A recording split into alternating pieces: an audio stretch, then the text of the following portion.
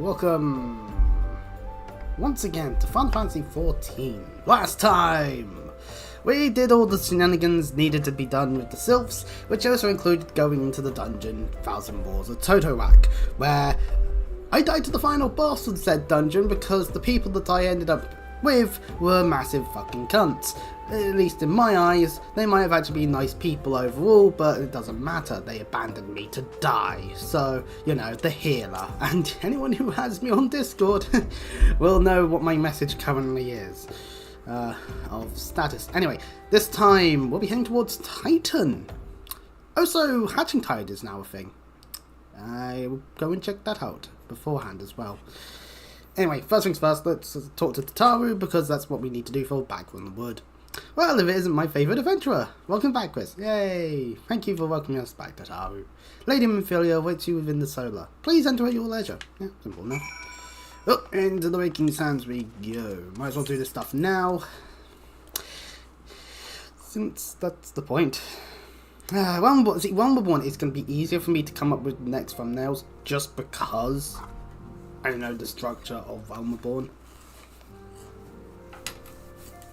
I am given to understand that the matter of Ramu has finally been resolved. Indeed, Alphino, indeed. I fear resolved bespeaks a permanence we cannot rightly claim. Yet I am well satisfied that the Lord of Leven will not trouble us in the foreseeable future. Well, that's a good thing. Your satisfaction is assurance enough for me. How fares the investigation, by the way? Well enough, Thancred is sparing no effort. They are many and one, just as you suspected. Their purpose, however, eludes us still. Oh, that's unfortunate. I see. I've been meaning to... pardon me, though.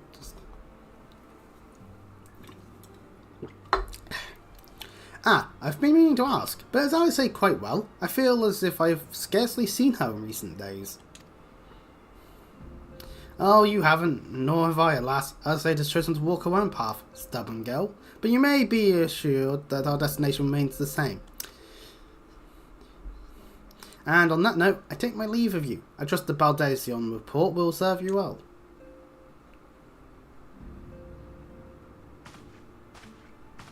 I take it we can proceed as discussed. Why do you ask? You scarce need my permission to act.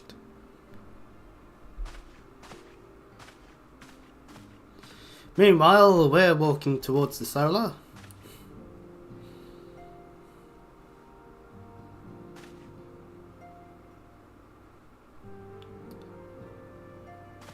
It is good to see you again, Chris. Hi, Ace. I've been looking forward to congratulating you on your triumph in the Twelveswood. Owing to your efforts, conflict has been averted. Truly, you've done the Scions proud. With that, we can strike Ramu from the list. Yay! So who's next? The Sargon and Leviathan? No, please God, no. The Lord of the Wall has not answered his minions' call of late, nor is expected to do so in the near future. Please, Yedo, we need something for the patch content. While the Sargon remain as aggressive as ever, of course they are, they lack the quantity of crystals required to call forth their god. As for the sylphs, we can leave them to their own devices. For a time, at least. For a time bears repeating. We cannot ill afford to fall complacent. It is as Yustola says, unless we know the minds of the beast tribes, we cannot predict with any certainty when next the primal will return to plague the land. This being the case, we must proceed with as much haste as prudence allows. Any word on Titan? The Maelstrom keeps the kobolds under constant observation. We shall hear from them ere long, you may depend upon it. Indeed. So then, of all the known primals that have been active in recent times, we are left with... Gridania! Wait, I meant Garuda, who's the primal of the Elexil who live near Gridania. Yes, that's what I meant. Good on you for remembering, Yida. So many mounds to cover. But there were a more effective way to conduct our surveys. Were he still with us, we should not long have wanted for a more practical solution. Oh, pardon me. She's not one there. Where in the world are you, Chief?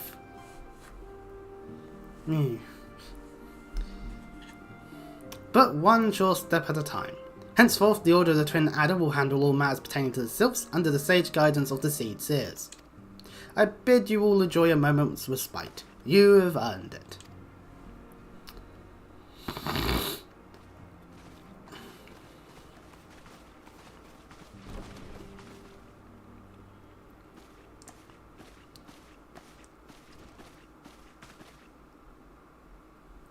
Is there something else, Chris?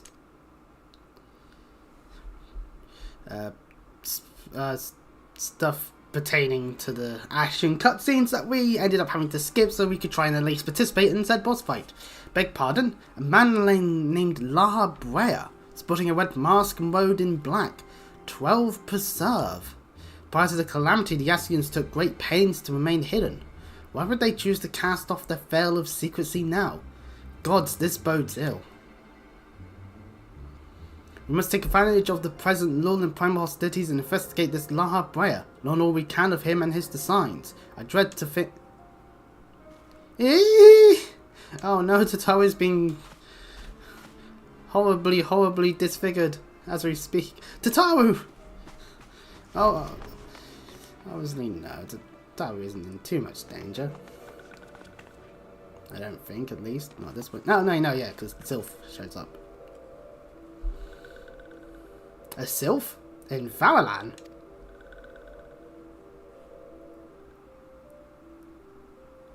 At long last, this one finds walking one, Chris. This one is most dependable of these ones. It's sent by Elder One Frixio to help walking ones. Norwaxia. This one is called Norwaxia. This one comes as a friend. Let these ones be friends. We will never escape the Sylphs. A pleasure to meet you, Norwaxia. This is where it turns out I'm saying the name wrong the entire time, in which case I'll go and, I don't know, do something horrible to myself off stream later. Anyway.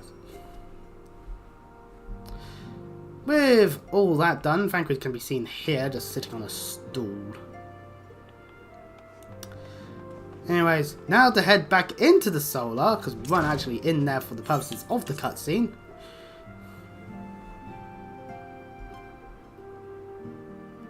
You know, I just realised I didn't actually add a description. Yes, Totaro is as ready to express a fight as she is to express everything else. Not all of us are forged to the same steel as you, I'm afraid. But it takes all kinds to make a family, and it pleases me no end to see ours continue to grow. One by one, the people of Eorzea are beginning to unite, Quest, drawn to the hope that shines within you. Yeah. Yet a darkness threatens to engulf this light. Oh. Never have I doubted the Ascians' presence, but that they have grown so brazen as to carry out their work in plain sight fills me with a sense of deep foreboding. We now gain 3 additional first pay 8 for white tickets, useful for our eventually doing things here. I'm going to now 100% edit the thing.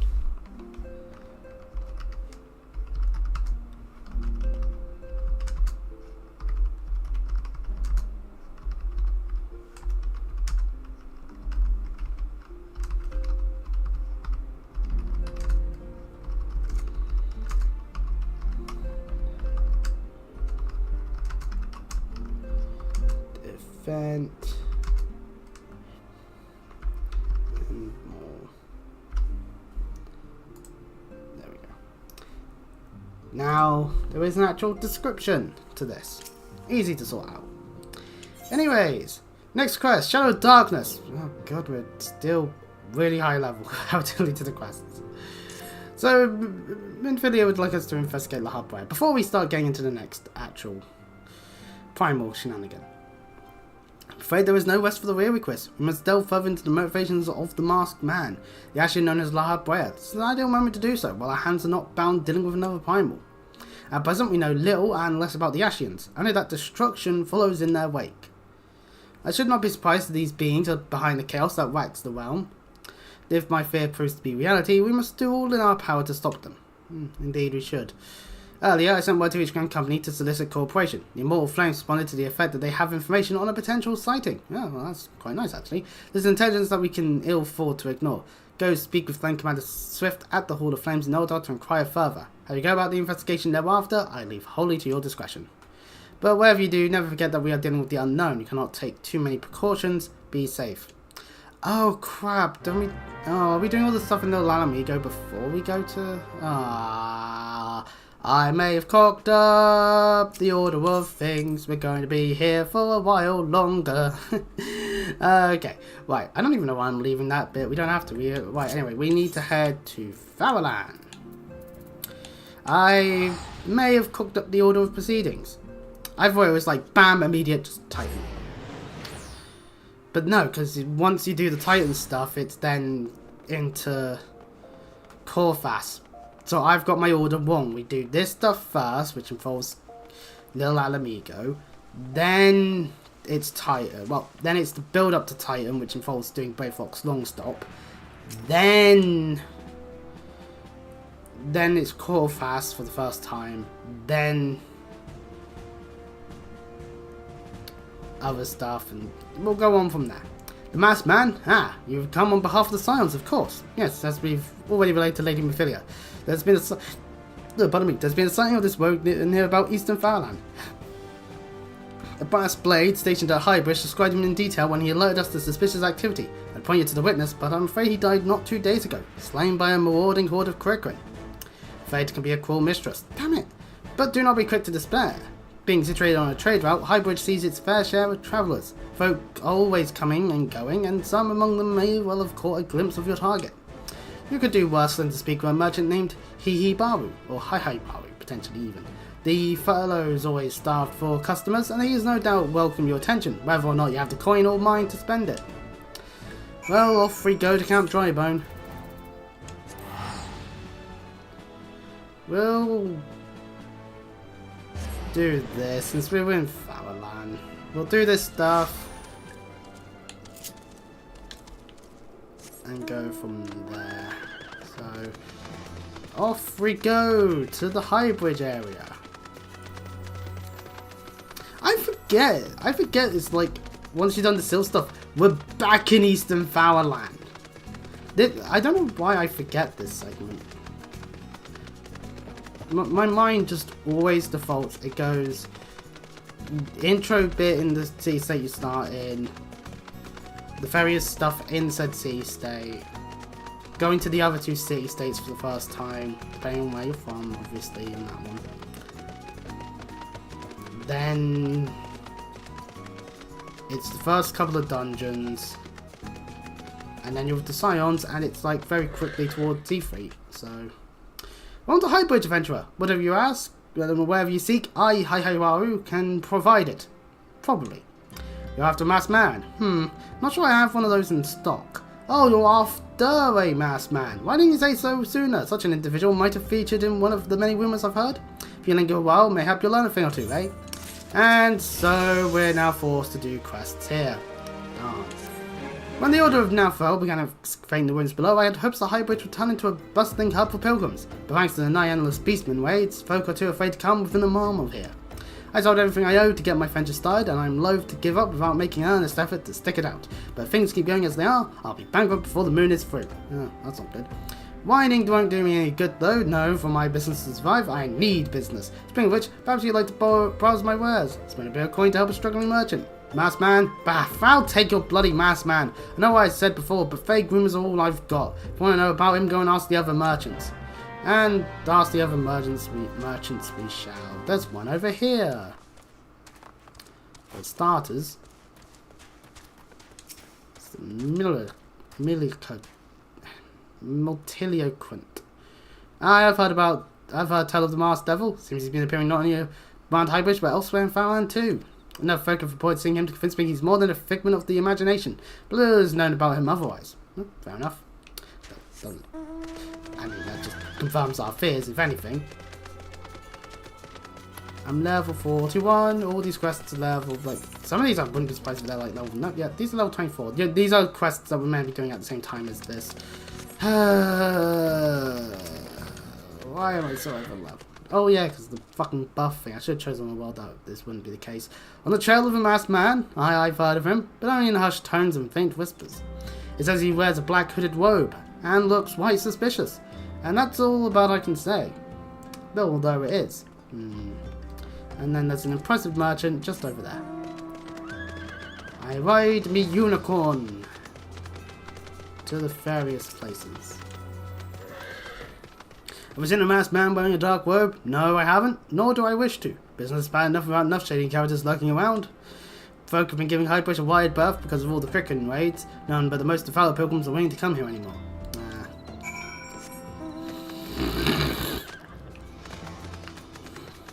So, because of wild animals, business is slow. We get it. And there may or may not be a hooded figure that's been around in the area. Ever so helpful there. Judging by your expression, I take it you didn't learn much of use.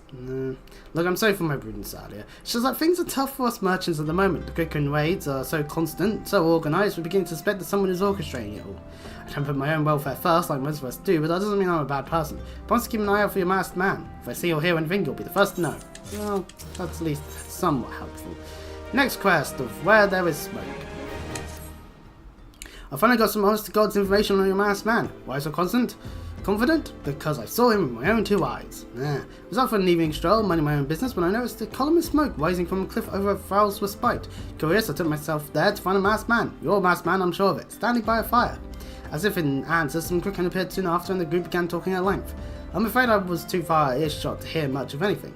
After the group had dispersed, an idea came to me. If you were to use this smouldering coal to start a fire, you might be able to arrange a similar meeting. It'd be dangerous, I shouldn't doubt, but you've proven yourself more than a match for a pack of rats. So, what do you think? That sounds some reliable information, even if I do say so myself. Well, worth all the lingering about you've been doing, wouldn't you say? And true, that is at least a lead which we'll happily take. As useful of one as it could be, not sure on that one, to be honest. So I know the order of how I'm doing this today, and who knows how long this will be actually, because I'm hoping that the average of my streams does start going over 3 hours. Like especially for something like this, that way we get more done. Hopefully I have less streams that end up having that one person disliking, and for some reason, I have no idea who it is. Like, obviously YouTube doesn't tell me. It's not like, this person has disliked your video. No, they won't tell you that, because that would be such a big source of toxic behaviour. Like, oh, this person disliked my video, oh, that's it, I'm going to purposely dox them in some capacity. Would be quite a simple thing to do then, you know? A Corpse Brigade foot soldier appears on the ground for us to just throw stones at. Oh, so we have a faithful shift here. This is what it does. Whee! I'll put that there. It's got its use. I can get out of an AoE with that quite easily. So, you know, it actually does legit have a good use. Alright, so it would allow me to get closer to a party when they decide to run off the head. But, yeah, you know. Sadly, it is a level... What level is it? It's a level 40 skill, meaning I don't get access to it in dungeons still. Level 40 dungeons would include the likes of Stone Vigil, and Petroleum, and maybe an Orenfell one if they actually add the NPC support. Considering how Turtlewack went, I don't want to do a one as anything in Orenfell right now. Back so soon? Were you able to find clues leading to your masked man? Well, we've got this Water Destroyer here. The skull! It bears a prayer to Walga, the Destroyer. In case you're unfamiliar, Walga is the guardian deity of Alamigo, which is currently under Garland rule. Sadly uncommon for folk of other nations to revere him. I read in my last guild that your assailant was Alamigan. It seems this masked man of yours is very well connected. I must confess, the merchant in me envies such a diverse network of contacts. That self-same merchant also senses danger ahead, and darkness besides. I assume you rather not take things nice and slow here at Highbridge? Sadly, Hihibaru, I have got a job to do. And so we're off to Little Alamigo. The Alamigan bandit you had a run-in with is somehow connected to your masked man of mystery. So it stands to reason that if you want to pick up the trail again, you should head toward Little Alamigo over in southern Faraland. Just so you know what to expect, the settlement is the favourite destination for those refugees who couldn't, well, adapt to life in Older. The hearts of the Denzians are said to be as barren as the wasteland they live in, and for all intents and purposes, it's a lawless place. Be prepared for a not-so-warm welcome. Now, I'm not certain how much help she will be, but just so happens I have a daughter who has relocated to Little Alamigo. Her name is Hihiwa, and it shouldn't hurt to seek her out first. And while you have her attention, I'll be obliged if you could send my love. Not a day goes by that I don't think of her. I suppose this is it then. I'd hoped that you would linger here a while, call some fiends, spend some coin, what have you, but something tells me you're destined for greater things. Wherever it is you'll end up, I wish you the best. See, not so bad. Anyway, on the map, we have to head now to the south. So despite the fact that the thing showed up here by the South Shroud, we're actually heading down to Southern Faraland. Simple enough. If you've been there already, let's say you're doing something like, I don't know, the Purgeless quest class quests, then maybe you would have been. I think that's like level 25 quest requires going to Little Alamigo for like a brief minute.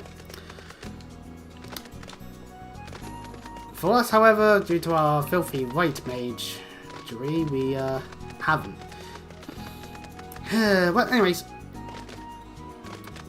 Oh yeah, wait, I remember the quest structure. We go to Little Alamigo, then we have to head over to Quarry Mill for a little bit. Then we're back in Little Alamigo. Then it's to Limsa. My thumbnail doesn't make sense yet. Pardon me. And I believe I am heading more towards Central. I'm bad at game again.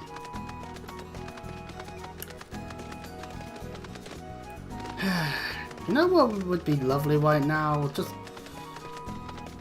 I like to talk about what I've done on stream to people sometimes, IRL wise, and I definitely struck a nerve from one of my jokes in the previous stream in Fire Emblem Three Houses.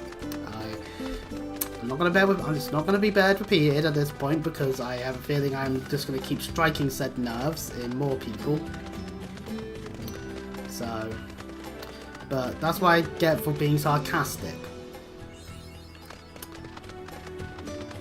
Welcome to Southern Faraland. Right now we see sub-attenders. There's a fate here that's on for the next minute, so not worth doing. And if we head over this way, before we head into Little Alamigo proper, by God, the music's going higher and higher. We have actually got a quest to hand in. Might as well do that now since we're in the area.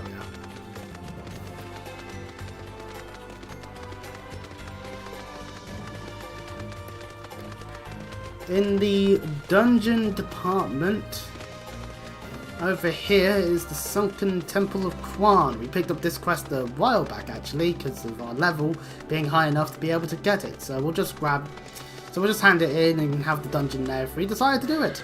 Welcome to the Sunken Temple of Quan, or what remains of it at least. Used by ancient Biladians as a place of worship to worship the sun goddess, Azimir.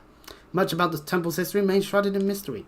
While we've sent a research team into the depths, I'm going to say that the investigation proceeds at a snail's pace. That is, when it proceeds at all. We've seen the Biladians have rigged the temple with all manner of devious traps and snares to deter temple robbers, no doubt. We've recruited adventurers to assist in disarming the traps, but be forewarned, many who have entered have yet to return. Should you wish to brave the depths, we would welcome your aid. And that just nets us more experience and guild. That's all we get out of it for the moment, but it does add it to our duty finder / duty support, because they did add duty support to this.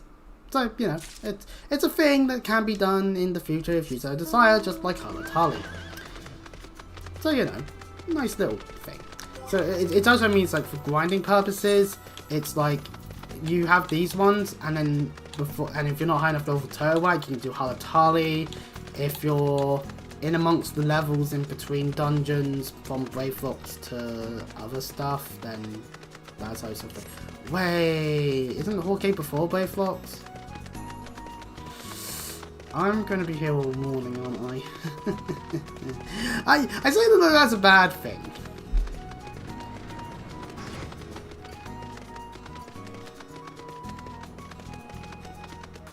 Well, anyways, I false advertised the thumbnail then, potentially. I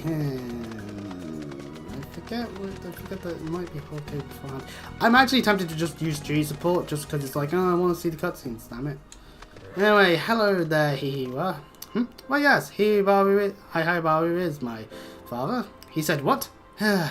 Wish I could be a better to order him, it's just that. Oh, I'm sorry, I shouldn't bother you with family matters. But I'm grateful to you for delivering the message. Now then, what brings you here? A masked man? I'm afraid the description doesn't ring any bells, but one of the others may have seen something. I've been making you first speak with Gunderbold, the leader of the settlement. I must warn you though, he isn't exactly accommodating to outsiders.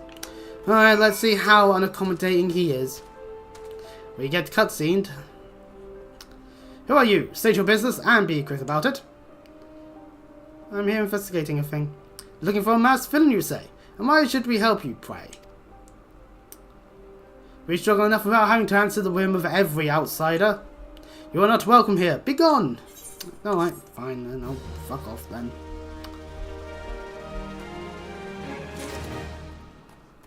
Well, that was entertaining. The next quest, thankfully, isn't too far away, as we can get it off the Flame Commander here in the area. Tea for free. Well met, adventurer. I, Glisselbert, head of security here at Little Alamigo. I heard tell that you had business with Gunderbold. Knowing the pace of the old bell, I don't doubt he told you to bugger off. Owing to their hardships, the refugees don't trust anyone but themselves. Not even my men, and I can get so much as a word of thanks out of them despite watching the place day and night. But thanks or no, I try to help my fellow man where I can, and you seem a decent sort. If you tell me what's brought you here, it might be as I can lend a hand. On the trail of masked villain, you say? Can't say that sounds familiar, but I have men on lookout for a Maljo to the south of here. If there's been any suspicious activity, they'll like to have seen it. I don't mind to take them each a cup of sweet Valorland tea, so as to lift their spirits. If you were to run this little enemy in my stead, they'd be more willing to tell you what they know. And since we're here, it is the best I did. Go grab the 8th right now. Since we're here. Now it's time to go and deliver some tea. And no, that doesn't pertain to any ongoing drama on the internet. It's quite literal cups of tea. And one of these lookouts better not be a coffee drinker, because oh boy, they're gonna have tea and they're gonna like it. Who the hell's you? I'm trying to conserve energy here. Leave me alone. Some tea.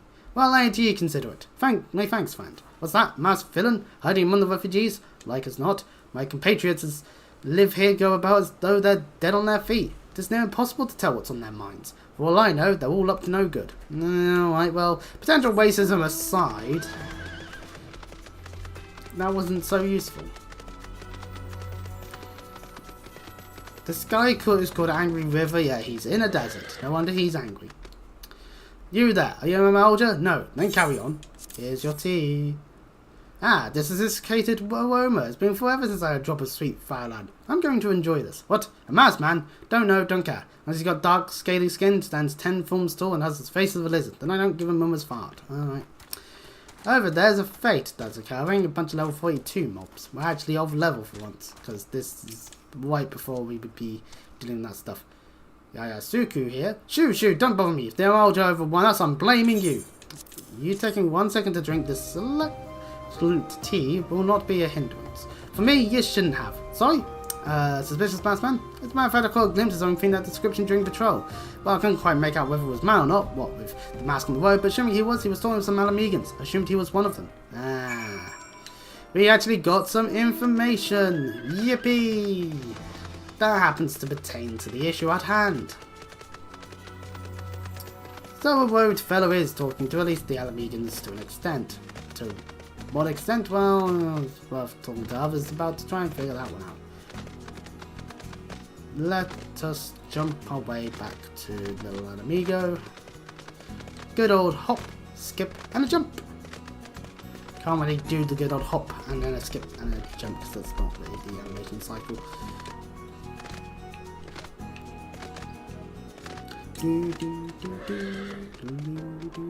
Ah, you're back. So did my lookouts have aught to share with you? Doesn't sound like much to go by.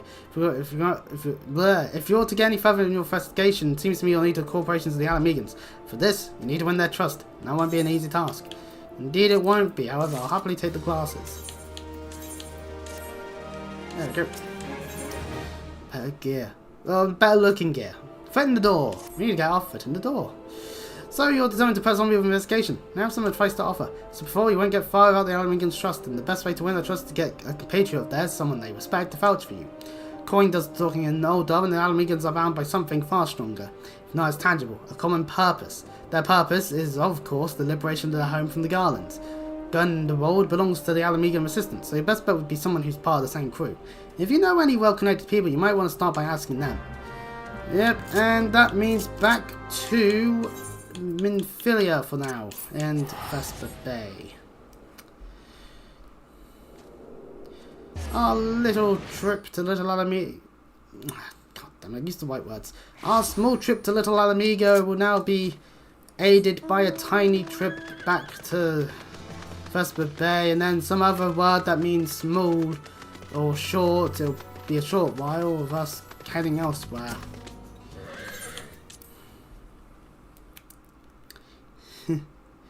It's darker in here than I thought.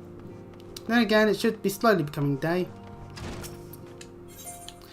Into the solar. In fact, actually, the sun is starting to rise. I can see the reddy orangey light in the distance. Okay, dawn is cracking, and some assholes across the river have their big, huge fuck off lights on still. My eyes. Welcome back, Chris. How was the investigation? Well, I'm now a little blind. I see. Given all that they have suffered, it is little wonder of the Alamegan refugees have lost faith in their fellow man. Aww. They have had their homeland taken from them, and for the past 2 decades have had to see it remain in the enemy's clutches. And will have to keep seeing it in enemy clutches until Stormblood, so... To compound matters, none of the 3 city-states have the means to take in all those who were displaced. As a result, a great many Alamegan now live on the margins of society, suffering poverty and discrimination. Would that more could be done to ease their hardships? I fear that nothing short of reclaiming their homeland would be a lasting solution.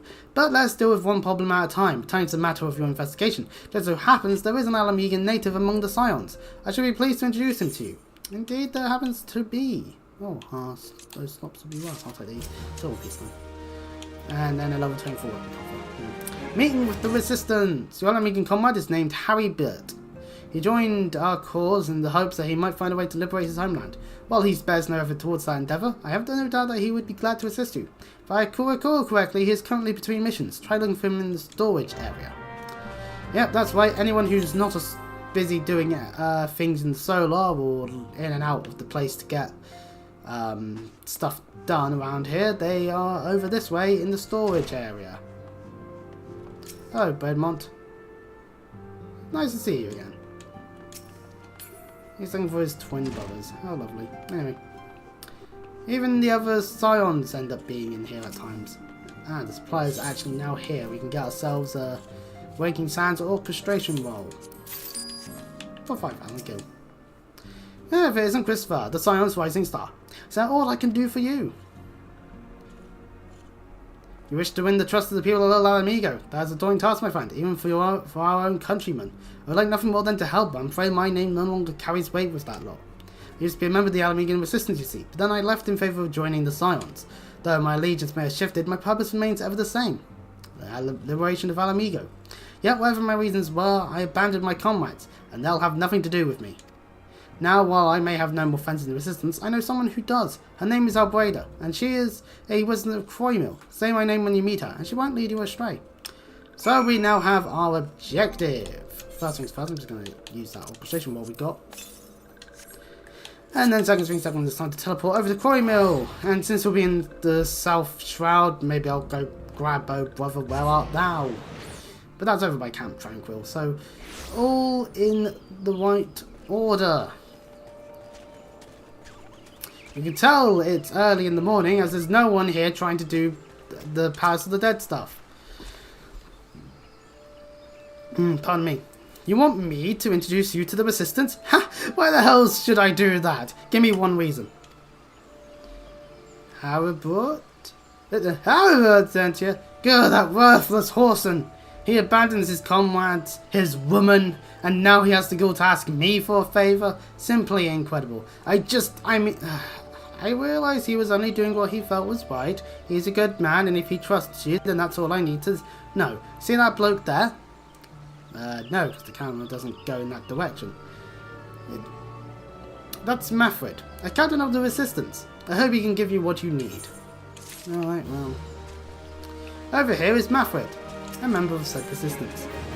Killing him softly? Oh, needs help tending a wounded brother. Yeah, I remember this first bit. I am Mafred, proud man of the Alamegan Resistance. What business do you have with me, adventurer? It doesn't matter what our business was. Hey, Captain! It's Galleon, sir. His wound's gone infested and he's burning up. I don't think he's got much time. God damn it! I asked the villagers for aid, got on my knees and begged, but they refused to lift a finger. If Galleon dies, his blood is on their hands. These Croymil cravens would turn a blind eye to our plight, but they might listen to Albreda. I fear my anger will prevent me from rightly convincing anyone at the moment. I realise we scarce know each other, but this is a matter of life and death. Please, adventurer, go to her and try. And try we shall attempt. I just realised that the staff is a bit weird. It's... Pardon me. We put a plank of wood and two, like, bits to replicate horns on a stick. One of Mefred's in bad shape, you say? I'm sorry, that's not what I can do. I want to help, truly I do. They're my countrymen, after all. Does that mean going against the elemental's will? I've been a Croymil long enough to know how white-haired the beings can be. I couldn't forgive myself if everyone gets banished because of me. If there's anyone who can help you, it's Charlene, the hamlet's resident hero. If you take the matter to her, might be as she'll listen, though. I wouldn't get my hopes up. Well, over across the bridge and over here for Charlene. You wish to aid the Alamegans. You are possessed of a kind heart, adventurer. But I'm afraid I have not the authority to grant you your wish. This authority belongs only to the elementals, tunnel guardians of the 12 woods. All outsiders, be they babes of the beast or men grown, are judged of a night whether they may have a place beneath the bow. Alas, the Alamegan's petition has been denied. Harsh though it may seem, they do not have leave to receive of the wood's bounty. Ever has it been since time immemorial, and ever shall it be. AKA, we're not getting any help. Yay. That's how it's to be then. The bloody hero might as well kill Galleon herself. Spit on their elementals and spit on their bloody will. Cannot wait until the Resistance is free of this place. Thankfully, we're able to then give a helping hand. I led my men to Croymil hoping to find refuge. Instead, we found indifference. Cold-blooded bastards here want us out. I can't oblige them soon enough. Problem is, some of mine aren't fit to travel. Hell, Galleon can't even stand. As you well know, the people of this accursed hamlet won't help us, so I have no choice but to turn to you, adventurer. In my homeland, long antelope horn is a traditional remedy with poison-purging properties. If you could bring me, say, 4 horns, I'd forever be in your debt, and my controller batteries are low. Shit. Alright, I will be... Actually, no, I will be back in a minute in the future when the controller actually does die on me. It's just said the message. I'm not going to disappear just yet. Not when we can throw some stones at antelopes. I should probably set that. I forget that it puts it back on these things.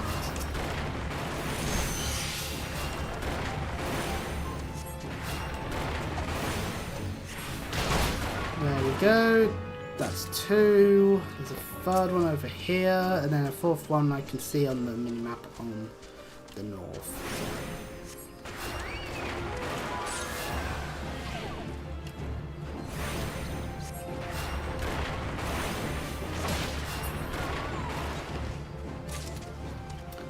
On our way to killing stuff. Woo.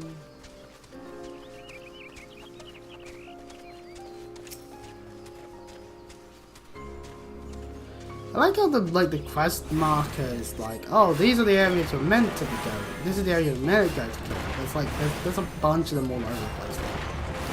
No need to think it too hard. And sadly, we went and fought one that was right next to another one, and it decides to average because we're just that damn high level. Or something along those lines. Oh, so Fate has just spawned. Quest for the merchant. Oh well. Anyway. Right, well, that's gotten that quest done. Easily. Like, I'll probably change the batteries once we're back in the little Alamego. I think that's a good idea. Method, I did the job. Here are your long antelope horns. Ah, you're back. Tell me you got your 4 horns with you. Indeed we do. You're a godsend, adventurer. Praise wild, there's at least one man in this place who gives a damn. Now we just need to find a way to prepare them. You wouldn't happen to know a man named Buscaron, would you? Some comrades of mine told me about him once. They say he never turns away folk in need, no matter where they're from. Seeing as he runs a tavern, he'd like to have the tools to make the medicine. I'd be grateful if you could take the horns over to him to have them ground down. When that's done, bring the powder back and give it to Faramund here. Godspeed. Well, on to our unicorn as we make our way back. Well, make our way to Buscaron. Pardon me.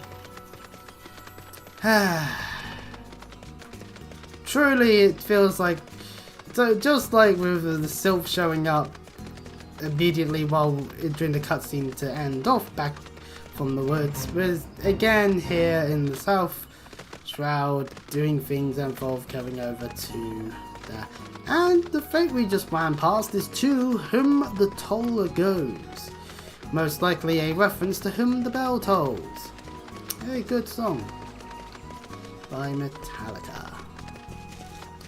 Though then again, if I start fawning over the era of Metallica I like, I'd be considered old despite being young. So, Chris, ever a sight for sore eyes? How fares the adventuring? Rolling in the coin like there's no tomorrow, no doubt. You've got something to show me.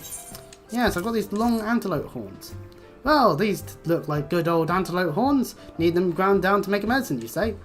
Here's a better idea. I'll give you some of the stuff I have in my stores. I am no stranger to the remedy. An Alamegan friend once used it to treat my festering wound years and years ago. Safe to say he saved my life. What's that? This is for an Alamegan soldier in Crime Mill.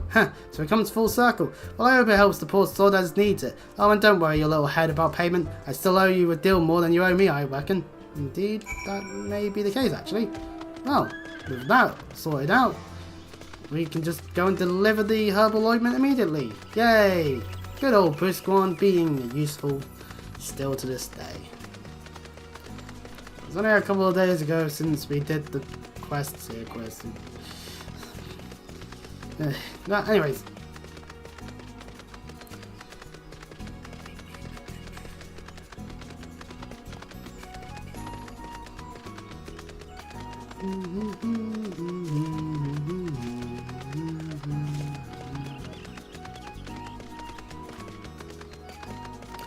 If you're playing any other Final Fantasy game, there'd be a lot less travel time in some ways. I guess this is the curse of MMO. Anyway, we talked to Faramund for this one. It is well to see you returned. Have you the medicine for our brother? Yep, here's some herbal ointment. God bless you, adventurer. I'll see that Galleon receives treatment at once. Hopefully this will allow the captain to rest easier. It's been a terrible burden on him, trying to keep every man alive. You've done us a great kindness, friend. And we get more gear. We want the goat skin bands. And we're now level 42. We'll continue to be over leveled, although it's slowly catching up to us. He ain't heavy. There's the next one.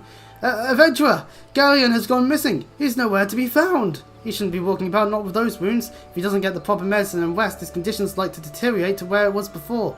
Or worse. Oh no. We need you to help us find him, and quickly. Start by asking Albreda. Might be as the woman's seen something. Yep. Albreda then.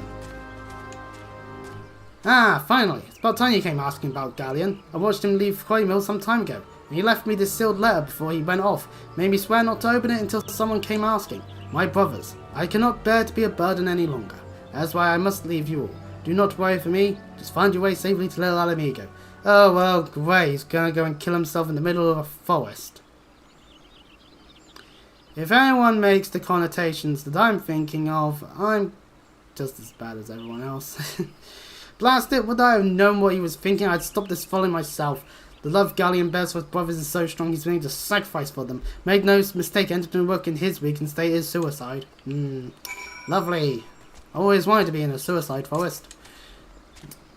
Out in the wilds alone? That fool! That great big sentimental fool! My men and I will scour the wood for Galleon. Please help us find him before something terrible happens. Oh, indeed I shall. Thankfully, the game happily tells us where he is. He's just over this way. Past the goblin camp. Where there's goblins. Goblining about. And here's Galleon. Don't go too much further that way, those are level 45 mobs. Watch out! A goblin! Oh shit, a goblin. He tried to ambush me. I guess that's why they call him Ambusher Goblin. Wait, that's why he's a goblin ambusher. He ambushes the goblins. Wait, he ambushes for the goblins. There we go.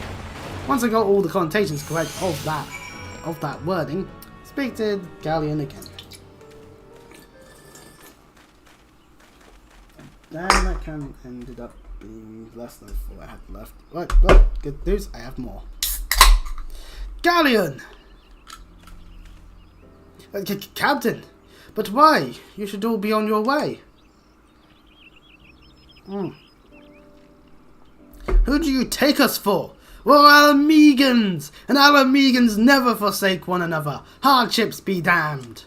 Remember the oath we saw, goddammit, the oath to reclaim our homeland. We'll set foot on Alamegan soil again, together, or not at all. Do you understand me? Yes, sir. Good. Let us return to our brothers. Oh, and don't ever even think that you'll get off lightly. As soon as you're healed, I'll give you such a thorough thrashing you'll wish we didn't find you. I can't thank you enough for saving Galleon. I'll see you back in Quarry Mill. Of course. I might have to use a Crystal Green soon. Maybe not even. I don't really need the Chocobo, to be honest, helping me out in combat, because I'm not really going to be taking too much, and if I do take too much, I can heal. So, anyways, back in Quarry Mill.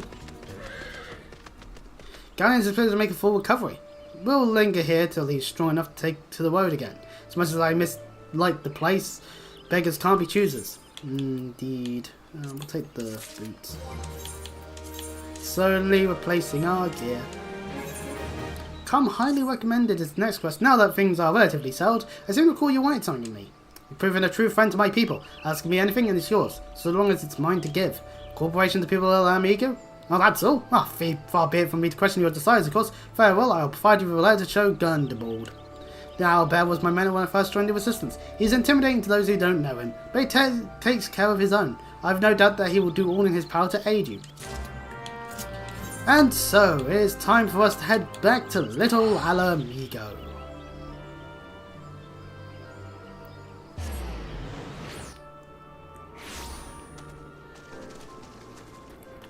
Oh, I might as well grab the trigger keep while I'm here. I'm not really gonna use it, but I'll just squish a green here while I'm at it. Oh yeah, I'm back in Little Alamigo. Right, I'll just be back in a second. I've just gotta sort out the batteries. So these are batteries. I will properly dispose of them and all that. I'll be back in a minute because the batteries are all upstairs, not down here. Because if I hold all the batteries to myself, I think I'd have a stronger letter for the whole minute.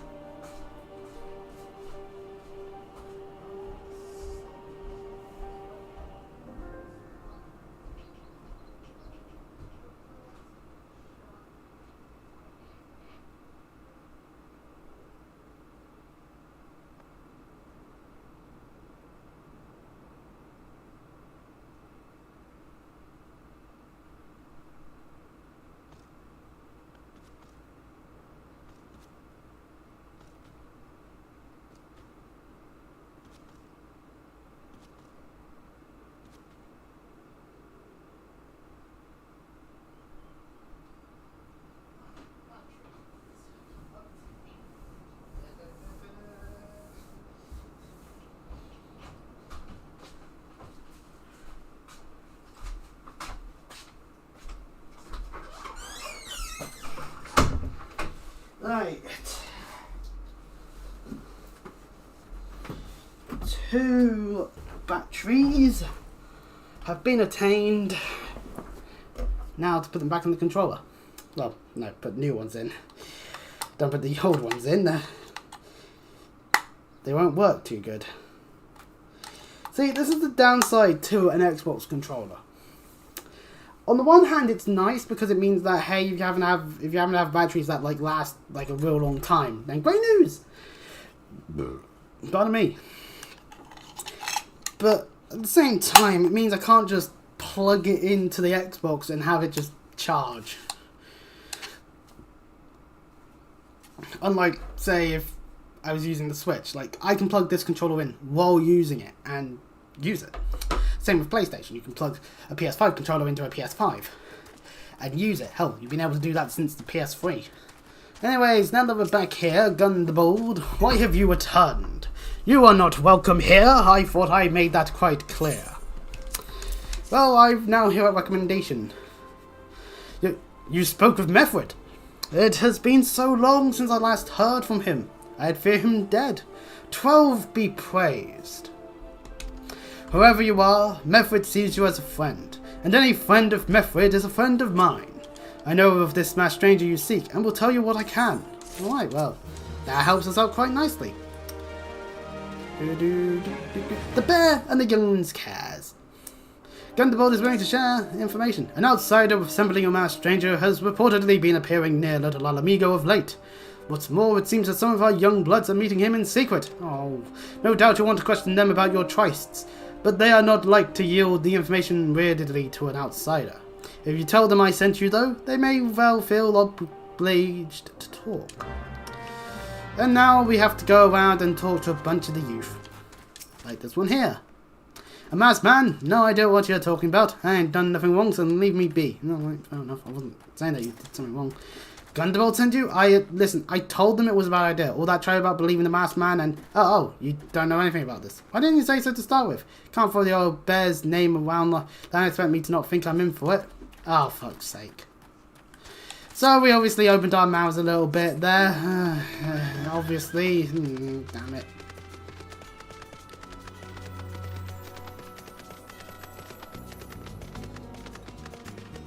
And on the other side of the place, it's either up or down. We take our bets on up, and we were wrong. It's down. Damn it.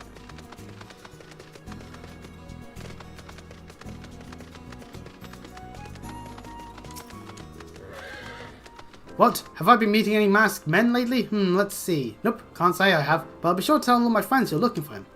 Alright, fair enough. And our last one over here. There's a bunch been skulking about white suspicious like, but I've got nothing to do with them. I know trouble when I see it, and that there's trouble, mark me words. Yeah, some people are smarter, some of these people are definitely smarter than others, I can guarantee that one. Something suspicious is occurring. I know, I'm gonna go and do the highly suspicious thing. It doesn't sound like the smartest of decisions, to be honest. Well, anyways, back to Gundabald, because they aren't going to talk to me as best as I want them to. So you have indeed confirmed my suspicions about a masked man. That is most troubling. Whatever the young ones are scheming, it can lead to no good end. There's an anger inside them. I can see it in their eyes. Pardon me. I ought to know, for it once burned within me as well. 2 decades ago, that same anger drove me and my brothers to rise against the despot who ruled Alamigo. Naught would do but to dispose him and usher in a revolution. Well, we got our revolution all right, but it cost us our freedom. Blinded by our hate, we didn't realize that we had been dancing to the Empire's tune. By the time we did, it was too late. Alamigo had fallen. There are times when a man must be patient. Now is such a time. Though the young ones know this not. Unless we intervene, they are like to commit great folly. Learn aught of their plans, I would thank you to bring word to me. We'll take some high potions. Everything here has the next quest. Where Willard wants us. Hey, adventurer, you done talking with the old bear? I'm by most of you from Willard. Lad, something of a leader among the young ones here. He's a vessel you've run over Gundabald and wants a word with you. Says he'll be waiting over at the craggy area north of here. Alright then, off we go. Rendezvous with Willard.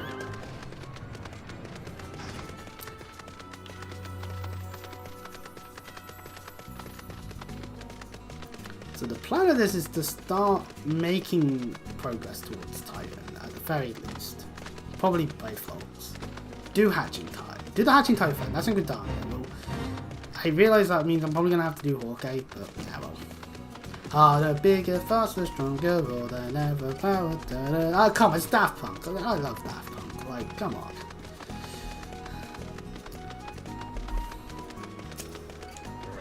Well, weird. Thanks for coming, friend. Just no ordinary outsider who can gain the trust of the old bear. So I wanted to meet you. Discuss something in private. Tell me, why are you snooping about? Did the Empire send you, or someone else? Cool, got your tongue? No matter. Whoever it is you work for, your meddling ends here. Get him! Oh boy. Well, time to lob stones at the youth. About time someone teach these kids a lesson. Back in my day, you punch them in the face very hard and they go down. These people, they're trying to kick. And kicking ain't no good. So, Willard, what was that plan then? I won't let you fire about... No, we talked too early. You're stronger than you look. This changes nothing. Threaten us. Beat us bloody all you like. But nothing short of death can make us give up our fight. We're going to attain the power to bring down the Empire. And with it, we'll reclaim our homeland.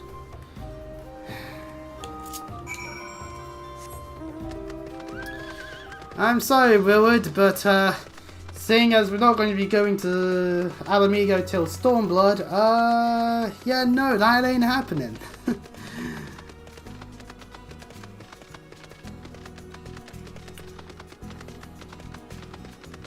Oh, I'm out by the north. I might as well head this way round. Okay then.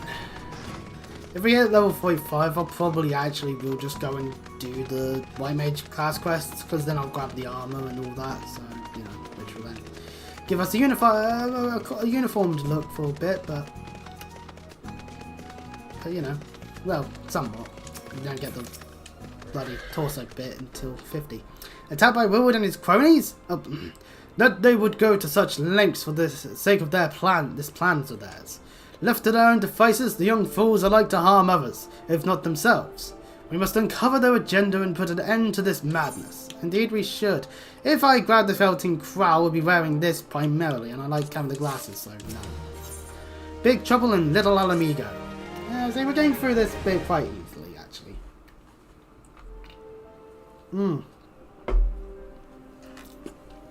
Willard mentioned obtaining the power to bring down the Empire. Of what power could he be speaking? Gundabald... But Liana, God's preserved, what happened? I was out foraging when the Corpse Brigade came. They took me to their hideout and they... The whole while they laughed at me. They said that I suffer because I cling on to hope. Is it wrong to dream of home? Is it wrong to call ourselves Alamegans? Do not heed such poisonous notions, child. Our dreams are what sustain us. Be strong, I swear to you. Those villains will answer for their crimes in due time. But tell me, does anyone else know of this? Willard, he saw me outside. He was so angry. I must tend to Liana. In the meantime, I need you to find out what the young ones make of this. I fear they may do something rash. Fair enough. Damn that Corpse Brigade. Maybe we should, like, punish them or something? Ah, well. Anyway, we need to ascertain what they're going to do. So that means looking around and assessing. Like, over here, there's a map of Sarawak. These fools don't look level 50 to me. They're all going to die horribly. Well, anyway, that's the only thing we can get from this part of Little Amigo. We need to go to the other side now. I could mount.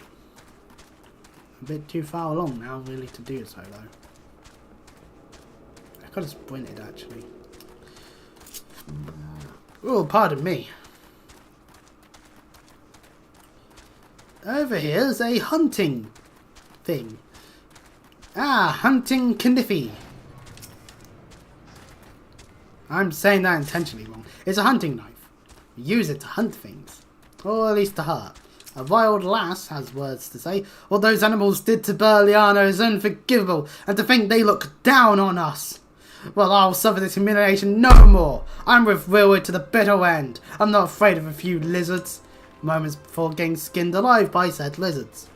Oh, sorry, I've been playing too much Fear and Hunger again. My bad. I made a thumbnail, right, to do like a Till I Die thing like I did with Doom for Fear and Hunger. And then I remembered, oh wait, no, I don't want YouTube to bonk me. Because chances are, if I die horribly to the first enemy in the game you can die to on a normal playthrough, there's a chance anal rape occurs, and I am not showing that on YouTube. If this plan succeeds, we'll have the power to lay the Empire low, to change the world for the better. Might be as Gunderbold's content to eke out an existence in this musty old cave, but I'll be damned if I'm going to spend the rest of my life here. Now where in the seven hells did I put that bloody map? I believe I found their map. I'm not going to give it to them. Willward is here, praying to the stone with the Walga symbol on it.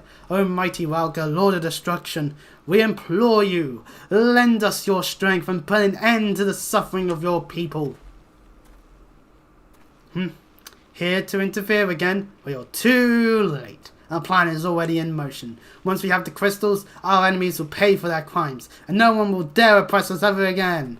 And Willard outright states crystals, meaning we know exactly what's going on. You see, the Ashians are clearly trying to make sure that the little Amegans summon a primal. Then they'll all be tempered, and the Ashians get to have more winning occur. Like actual winning, not just, guys, look, we're totally winning, and then while everything's crashing around them. Well, yes, I am alluding to American politics before anyone says anything. Gunderbold, I've ascertained their stuff gone. The whole lot of them. Then it is as I feared. They mean to take matters into their own hands. But what exactly is it they mean to do? Well, here's a blunt hunting knife and a Sanawak map. What's this? A hunting knife and a map of Sanawak. Wait. You said Willard spoke of crystals, did you not? But they couldn't possibly mean to. By the gods, this is rank madness. The young fools are untraded, unblooded. All.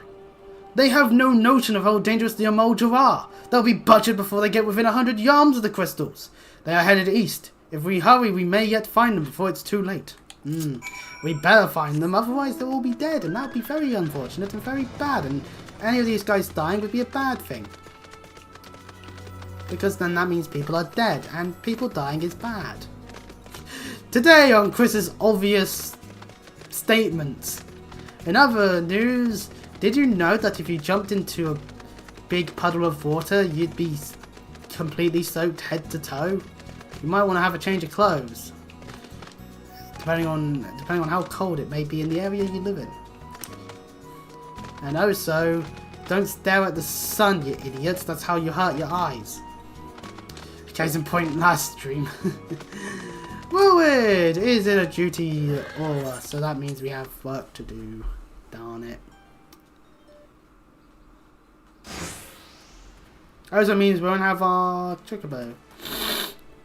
Willard, did no others survive? This is all wrong. Getting the crystals was supposed to be the start. We were going to reclaim our homeland.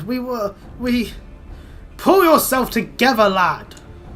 We were just going to make an offering of crystals to Rauga to summon him, just like the masked man taught us. We plotted to sneak into Sanamrak and make off with the Lizardman's cash, but they caught us and so many dead. Gods forgive me. Heathens, you shall pay for the crimes of your souls.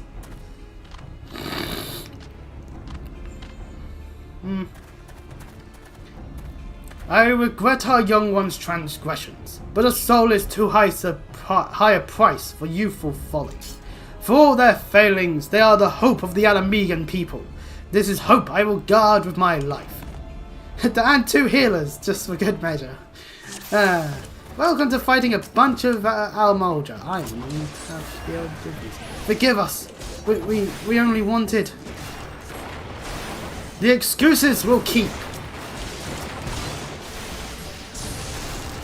It doesn't matter right now, obviously, as we've got this bigger issue called having to deal with these Amolja.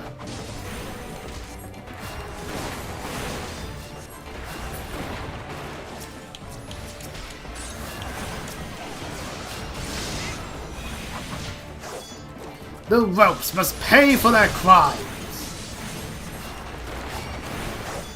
I will not let you harm me.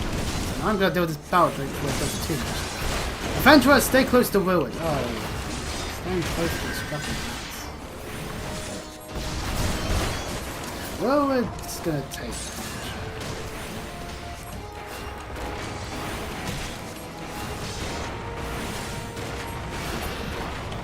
Come ye, blessed of our Lord's breath. And upon me, so some tempered as a card.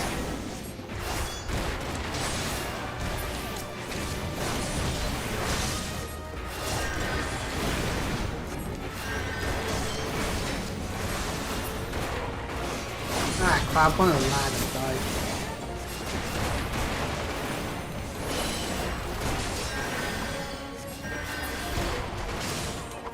We almost have them.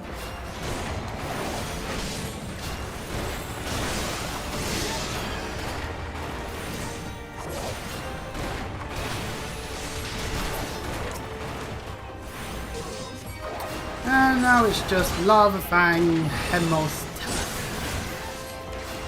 Remember when people would use Terra instead of just saying the? Even I've done that. Oh god, it's so annoying seeing people use the bloody censorship that they do with on TikTok. Like, no need to mince words. If you want to call someone a pedophile, just call them a pedophile. Or just use the word nonce, that works too. Saying PDF first is kind of weird, I have to admit. Your skills at arms is impressive, adventurer. Our wayward youths could learn much from a man like you. The battle is won, but it would be unwise to linger here. Let us return to Little Alamigo. Wait, we've come all this way. We have to get the crystals. They're right there, ripe for the picking. Have you learned nothing, Willard? Do you not see those tempered wretches? Such is the fate of those who are touched by a god. Is that what you desire for yourself and your friends? What? No one said anything about... The masked man told us we could defeat the Empire if we summoned Walga. He swore... Enough. I will hear the rest of this sorry tale back in our Little Alamigo. I dare say Chris will wish to hear it as well. Indeed, it'd be interesting to learn what you have, Willard. You... person. But no, seriously, the whole, like... I'm just gonna call everyone a PDF file instead of just saying pedophile. Like, again, as I just said a moment ago, the word nonce exists. Just use that if you're going to censor yourself. And also, people are definitely arguing at the moment on Reddit, as you got one subreddit being like, oh god, look at what people do over at Sendless. Subreddit being all horny over these characters, and some of them look childlike. And it's like, I agree. Any of them that do look like children, it's kind of like a... backing away. I don't want to be associated with them. Now, people gooning over the proper full-grown adults with like the biggest... It's like, oh, whatever. I'm not really going to piss and moan about that. Let people goon. I'm not going to stop them. Besides, why should I have control over what people do? But yeah, if they look like a child, act like a child, basically are a child, except for the fact that they somehow end up being a 1,000-year-old dragon, that's when it becomes an issue. The whole... It's like those idol... child-looking idols that aren't in the game in any capacity. That's where I'm like, okay, why are people obsessed with them? Why do I keep hearing the words Blue Archive? And if you understand what those words mean, yeah, you and I should both get some help, but... It's like, it's just white noise at this point. If I hear the words Blue Archive, I'm like, oh, okay, well, the lolicons are here. Let's ignore them. Let's just put them to one side and just talk about how much we like a game that doesn't have entirely just that. Because, good lord. No more lies, Willard. Tell us everything. I was outside when the others when he appeared. The masked stranger. He told us about summoning Welga, about using crystals, and then just vanished. We never saw him again. I wanted so desperately to believe that we could raise ourselves from this squalor that I never stopped to question his motives. But I should have known. There's no solution. Nothing we can do to change our lot. Our people are doomed to live and die like beasts. Listen to me, Willard. Our home may be lost to us, but it takes more than stones and mortar to defy who we are. No matter where we may be, Alamigo lives on within us all. It is for you to decide what to make of this legacy. But whatever you choose to do with your life, never forget that you owe it to this adventurer, an outsider. Imagine we're playing like the Hoa that looks like they'd be from Alamigo. Man, we're such an outsider. I won't. I promise. Well, there we are though, because we're a cat. Thank you for saving me, and sorry I tried to kill you. Oh, so you fuckers were trying to stab me to death. Or at least punch me in the head very hard. My thanks as well, friend. Give us hope to know that there are kind souls such as you out there. Little Alamigo may not have much in the way of comfort, but you will always be welcome here. And we'll take some aphers. Just because. Moving on though, we're back to square one. Damn it. Would that we had more information to offer, but what we'll have told you is the extent of our knowledge of the masked stranger. Left unchecked, that man will bring about great pain and suffering. I pray that you will find and put a swift end to the creature, for the sake of the young ones who died by his poisoned words. Well, back to Minfilia we go.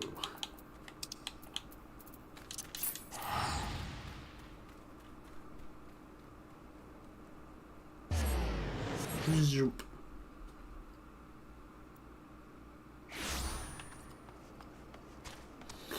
Which means, yay, we're heading towards Hawkeye next, I believe.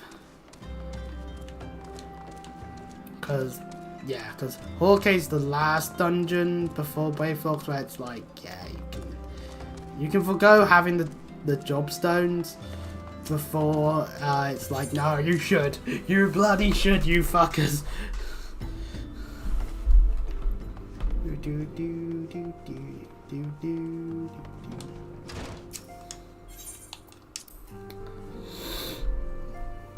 Since we'll be heading to Gridania next, then we'll go to the Hatching Tide after we have this question, I think.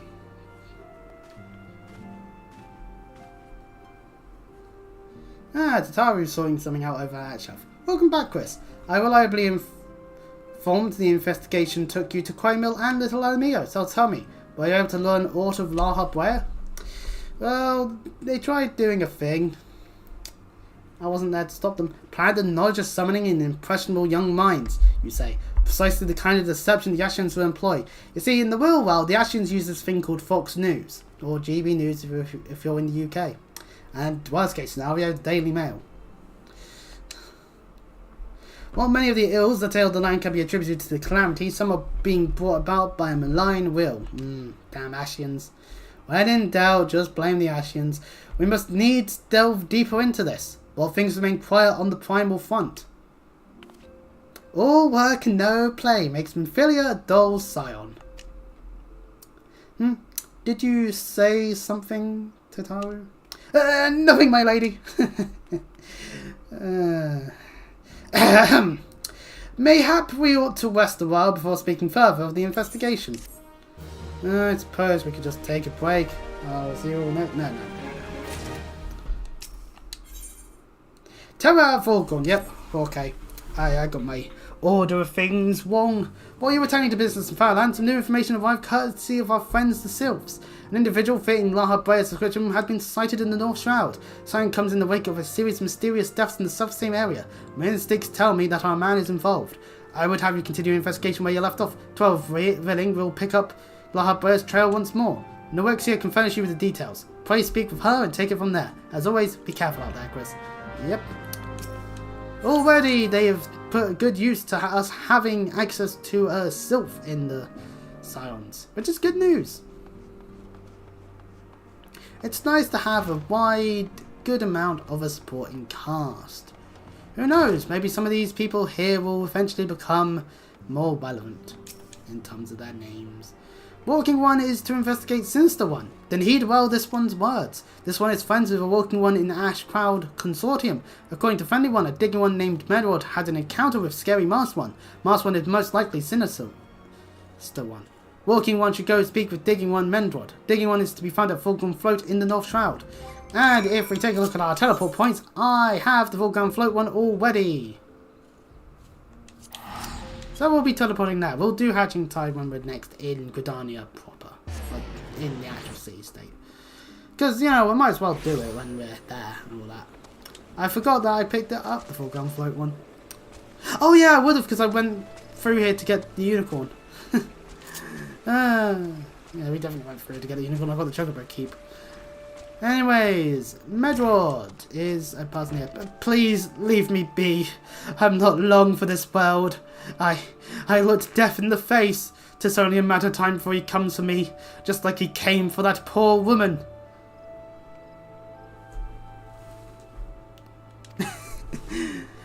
Medrod is clearly traumatized. No shit, game. Perhaps if you were to soothe him, he might remain calm long enough to hold a conversation. Yeah, we'll try and soothe him. There, Medrod. There. You're right. It's not as bad as it seems. I saw something terrible, that's true, but that hardly means I'm going to suffer the same fate. Thanks to you, I can think straight again.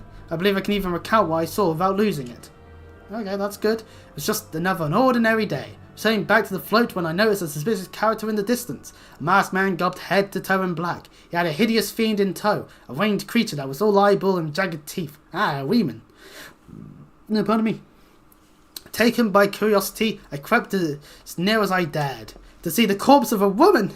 One glimpse was enough to tell me that she died a gruesome death. In that instance, I knew right away that the masked man was a minion of Thrall, come to claim her soul for his realm.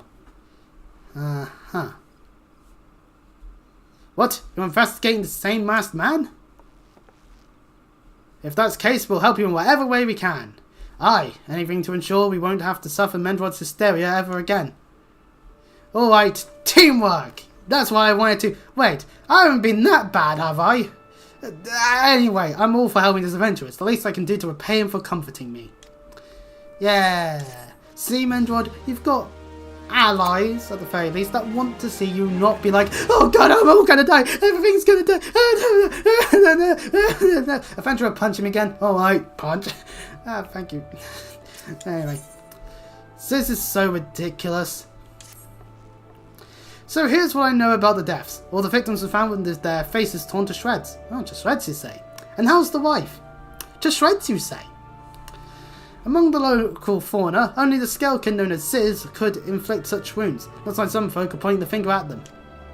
I somehow doubt that the answer is that simple, but for the sake of thoroughness, we should look into it. Why don't you put down, say, 3 of the creatures? See if you can find any proof connecting them to the deaths. Alright, I'll just kill any 3 random Sizzes and hope for the best.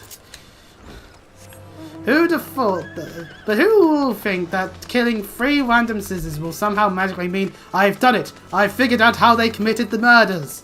You see, they did this thing called not kill 3 random Sizzes, and now because of that I can scoop their brains out and take their memories and be like, aha, one of them saw them. Sadly, they seem to have this level of colorblindness, so I don't know if this robed person was truly a black robed person, or maybe they have a white robed person. They were actually doing something else. Anyhows, behold, scissors! Now, apparently the game wants me to fight Shroud House as well. Okay, fair enough.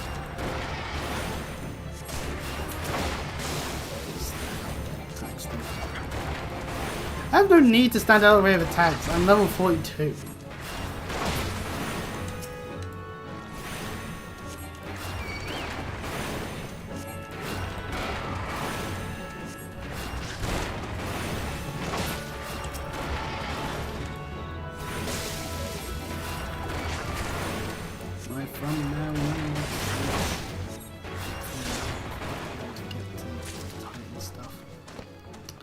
Anyway, one more Sizz will do the trick.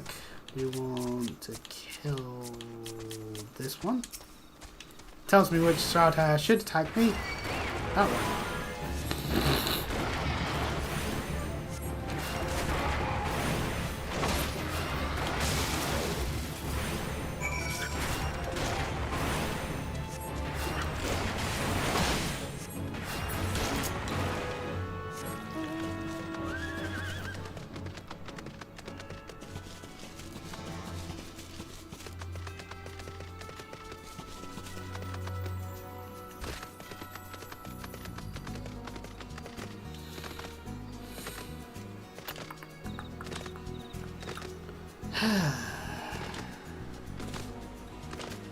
Boing, boing, boing.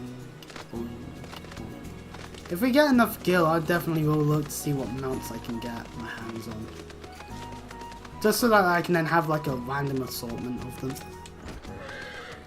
You've already seen to this is? Good work, adventurer. So, were you able to find aught to suggest that the creatures were culprits? No. I don't know how killing 3 random ones would do the stuff. Nothing? Truth be told, even if there were proof, wouldn't know what it looked like. Anyway, I believe we can safely strike Sis from our list of suspects, which leaves us with the masked man with his winged eyeball. Okay, it's good that we've managed to figure that one out. I feel like we've wasted our time here a little bit. Anyway, Aideen has another quest, Rock of Rancor, for us to do. There's something else I heard about the deaths. It appears all the victims have been commonly maidens. I better watch myself, eh? Oh, you funny fun. Unseemly japes aside, there's a rumour been going around, as some has whispered, that after each victim died, her rancor went into a great big rock southwest here, causing it to flash and moan. Huh. This bears investigating, I reckon. I'm going to give you a fire sand stick to blow off a piece of that crag. The stick doesn't come with a fuse or anything, so you'll have to throw the thing. Once you've torn the rock a new one, bring back some fragments and I'll give them a gander. Using items on areas means that we'll get a radical that we'll have to utilise. Seeing eye to winged eye. There is something you should know. I've been keeping this to myself, lest I worsen Medra's paranoia. Fair enough. But I too have seen the winged eyeball. Cannot say whether it was coincidence, but my sighting took place precisely the same time as Medra's. Sending home after a day of digging when a shadow fell over me. Looking up, I found myself locked in gaze with a giant eyeball. Now I screamed at the top of my lungs and ran without once looking back. Same at the rocky area west of here, in case you had a mind to investigate. Well, we've got 2 things to do then. Whoopee! I love it when there's more things to do in the main story. And that wasn't sarcasm, I actually do. Because it means it's like, you know, there are multiple avenues to figuring this shit out, right? Or at least we should explore every lead simultaneously while we're out here. And not just be like, well, this lead was nowhere, let's head back and ponder longer for other potential leads. Right, okay, well the investigating the specified location one is over here. Simple enough, and it is a purpley ordered destination, so we'll have to fight. Yep, I can tell this is an area where you could get attacked easily. And a Bane might attacks. Quite heavy one as well.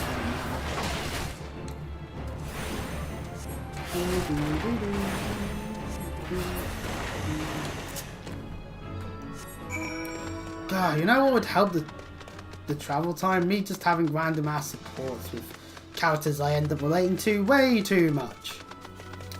I don't know. I have the least experience with the Black Eagle characters in my time playing Three Houses, so the fact that I relate to Bernadette just wanting to crawl into a hole and die is a little unfortunate. Then again, that's what I've done quite a bit in my time. I've isolated myself in my room plenty of times. Because trying to please people is hard. Anyways, we did it. We threw a stick out of rock. Now to get these crystals.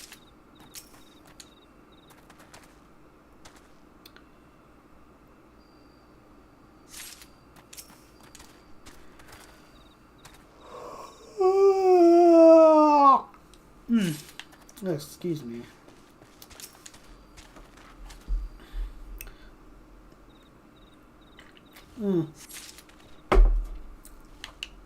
For those wondering, currently, recently I felt a little unwell again and ended up falling asleep at like 8 in the evening. So of course what that means is I'm up before 5, and so it's a good reason why suddenly I'm streaming at an earlier point in the morning again. But then again, I'm also like, well, but then again, I'm able to do so with the safety of knowing no one else is up, because I live with others. That gives me time to do things without anyone else getting in the way. Gives me time to do stuff without having to do anything else for them as well. And more importantly, of course, is it's early enough where I don't think It's not too early, so it's like, oh, the neighbours are going to knock on the door being like, hey, you're being too loud too early in the morning. But also early enough where it's like, even they're probably not up, actually. So, who knows. Most folk are too scared to go within home yards of the Rock of Rancor. Aye, it has a name. But what a few fend your spirits to a dauntless adventure like you, eh? Here's your lightning-infused crystals. Huh? Why, these are just your garden variety crystals. Just a bit hard to tell beneath all the dirt and grime, but they're definitely lightning aspected. I must hate to say it, but that explains the flashing and moaning. Nothing to do with the mouse stranger. Looks like I've gone and wasted both your time and a perfectly good fire sand stick. Oh well. We're level 43. A monstrous Baneite appeared and you slew it? That creature had long been a scourge upon the folk of Foreground. Intentional or no, you've done us great service. You have my gratitude. But this does make me wonder, was it truly a winged eyeball I saw? Or merely a trick of light combined with blind panic? Probably the latter. Well, anyway, these two aren't getting us anywhere, so with the power of deduction... Ah! An eyeball! Ah! It's troubled by the death of new developments in the investigation.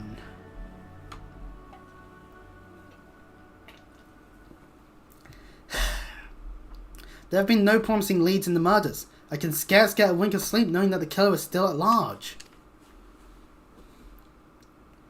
Judging by your furrowed brows, I take it this sort of business troubles you as much as it does me. I've been pondering my encounter. I was uncertain for a time, but there can be no doubt it was a winged eyeball that I witnessed. It's implausible that I could have mistaken so distinct a creature for a Banemite. But you and I were realms apart. How could we have both seen that at precisely the same time? What's more, our adventurer friend here had a one with the Banemite at the face what you claim to see that fiendish eyeball, isn't that right? Yeah, that is true. There must be an explanation. I know I saw an eyeball with wings. I would wager an apple tart on it. Oh, he's serious. But listen, maybe it's not as mysterious as we're making it out to be. There's no reason why there couldn't be... Gods, of course! There must be more than one of the buggers. Ugh, it's so obvious. But then that means it's... No, pardon me. Since there have been repeated sightings of these fiends, that there must have been even more victims as yet undiscovered. Gulp. I'm not happy that you're all looking at me. I do believe about our death. We ought to leave the rest to the expert. Yes, we're just civilians after all. Good luck, adventurer. It was a pleasure knowing you. Well, I burn to know the truth. Some things are best left unknown. Lest you have forgotten, it was at the rocky area to the west that I had my encounter. Should you discover aught or note, you will want to alert the authorities. There is a guardhouse nearby. Serpents there should be pleased for any information that pertains to the security of the region. Oh yeah, of course, obviously. We want to have security of the region, and you all three are cowards. But that's not surprising in the slightest. Let's go look for a corpse. And then do horrible things to it. And then... to the tune of a song, and then people can make covers of said song, making it sound a lot more lighter in tone than it actually is, and people then don't pay attention to the lyrics and then wonder why, hang on, why are people going like, oh god, you guys don't know the lyrics? I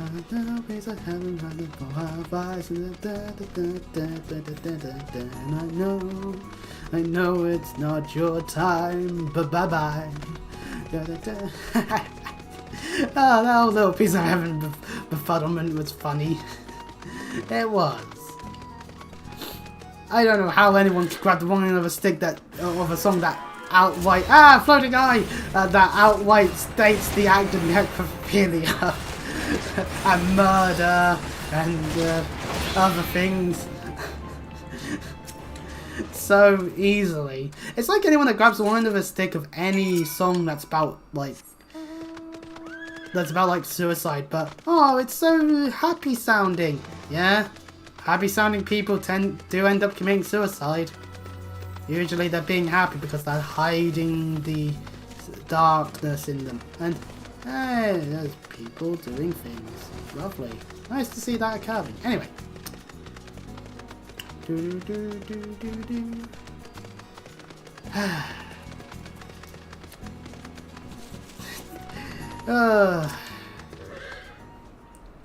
Bit like if I randomly started singing Bullet by Hollywood Undead. That's a song about suicide.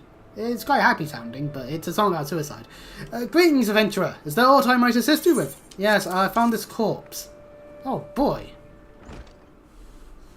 Gods be good. Not again. No matter how many bodies I see, I cannot seem to get used to the horrid sight.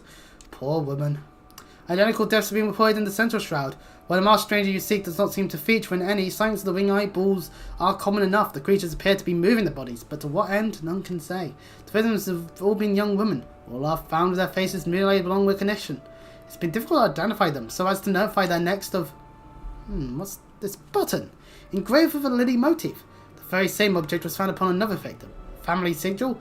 Or that of an organisation, perhaps? Either way, I dare to hope that this find will prove pivotal in solving the murders. Well, it's a good thing we, smart person with glasses, are here to solve the case. Because, of course, glasses means brain power. Secret of the White Lily is our next quest.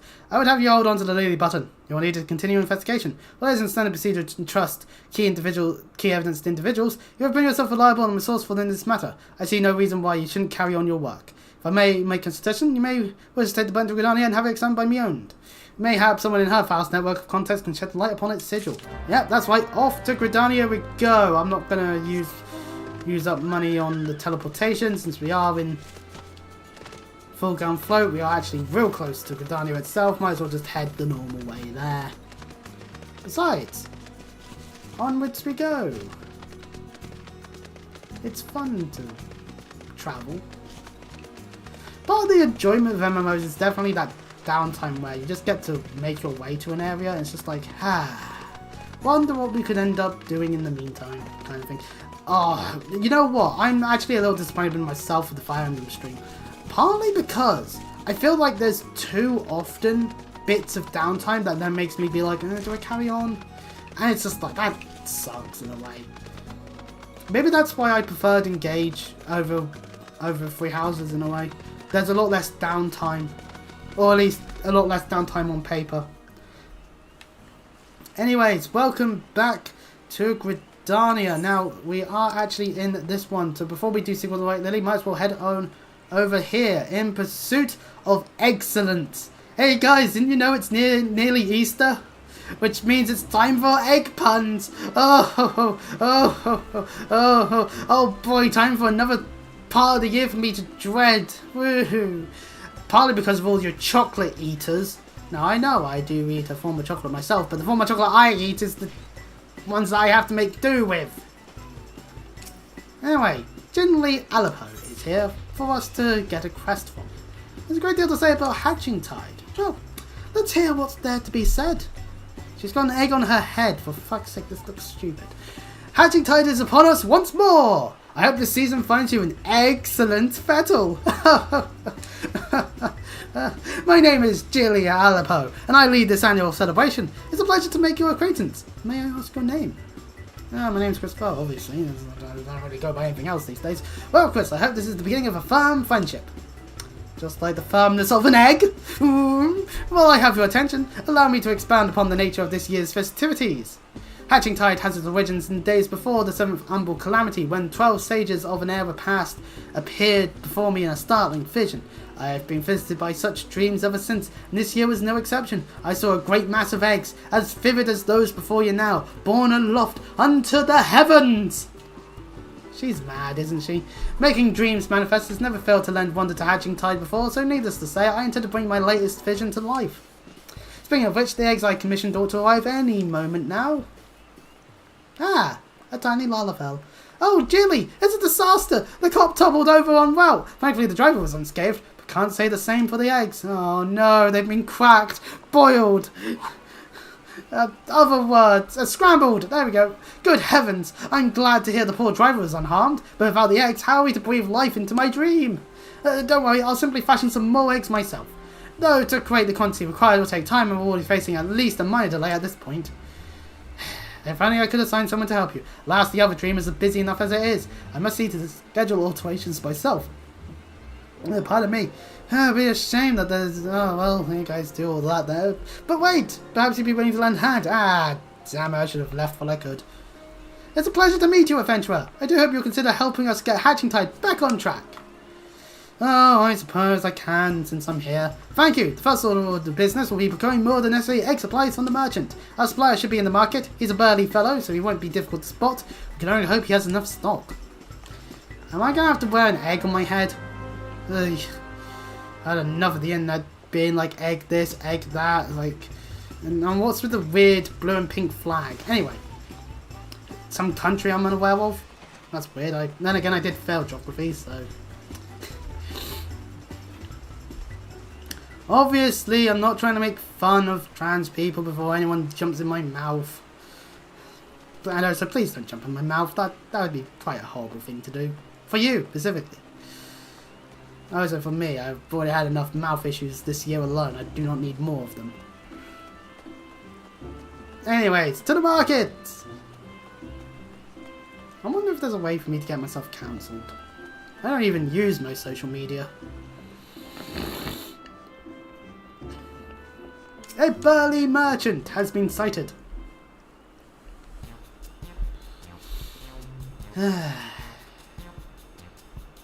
Oh, and it's become daytime now. Ah, you're that dreamer who was here before, ain't ye? A right old mess to be sure. Afraid I'm all out of the supplies you need, though. Oh, is there really nothing you can do for us? Well, I do have some tally old odds and ends, surplus wares that might be of use. If you want them, they're all yours.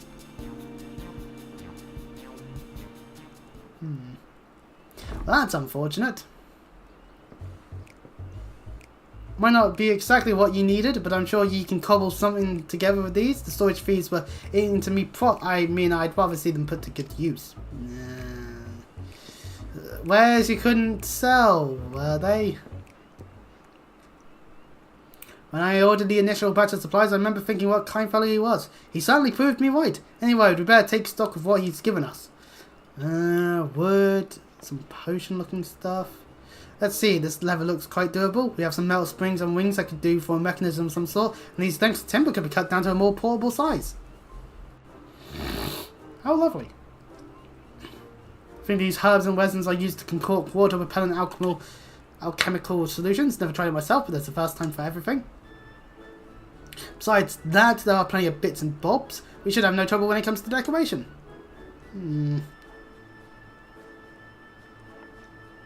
Unfortunately, we won't be able to recreate the egg seal saw in her dream with these. We can make something far easier to get off the ground though. Power souls! The trick would be making them look eggy enough.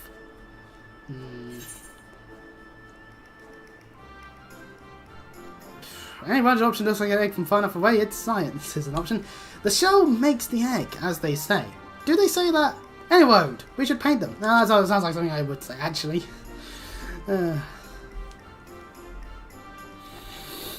You're right, with some festive patterns on the outer canopy and a convincingly eggy structure, the power cells might just make for a worthy replacement. Power cells are a sight more fitty than your standard egg though. With just the two of us, production will take far too long. It'd be a shame if there were... Oh, well, it's not like there'll be any help anywhere. Hopefully help appears from somewhere, but anyway. So we'll need to enlist further help, just as I did with you. Yay, I'm useless. Fortunately, the guild artisans should be less likely to bulk our requests for power cell parts than a rush order from myriad eggs, particularly if we supply the materials. Yeah, probably. Let us pay a visit to the Leather Workers Guild. I'm sure they'll be able to transform our leather into something fit for a canopy. Well, time to go running around Gridania, getting the various guilds to do shit. Leather workers. There. Literally just out the marketplace. The conversation earlier though with Sam was like Lalafels. Just Lalafels.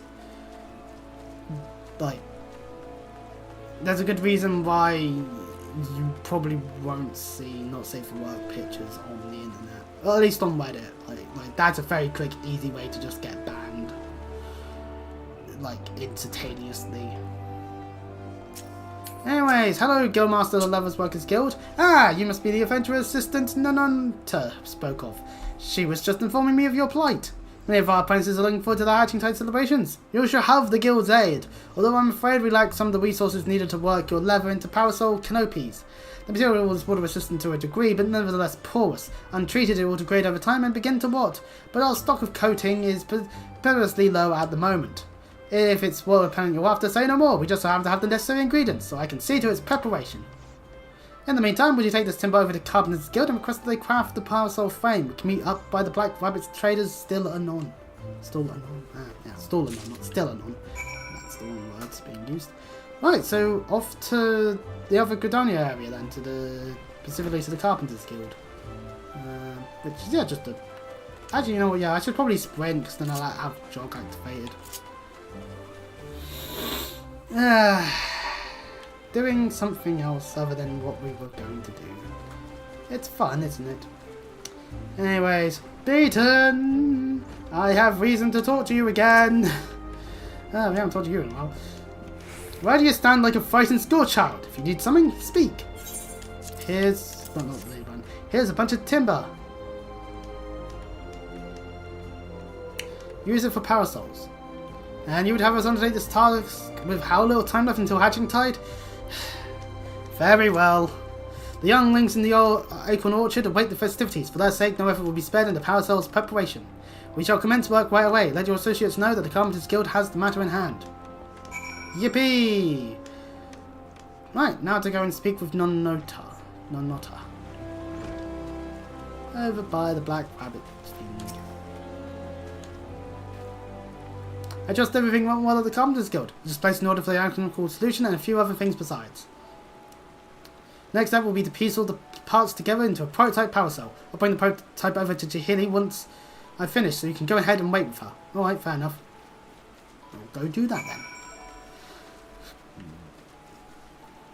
then. Back to the amphitheater.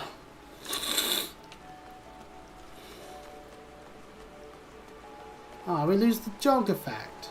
Darn. Oh well. It's not a horrible situation really. And back we are here in the amphitheater. Welcome back, Chris. You'll be pleased to hear that I've adjusted the schedule to accommodate our little mishap. And all is set to proceed. How fare the eggs? We're not making the eggs. Oh, we are doing parasols, however. Oh, substituting parasols for eggs. What a wonderful idea. I can hardly wait to see what Nonota cooks up for the prototype. Though, wait we must. That's part 1 done. And now exceeding expectations. And we get an Archon Egg Parasol. We get a parasol, which is kind of nice actually. That's kind of cool. Nonota will surely be along any moment now.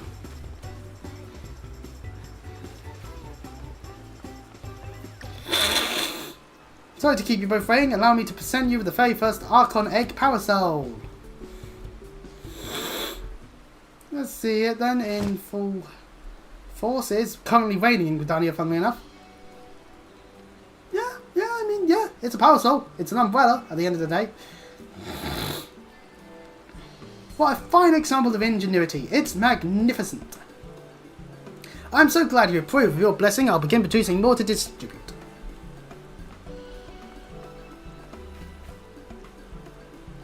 In the meantime, we find ourselves at a loose end. But we cannot let Nonota outstrip us in hatching tide spirit. There must be more we can do. Let's show off your parasol to the townsfolk. That sounds like a fun idea. But of course, we ought to promote our newest addition to the festivities. We tell even a few Gridanians that these gorgeous accoutrements will be available to those who celebrate with us. Word will spread of its own accord. With that in mind, I should keep mine unfolded and on display. Use your adventurous instinct to identify those most in need of egg-themed accessories. We shall be offering people these eggs in our trying times. Not pictured in my hand is an egg. I don't have one.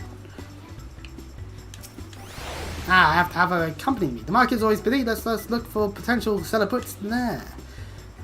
Jahil is now accompanying us. Keep her at our side in order to proceed to request objectives. So, okay. And while we're in this state, any area that includes the thing will do its stuff. So let us be off. I wish I had a parasol right now, actually. Look how soaked my clothes are!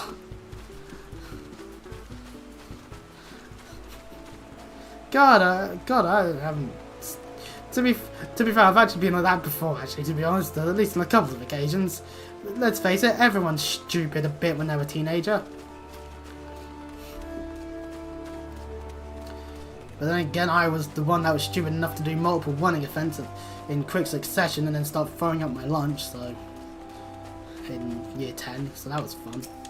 Anyway, discuss the decorative basket. We dreamers are responsible for all the decorations you see throughout the city. Take that basket over there, for instance. I came up with the idea and know not to work our magic to create the final product. That's cool. So we discussed the stuff there. Right. There's an egg appreciator we can talk to. I say, madam, you must tell me where I might acquire a pleasant parasol like unto your own. And our Hatching Tide event, of course. How about it? Will you join us at the amphitheatre? Oh, I'd be delighted. As a true connoisseur of eggs, both decorative and edible, I intend annually in hopes of glimpsing ovoid perfection. And this parasol surpasses my every imagining. Such elegance, such egginess. Oh, well, of course, there's people that like eggs. Just how it is. And there's an appraiser right here. Why, that parasol is an absolute delight. It's not often you see that level of craftsmanship paired with such decorative flair. This might be the fairest egg-inspired apparel I've ever seen. May I ask who was responsible for this masterpiece? The Leatherworks Guild, the Carpenters Guild, Black Rabbit Traders, and our Dreamers all had their parts to play. And if you join us in celebrating Hatching Tide, you can receive one just like it.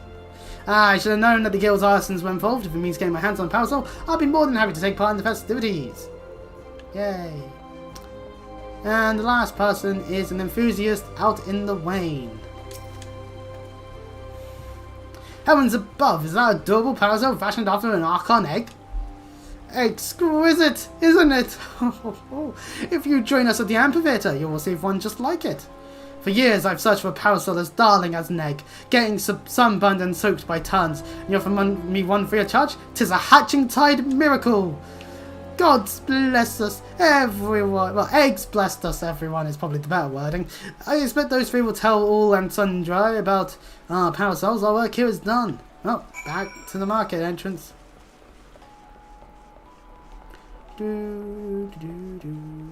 Ah, lovely stuff. And cutscene.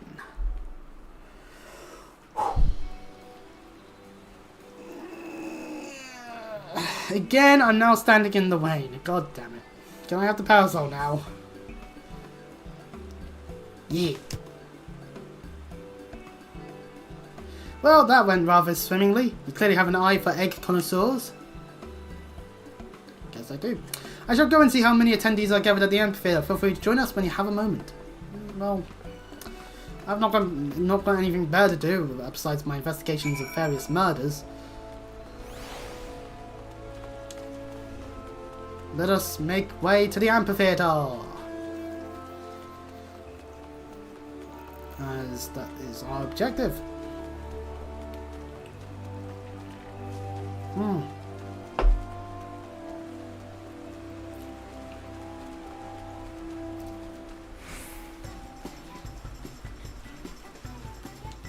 I can't jump over that fence, damn it. Hello, Aleppo. Look, Chris, isn't the sight of those parasols simply marvelous? Oh, there are quite a few of them, actually. Eggs held aloft, just as in my dream. Hooray! We did it, Jill! Jill. We certainly did. Shall we officially declare this Hatching Tide a success? Hold that fort, you've yet to see the half of it. Why, hello there, person. My centre! Not quite sure I follow. Quite a few of my customers asked about your parasols, more than can comfortably gather here. In fact, nonetheless, I took the liberty of handing out stock to those who came inquiring. Found many left my stall with a smile on their face and a parasol in hand. The whole city is awash in floating eggs. That's incredible! To think the parasols are bringing joy even beyond our celebration. Yeah! We did it. We did a good job. Wait, Jerry, they're one and the same, aren't they? The celebration has spread across the city, borne by the great mass of floating eggs. You're right, I was intent on gathering people here, but the eggs in my dream were far too numerous to contain in one place. They were always meant to be seen far and wide. Yay, it's a dream come true. That our original plans met with misfortune was a blessing in disguise, for we've touched the hearts of more people than I dared to imagine. There's no doubt in my mind it will go down as a Hatching Tide to remember. What was this event again? Well, anyways, Black Rabbit Traders shall continue distributing parasols to those who ask. They may be free of charge, but they're drawing business in spades. Nanato told me how to assemble them, so I can prepare as many as necessary. That's quite useful, actually. I've got to admit. Hey, can I get one? Truly, where would you be without your ingenuity, no nutter? Couldn't have done it without our able adventurer. Ah, that reminds me. I have something for you.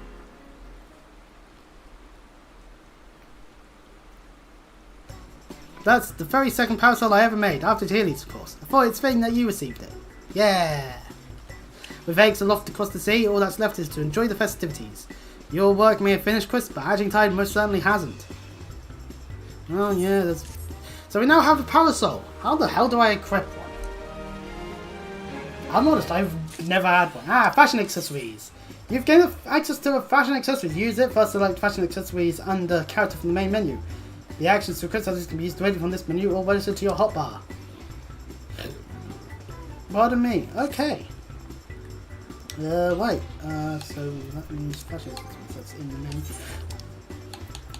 That's in the menu, but I first need to use the thing here. Right. Okay. And then actually, I should probably check the achievements just to make sure that I've actively checked to see if I've got any rewards out of anything. Nope. Alright. Fashion accessories.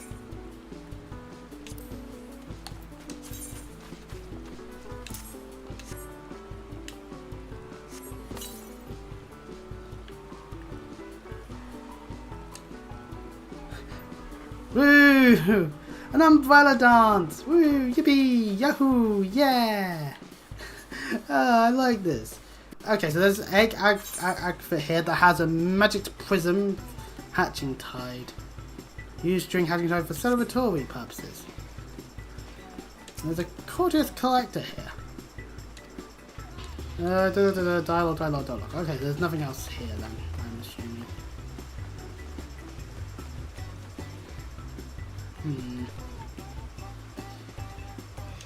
We can even Wayne check, like, yep, there's Wayne.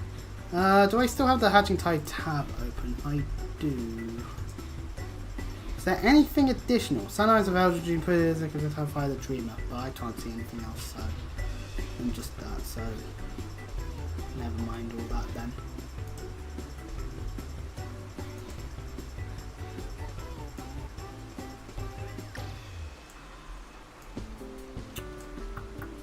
But yeah, but this is great.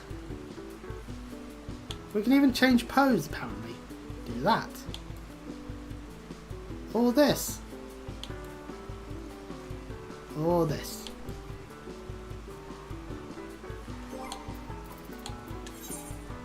What is enabling auto umbrella?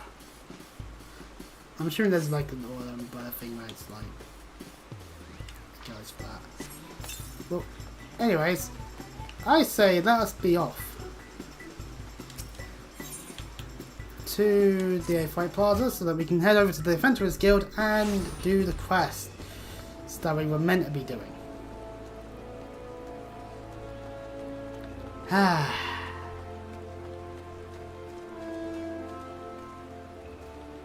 Now we can walk in the rain like this and not get soaked. And if we want to roleplay it, oh wait, no, never mind. The umpire just disactivated. Okay, well, let us head to Mune. Good morning to you, Chris. By your grim expression, I suspect you aren't here for scones and herb tea. Nope, I'm here over more pressing matters. Well, isn't this a lovely little bun? The engraving is quite exquisite, artisan level quality. I would say, where did you say you found this? On a dead body? Lovely. Anyway, I'm afraid I do not recognise the lead signal. You have to find the answer the old-fashioned way, by asking around. It could do worse than beginning with Bernadette over by the A-Fight Plaza. She has a sharp pair of eyes, that one. There are also some additional quests here, like this one, which is a sight to behold. That's for the sightseeing log, if we really want that.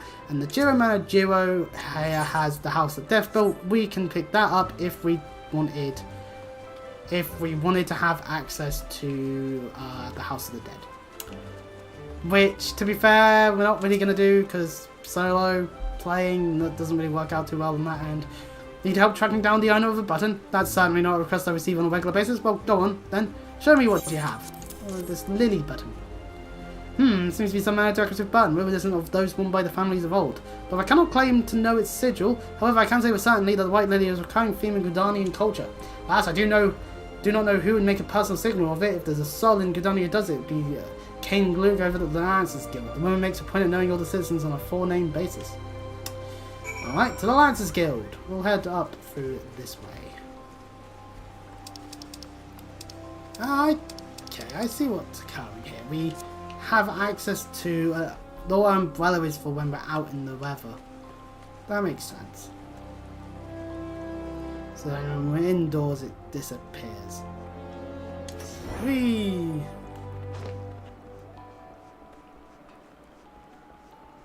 Actually, you know what? Since we're here in Gridania, we're right by a market board. Let's see how much are mounts. So like, if we look at like registrable miscellaneous stuff, a bunch of bardings for your chocobo, a flying chair, 90,000. One person selling it for. Okay, a magic bed. Very fucking expensive. Okay. It's clear some of these things are more pricier than others.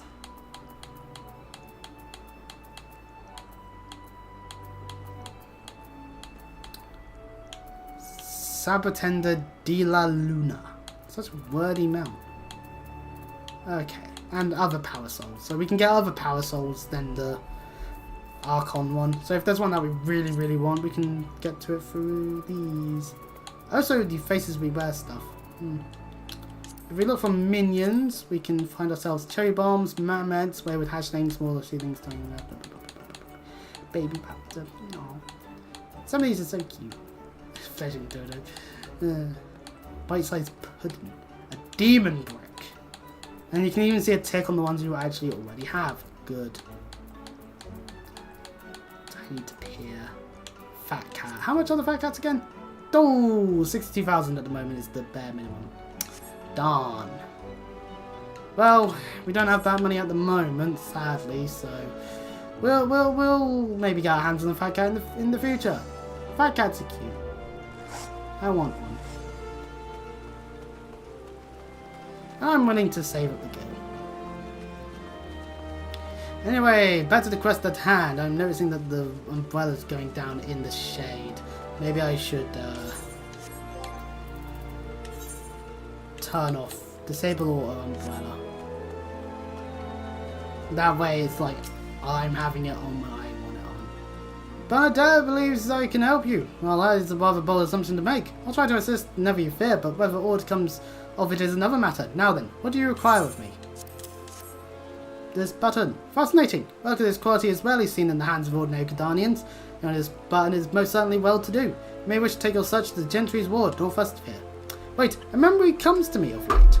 There has been a man who is perpetually seated at the bench by the ward's entrance. His name is Yasendal, and I distinctly recall seeing a markingly similar button upon the breast of his jacket. I dare say he can tell you a thing or two about it. Ah, our lead has finally led somewhere. Or rather to someone.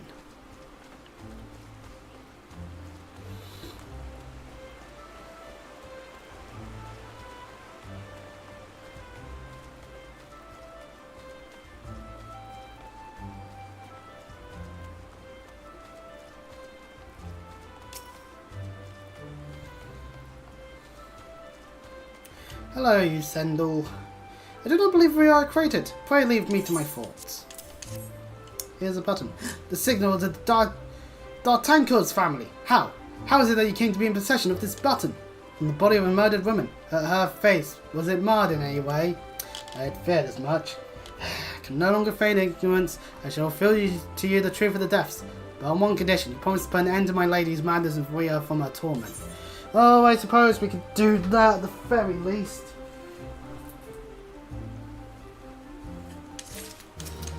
Off to Hawkeye Manor we'll be going. Red cover as well. I might not need it depending on what we get out of the dungeon, but oh well. I was once a manservant in the employ of one of the oldest and proudest families in Gridania, the D'Artancourts. During that time I had the honour of waiting upon Lady Amandine, mistress of the household. Fair as summer was she, and possessed of a heart befitting her radiance. Alas, the calamity wrought a great change in her. Though my lady escaped with her life, death may well have been a kind of fate. Never will I forget the day her bandages were removed, and she beheld her disfigured face for the first time. At that moment, the kindly woman I knew ceased to be. Unable to bear the thought of being seen, my lady sequestered herself within her chambers and refused all company. This continued for many uneasy moons, until one day, without warning, she began receiving queer guests. None among us knew whence they came, these masked men, but my lady believed that they would help her to regain that which she had lost. So began the rites of rejuvenation. These rituals seemed innocent enough in the beginning, but grew ever more grotesque as time went by. Eventually there came a day when my lady bound one of her handmaidens to her bed and proceeded to mutilate the poor girl's face. Suffice it to say, she did not survive the ordeal. It fell to me to dispose of her body. I performed the dreadful task as bade, obedient servant that I was. When the time came to return to the house, my legs refused to move. I knew then that I could not go back to that place, not after the nightmare I had witnessed. So it was that I left Torquay Manor, my home, for nigh on half a century. Long did I weep for the girl who was slain, and longer still for the woman that Lady Amandine had been. Yet one cannot weep forever, and I endeavoured to put the matter behind me. Indeed, I had resolved never to speak of my experience until you appeared before me. My lady's madness must be ended, lest more innocent lives be lost. Lay her tormented soul to rest, as you swore to me you would. She awaits you at Hawkeye Manor, on the western edge of the central shroud. Go now, go and do what must be done. Finally, a dungeon. Hawkeye Manor is over in the central shroud. Let us just teleport over to Brent Branch, as that's just the best method of proceeding. Then we'll go grab our unicorn and ride up to the manor.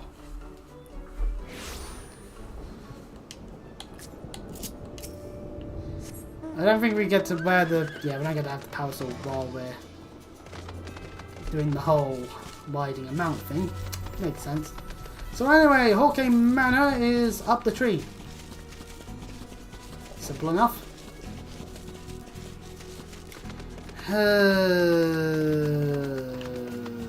This Hawkeye Manor is one you can't really rule to rule too much of. Because the first bit you need to go into a room specifically to get a key. The second bit you need to go around the whole thing, and there's a lot of mobs, so you've got to be careful on that front. And then the third bit's just up a staircase, so it's really not much on that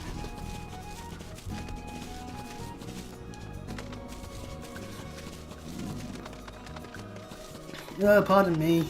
Anyways, through Hopeseed Pond, where currently a My Baby Green fate is occurring, this jaded Judy would be a thing to be killing. However, with only 2.5 minutes, that would be able to.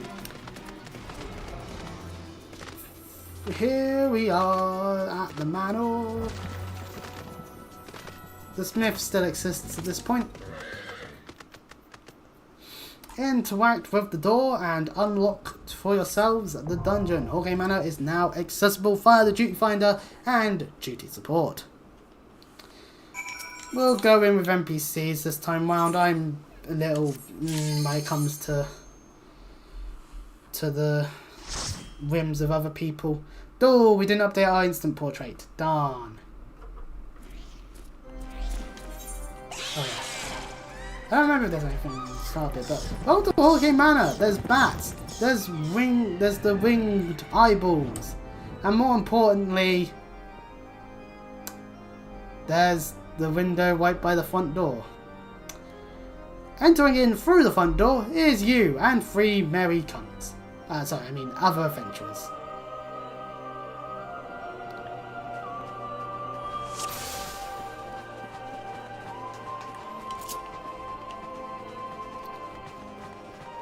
Immediately we'll dip into this room.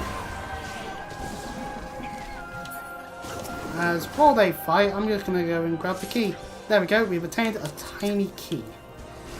And we get level synced down to a level not befitting for being able to use regen still. Even though we're level 31. Action is not yet learned.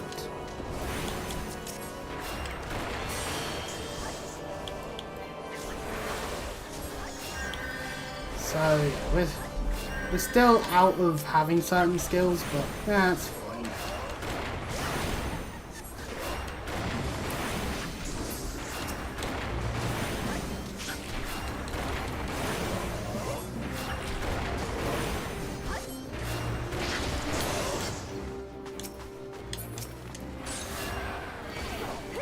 take on this maid servant before going too close to those mobs.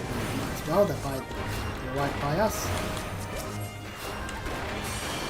Maid servants do have the power to poison, so it's good to just make sure you assure it, and also make sure you deal with dark mist appropriately by getting out of its area.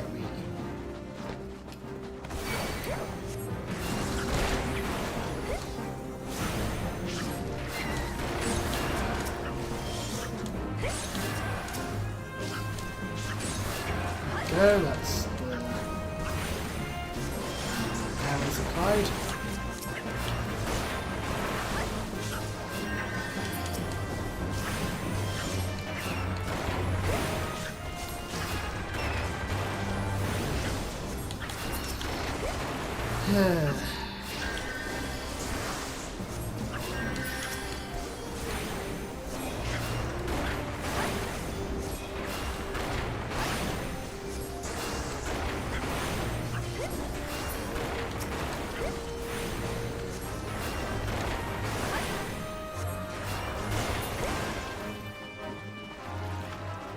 Anyway, with the tiny key we have, we don't have to go into any other room. I don't think there is anything in that room anyway.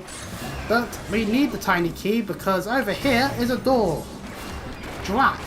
Our one weakness. Things being in the way.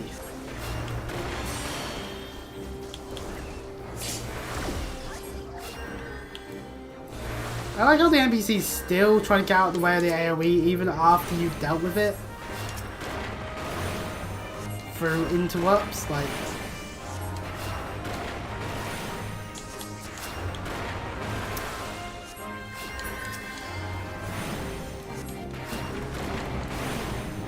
See, I'm arguing it would be quicker if I was with others. At the same time, I like actually fighting the bosses.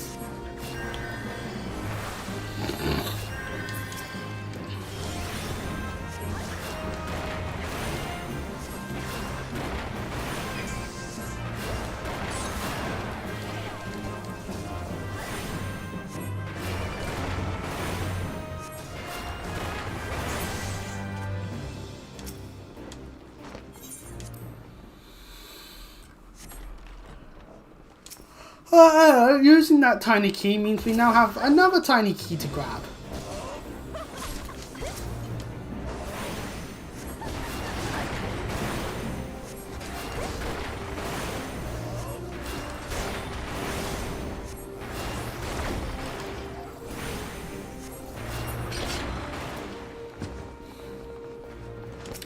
And we can use it to open this door. And inside you'll find an attic bat, a driven mold, and a treasure coffer. Which, you know, it's useful.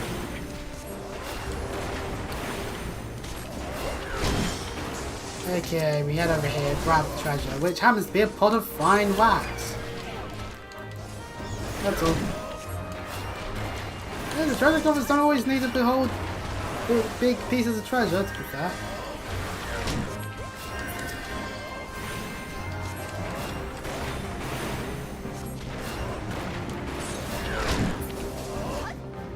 Right, with that now dead. Behold! 4 enemies!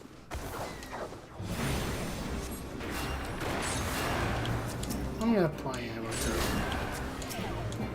Hopefully do a good enough job where we're not using my own stupidity.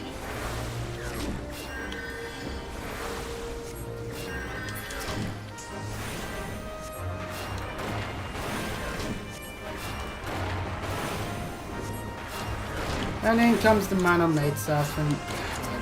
Cast the wrong thing. See, this is why it's probably a good thing that I'm doing it with the AI, because let's face it, we're facing a lot more enemies. Who knows how well this would go.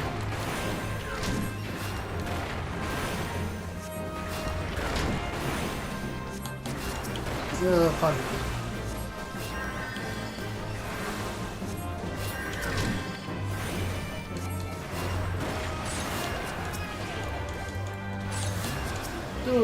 left them out and made something alive long enough to be able to cast poison a second time.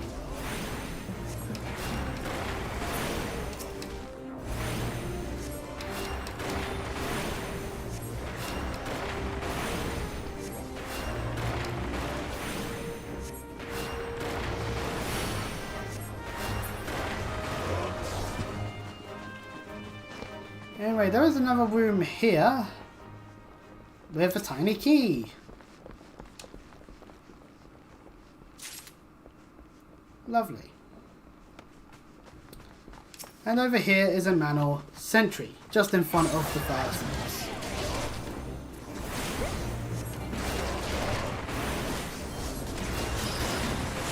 Dread Gaze is one that you should ideally get out of the way of. And also, if you do end up still being stuck in the way of, then look away. That's what the eye thing means. Look away. Because otherwise bad stuff happens.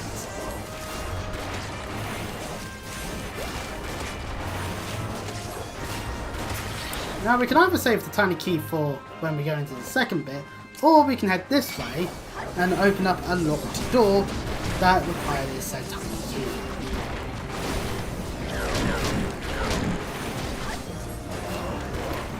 Since I'm actually going to actively show off the whole dungeon, since I have to operate under the whims of random people.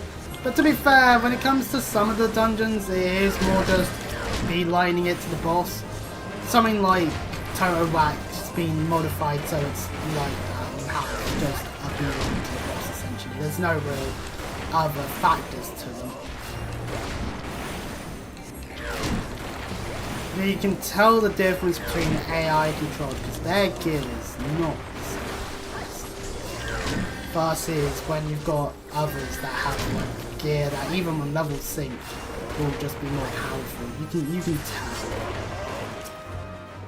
But yeah, with this last tiny key for this part of the dungeon, we can go into this room.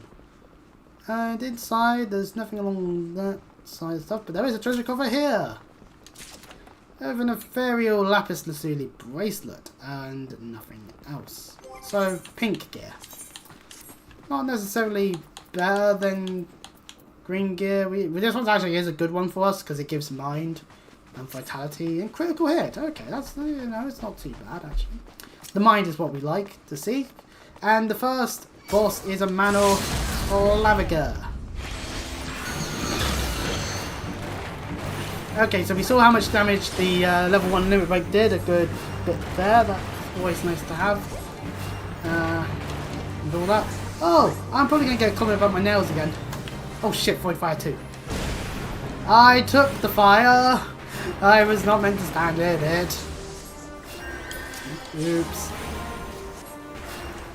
But yeah, the Man Claviger has got an AoE that goes for one of the other people, not the tank. Primarily the DPS. So if you have like free ranged attackers, being healer, then the tank should never need to move from it. But it always has Dark Mist, just to ruin our day, because it means the AI just stops doing shit.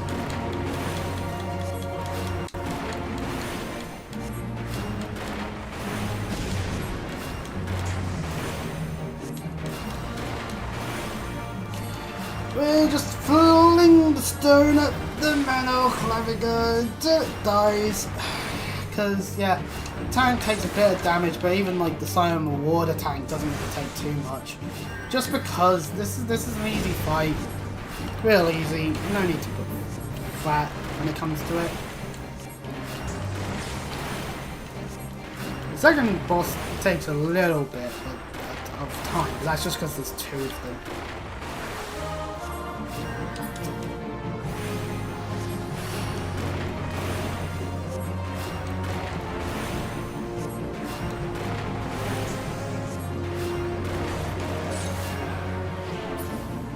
There we go, and we get a green key. We also have access back to the front, so if you're thinking like, oh god, this is going absolutely horrendously bad, we should not be here. Oh, it's like magic. We lose our glasses! No, but we now wear a beret. What are we, French? Well, anyways.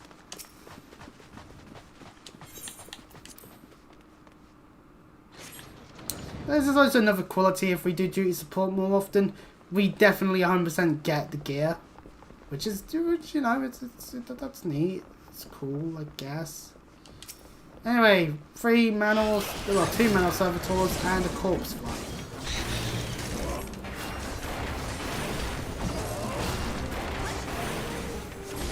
Also a tiny key. We can ignore fighting for the moment. Grab ourselves the tiny key.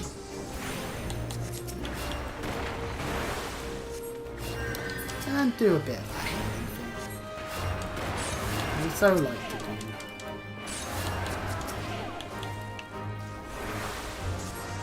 There is a Carnation door there. We need to get a key that allows us to open it. i.e. the yellow key. It's somewhere in the 2nd floor. You have to get to it.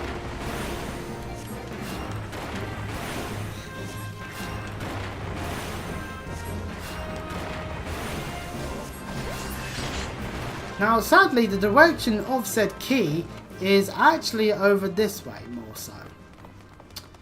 Just over this barrier. We can't get in there. We can, however, go into this room immediately and see another tiny key. Yay! Also a Quartz Fly and a Manor, which means more fighting. We can head into this room immediately, which is neat, I guess. I'll grab the other tiny key, that way we just have them. Yeah, I'm on water. Good. Going for cure.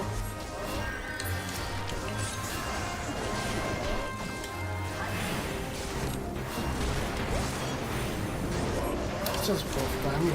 Grab this man-made 7 wallets over here. Better now than when it's got some other mobs on its hands.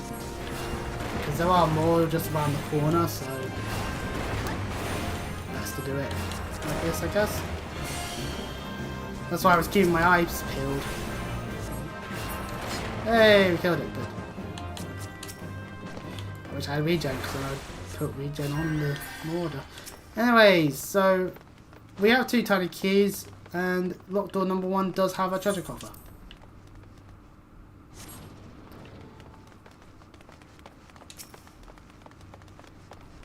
And inside we got Manor House Gloves.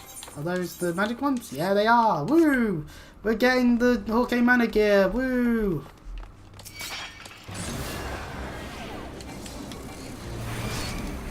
The funny thing is, when we hit level 50, I can just be like, fuck this, I'm being a samurai because Stormblood is available for everyone, which is lovely.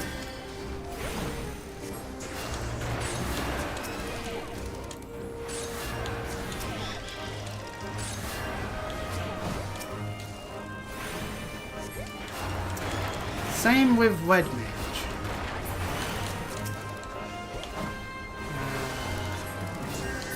So we could actually do a bit of Red Magery.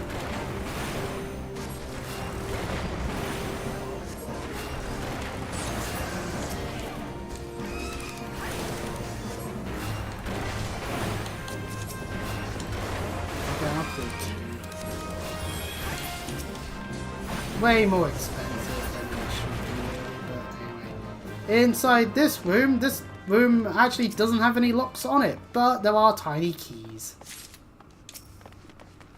So we'll actually have a nice surplus of them. How lovely.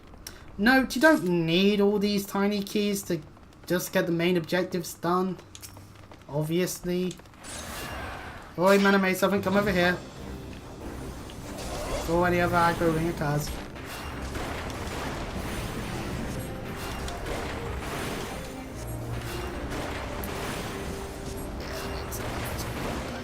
And then I can just destroy the water. Inside this room there is an addict bat, 2 quartz flies, and nothing. This room was actually pointless.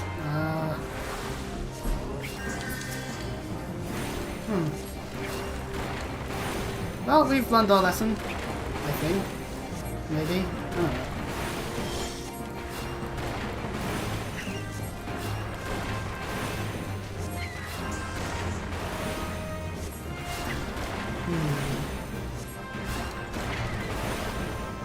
Oh shit, I'm not paying attention.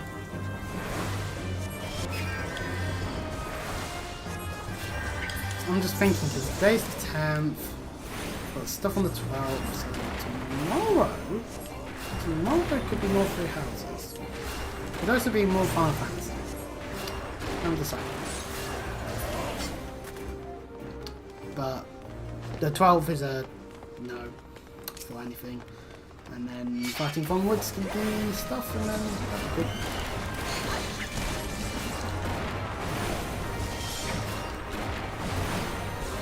Right. Manual servitors in an attic.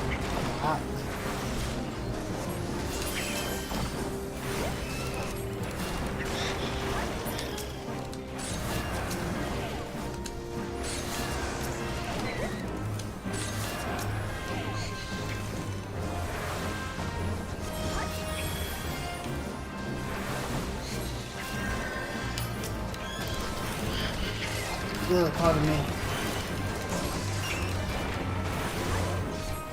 See, the thing is, when we're in Heavensward onwards and the game actually gives us like other actual named party members, that would be doing this solo is probably a nice thing to do.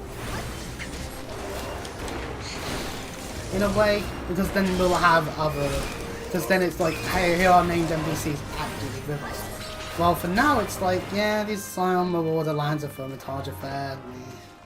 Anyway, we've got 3 keys and there's 2 more locked doors. In locked door number 1 of the 2 that we can open up, there's a treasure coffer. Yay! And we've got manor breaches. Are these of that type? No, they are of the type of tanks and Dragoon and Reaper. Oh, okay. Well, I can't be a Reaper, so it doesn't really matter much. But Lancer, I could be if I decide to. Anyway, this other locked door, which is the one we need to unlock. This is the only one you need to unlock, by the way. Has the Manor Servitors in here that are killing us. While also there be a yellow key. Well, that's right there. Well, I'll be careful.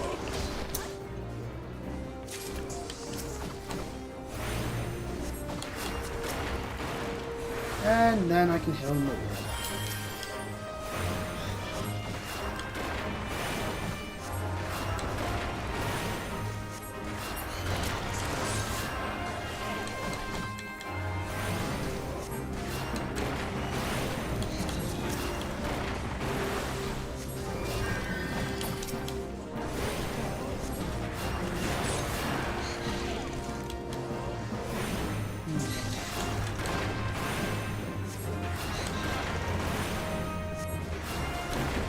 I'll be honest, I've fallen out of playing Sanderson Zero actually. Not because of the Goono idiots, but no, actually, yeah, they are idiots, and I'd rather distance myself from them. But just because I feel like the direction the story going is not the direction I like, in my opinion.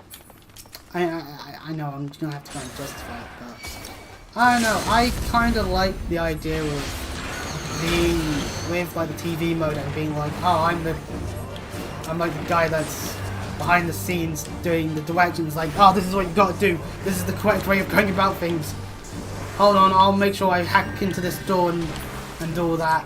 Like that sort of role's kind of neat actually. And then like the characters you can pull in the gacha mechanics, because of course it fucking is, being the ones that do all of the more physical labour inside the actual situation. Like, while we have the information needed, they're the ones that have to actually go and fight these things within the hollows. And it's like, that I liked. And then because enough people moaned about it, they got rid of TV mode and strayed further and further away from all the things I liked. That is honestly my actual opinion of Sanderson Zero. It's gone in a direction I'm not a fan of. Now, if we want to talk about people being gooners, we can do that till the cows come home. Because bloody hell, god damn it, you guys are horny to no end.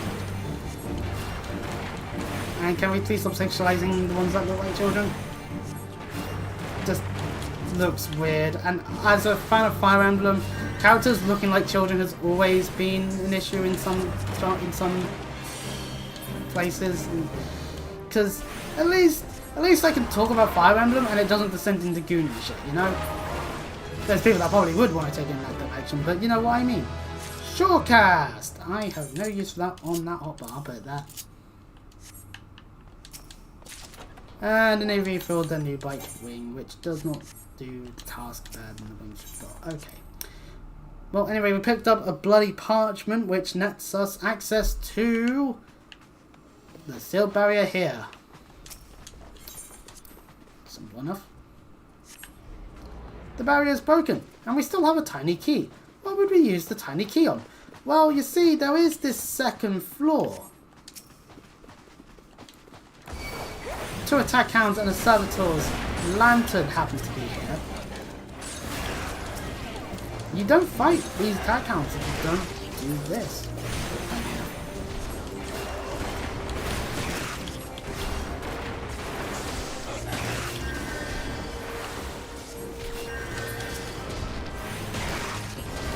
So this does mean we have to actively fight them, since this is what we're doing.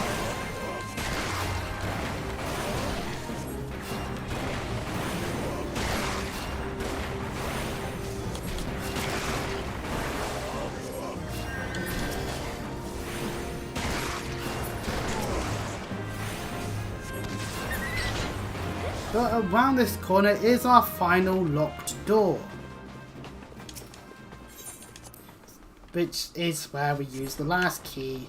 And inside there's more attack hounds, more servitors, lanterns, and of course a treasure coffer. And we get to the heart of House Deer.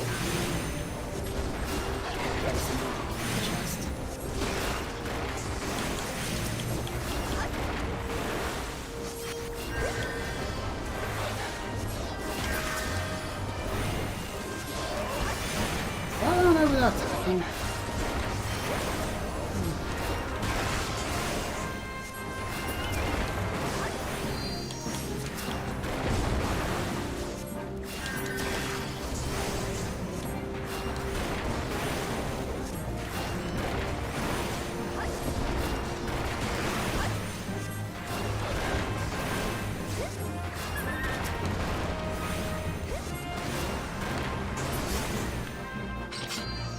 Well, that servitor's lantern isn't actually hitting us, so fuck it.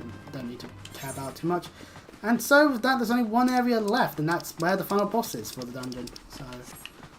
So yeah. The only thing we need to do now is fight this man off sentry. In the...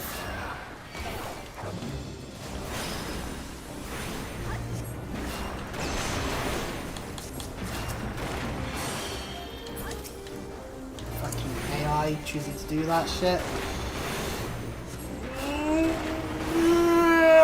Oh, what is the house steel energy weapon modes? Oh yeah, it's conjurer. Okay, we don't need the weapon coffer then. The weapon coffer is useless. Again, we just gain, because we're getting the weapons that are going to be better anyway through the dungeons.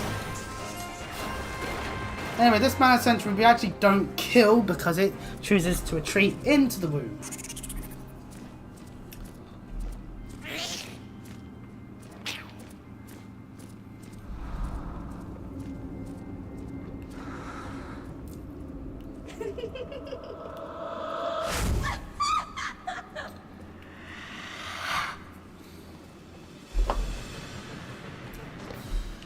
And so it's quite obvious what has occurred here.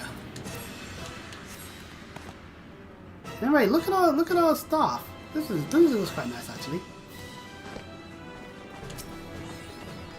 And mapping the realm of 4K man is attained. Lovely stuff. Anyway, presence in mind just to speed up the scenes a bit. Void calls. When they occur, there will be various different things summoned. Mainly will be the mana sentries. What you have to do is look away from the sentry itself while doing stuff, so we can keep attacking. It's fairly easy to keep attacking actually. There is one time where she'll summon a handmaiden that will cast stone skin, so you got to deal with that when it occurs. There's the handmaiden. If I was playing as a class that could stun, I'd stun it immediately, basically, but I can't. Okay, I don't have home. And it works quite like the other maid serpents, so hopefully the AI realizes that stone skin is something we don't want. Good, it's realized. Now we can kill the Silent Rewarder while the void call gets sent, and now most of the time if they're summoned to a side of the room, then we'll get charms like this and get the seduced thing, which then means turn around quickly the moment it goes off, so you're able to then dodge the petrifying eye. If you get petrified, then that's on you, you're an idiot. And ooh, a tank buster. Only hits the tank and does damage. Thankfully, the AI tank is smart enough to put ramp on. So we don't have to worry too much actually. It's like, seriously, this fight's a really easy one. It's just time control. Just because of the seducing parts. Where it's just like, oh, being seduced, oh, I gotta deal with that now. Otherwise, it's quite a simple fight.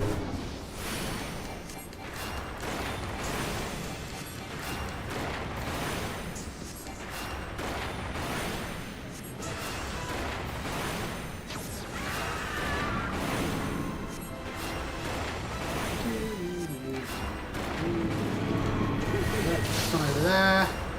Got a stone in somehow magically. Turn around, I would otherwise do stuff. There we go, right.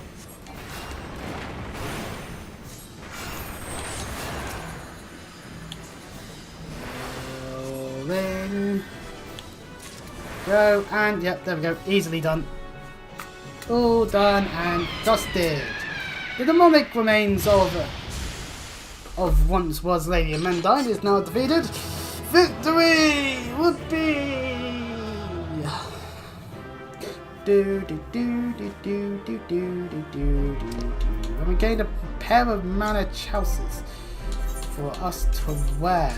We're wearing quite a nice bit of the mana gear. And inside the treasure coffer, Gladiator Inquisitor arms and an orchestration roll.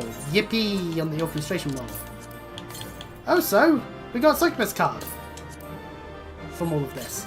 Another card for us to have inside of our various cards of Triple Triad. Maybe it will actually make it better for us to be able to try and deal with some of the Triple Triad people we could try and challenge at any time.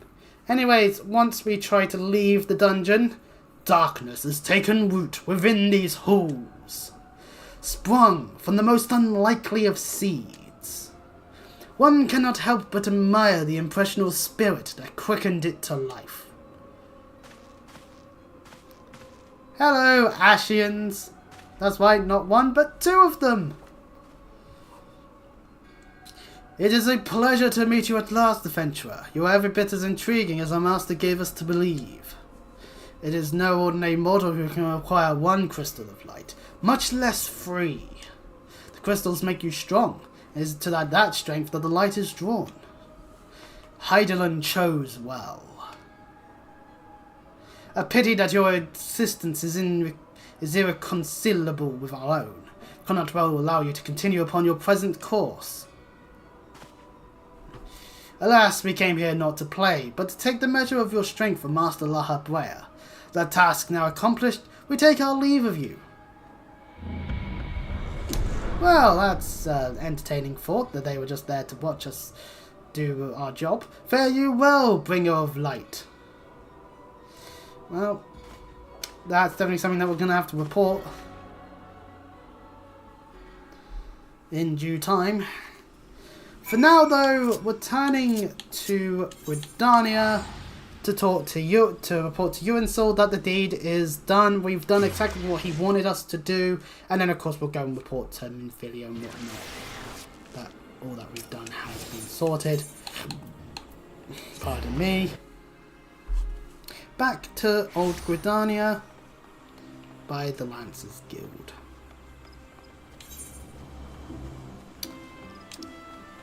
Do do do do do do do do Actually, when we hand this quest in, we're going to be level 45. I can get the level 45 bits again, meaning that some of the gear we just got is irrelevant, as per usual. But, yeah, well. You are returned! What sights awaited you within the manor? What has become of Lady Amandine? You must tell me. Killed her. So, she went so far as to consort with devils. Would that I could have done more to prevent her fall. May she finally find peace in the beyond. I know not whether the masked man you encountered are the same pair that first led my lady astray. It's plain that they are of the same foul brood. Should the chance ever present itself, promise me that you will visit upon them tenfold the woe that they have brought upon others. But who am I to speak of punishment? By my silence I allowed I know not how many innocent young women to die in unspeakable circumstances. Matters not wherefore, though misplaced loyalty, cowardice, or both. I am a debtor to a gross crime and will surrender myself to the authorities and accept whatever punishment they deem just. I only pray that the gods will have mercy on my soul. Poor your Sindel. Well, anyway, with that, we are heading off back to Vesper Bay. And all that entails from there.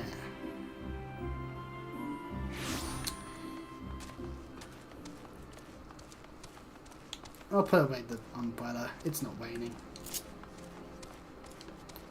We at level 44 have a new quest from Nedrick that we can just have in the quest log. Going for God? No, never mind, that's all fell. I'm not grabbing it. At least not at the moment. We're not going into Corfas at this time, so be a bit silly too, to be honest, at this point.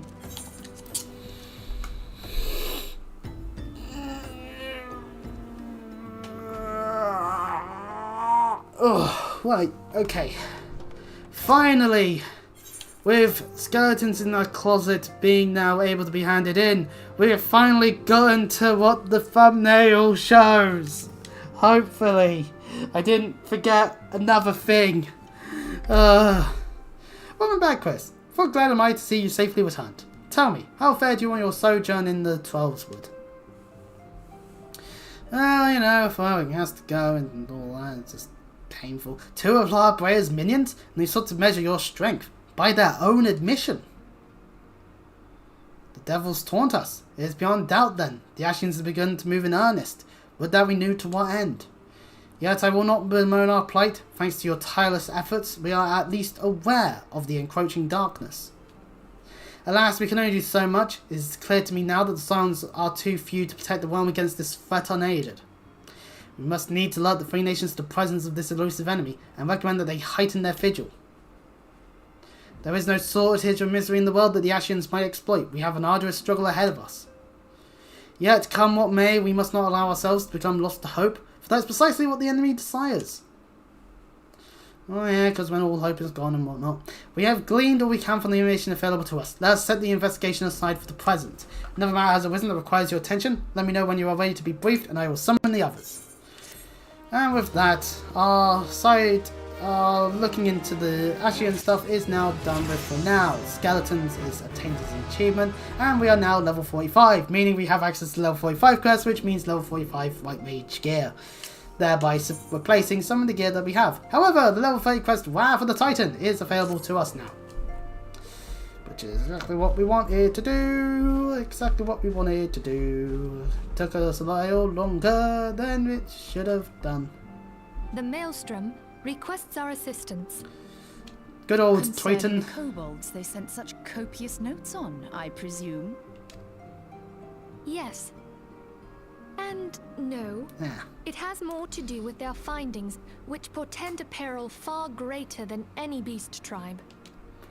They're all drowning now. What sort of peril? The worst kind. A tribe of kobolds in the vicinity of Yay, Limsa has Titan's reawakened back. Titan.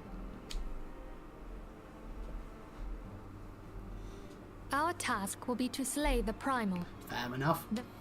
I just They pressed are A, no I was strangers to the reading havoc ahead. kobolds can wreak.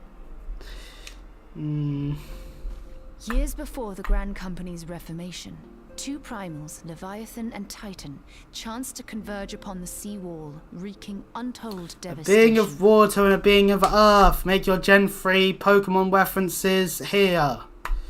There, by the grace of the navigator, were the mercenaries Merlvip hired able to fend them off. Yay! Yet it did not take long for the beast tribes to regroup, and they summoned their primals once more. Because of course they do. That's a nice necklace, Thancred. Thankfully, their second coming was decidedly short-lived, but that is beside the point. So long as tormented souls will them to exist, the realm will never be rid of primals. Which explains why it's the hardest task, because they just keep happening again and again and again and again and again, and it's just, oh god, make it stop. And the kobolds in particular, ever since. Which brings us to the matter at hand. Unlike Ifrit, we know scarcely anything of Titan. Unfortunately, Well done. the only force known to have bested him, the modestly named Company of Heroes, disbanded 5 years since, and mercenaries are not in the habit of keeping chronicles. Well, to be fair, that was pre-Calamity then. Expect the worst. Darn. Well, I'm sure we'll be able to find Titan if it just busts out of a mountain. Just, what's that over there? Well, I believe we found Titan. A pity the kobolds lack the gentle sensibilities of the sylphs.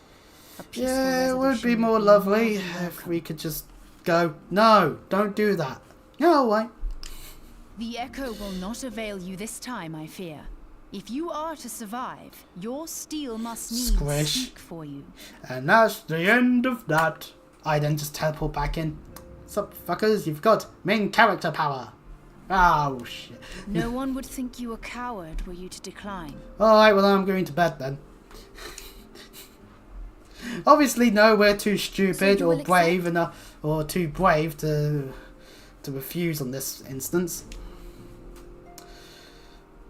Thank you. We can't very well send him to Limsa Lominsa without Y'shtola, can we, Minfilia? May I ask that of you, Y'shtola? I never thought it in question. Ever reliable.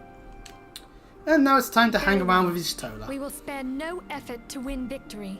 You may Or count at the on very full least, support she'll of be the Scions scion of the that's Seventh Dawn, around the area with and us. all not afield will aid the fight from afar. Thancred, Ida, go to the Grand Companies, tell them of our plight and solicit their support. Urianger, send word to the students of Baldessian, and Alfino if you would. Papalimo, compile all the information we have on Titan, little though it may be.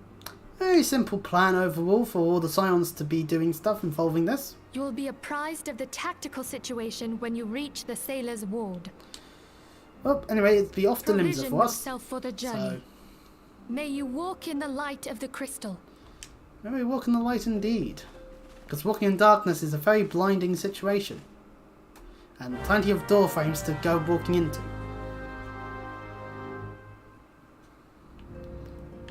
As our objective is to go and speak with a person in Limsa. So, yeah, let's go there.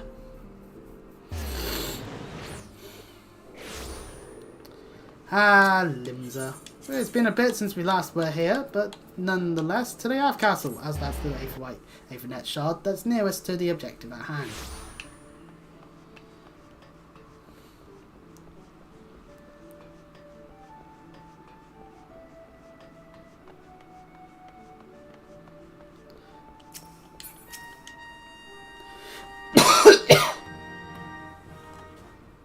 Hail, adventurer! Welcome to the Maelstrom Command. If you wish to know more about enlisting, speak with the personnel officer.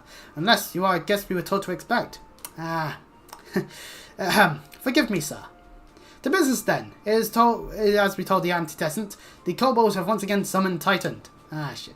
A little over a moon ago, we began to observe the beastmen moving south in increasing numbers from Ogomoo. Our scouts have confirmed the object of their aggression. Crystals. Fodder for their fell primal. Neldrib, you're here. And Y'shtola has actually made it here as well now. Good. Thank you, High Commander. You may leave the rest to me. Word has spread of your accomplishments, Chris. On behalf of Limbs of Laminza, I thank you for heeding our call.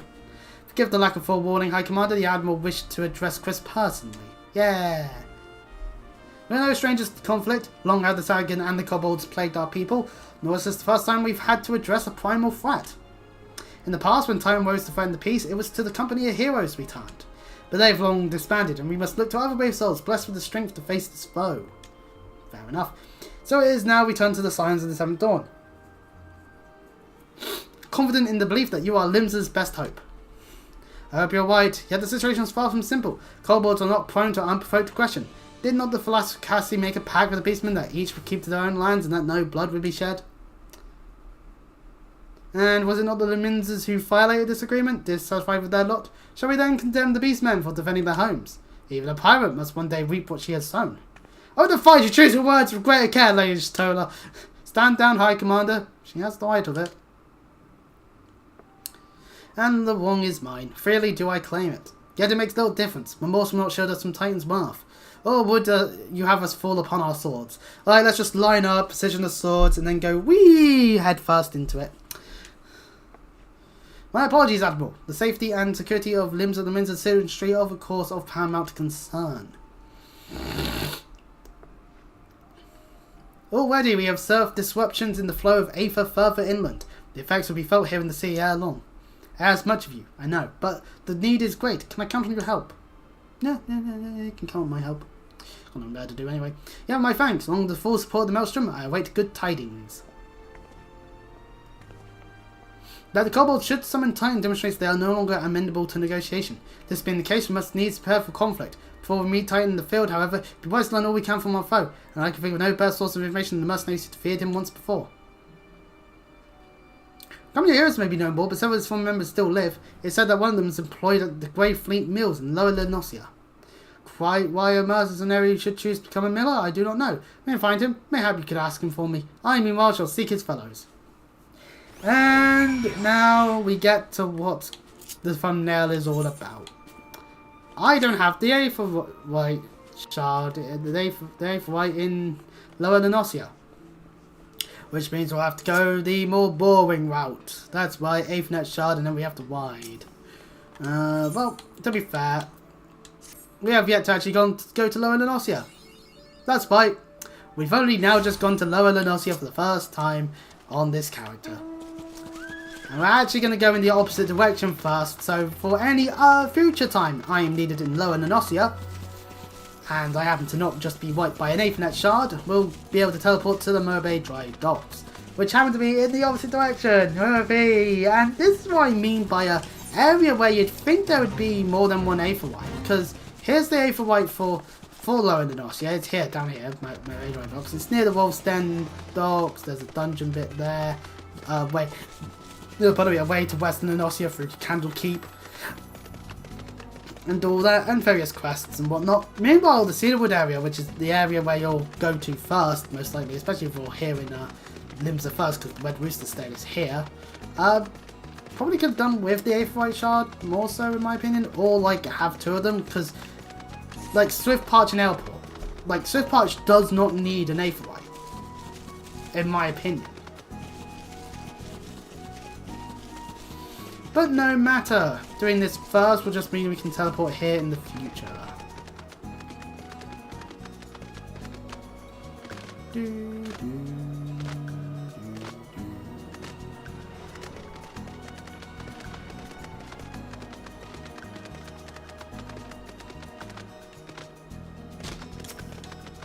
Besides, sorting this out now just means that we don't have to sort it out later when someone's riding a dinosaur over there. This ain't World of Warcraft, stop riding the dinos. Anyway.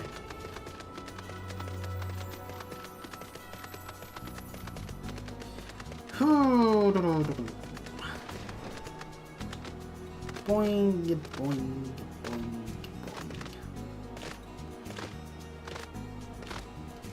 Anywho, it's time for us to make our way now back upwards. For Tactum.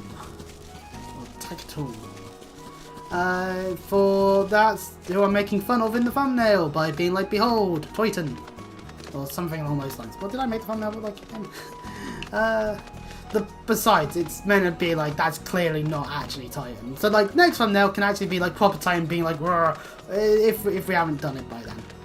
Or who knows, maybe I'll end up being up Titan and then the next one will be Next one there will be something different. Or I'll just make a universal one for the West of Rome Board, and then I'll make one specifically for Heaven's Board, and then one specifically for Stormblood, and Shadowbringers, and Endwalker, and Dawn Trail, which by the way, I need to get my hands on a copy of Dawn Trail as a whole. So, yeah. But that's something to do later, obviously. If I make it that far, you never know, I might just randomly stop one day. But nah, I doubt it at the moment. I'm having fun, and that's the key factor. Maybe 3 hours again. Whoopee!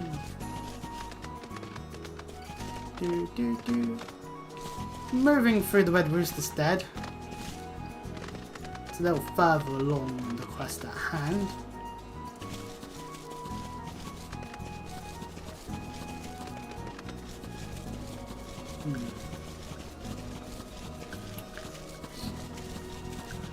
I can still feel the knocking on the gum where it all was. So chances are that might just be damaged there for however long.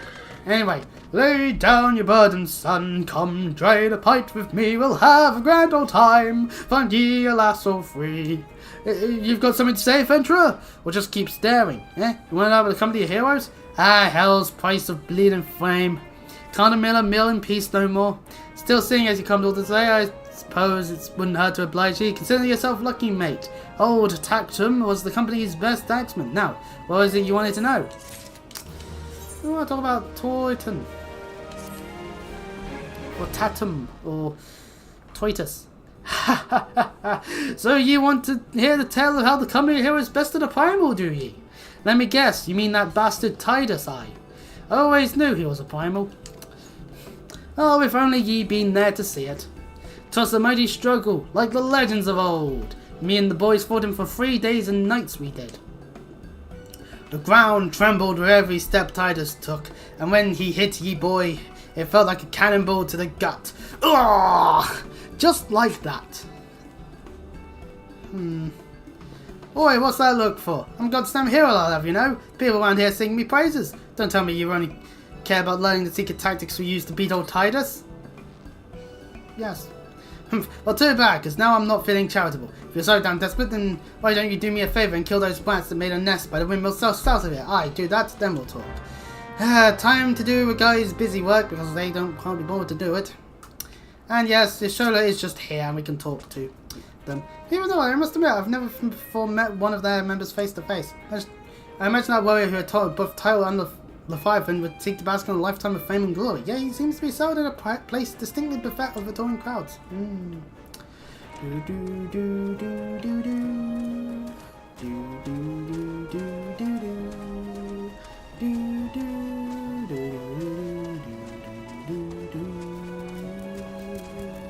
Behold our rat's nest that we gotta kill. Behold, 4 rats.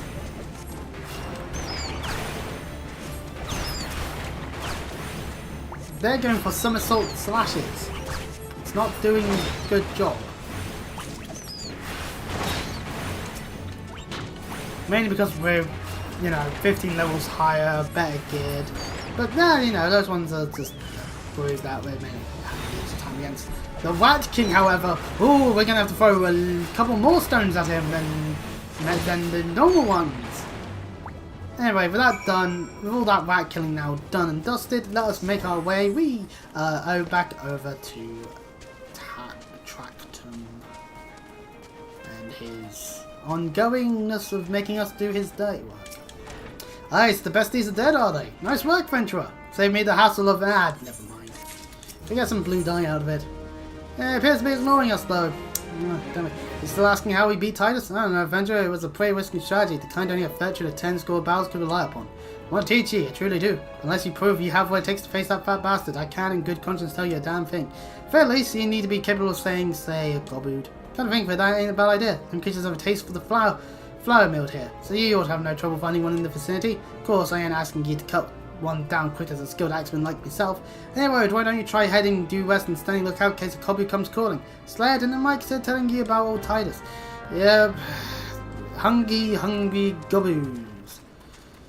Funnily enough, actually, over in this direction, there is a bunch of stuff in a rather destroyed state. Meaning the gobboot is probably right nearby, actually. We'll survey the area, and if we don't see any, then well, I guess there's no gobboos and all that, and this puppy, all I think was completely wrong, and oh no. Here comes the gobboot farmer. You just killed our gobboot farmer, how could you? Turns out it was like the friendly gobboot, and we just killed it because we're idiots. I don't know. Anyway, we did it, we threw stones at its various parts, and it kills over and dies, so back we go to the Wogaden. That's wasting our time.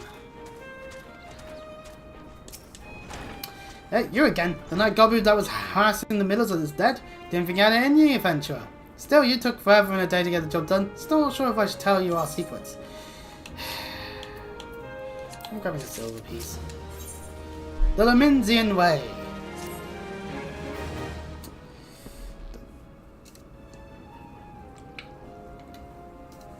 As I was saying, I still don't know if you've got what it takes to face Titus. Maybe if you slew a... Tactrum, are you in here drinking again? If you are, that gobboot had better be dead. Oh, it's dead, Chief. You have me word on that. Cleave the beast's skull in two and me trust the axe I did. Is that a fact? And what will your friend here say if I ask him?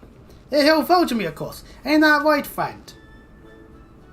Tell me true, was it Tactum who slew that gobboot, or was it you? Chief, what are you saying? It's me, Tactum, the finest axeman ever to serve in the company of heroes. The legendary mercenaries who slew that bastard Titus. Titus? Titus? Who in the seven hells is Titus? Some primal you fought in a drink-sodden dream? The company of heroes slew Titan, you bloody half-wit. Aye, well, you see, Titus was what me and the lads used to call him. That's the biggest load of surrogate shite I've ever heard. Both of you, outside, will learn the truth of the Minzian way. Tactum, if you didn't slay that gobble, you may consider your contract revoked. Well, what did you expect, you lazy sod? Alright, let's speak with the miller and enter a duty. Well, anyways, the Laminsian Way, aka destroy a boulder, and... Alright, you know the rules. First man to smash this boulder will be judged the Gobboot Slayer. And don't even think about trying to kill me. That's a cheating. Yeah, obviously. That's all right, man. Who picked these boulders? They're nothing alike. Ah, the hell's with it. Let the contest begin.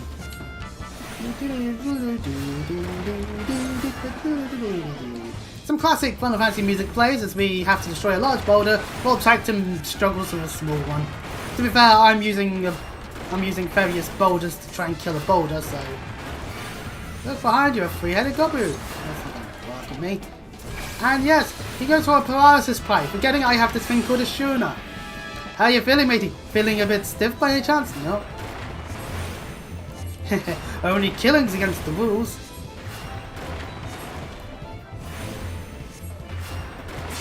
You're still at it? Bugger me. It's lucky I've got one of these. Oh, yeah, bomb.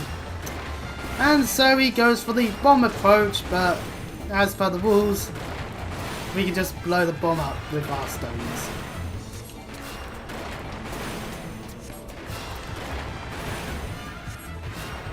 Doing so stops the small boulder from being destroyed. The hell's with this? And yeah, he's attacking me more than the boulder. See? Me arms! Me bleeding arms!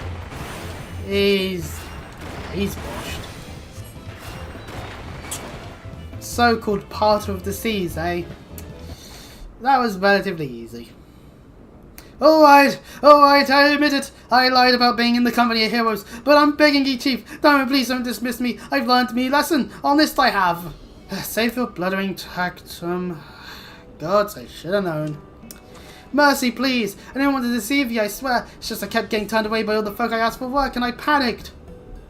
See, the last job I costed a soul. There was this grizzled marauder everyone treated like royalty. When I heard he was captain in the company of heroes, I finally understood why.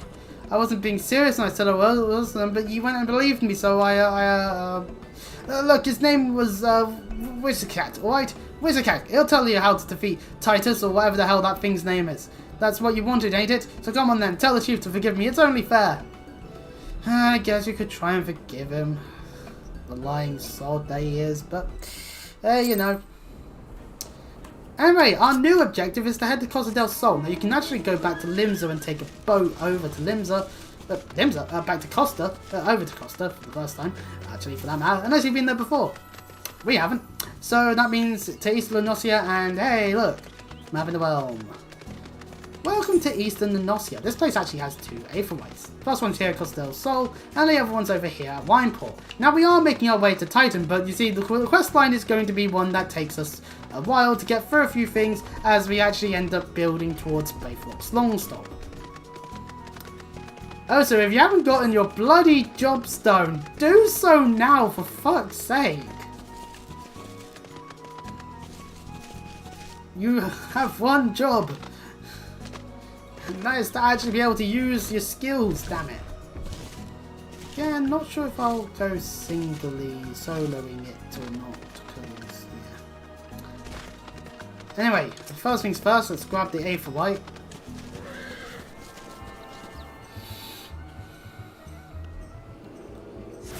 Behold, it's a Super Taco Man! Better be careful around him, he'll shove a taco into your face.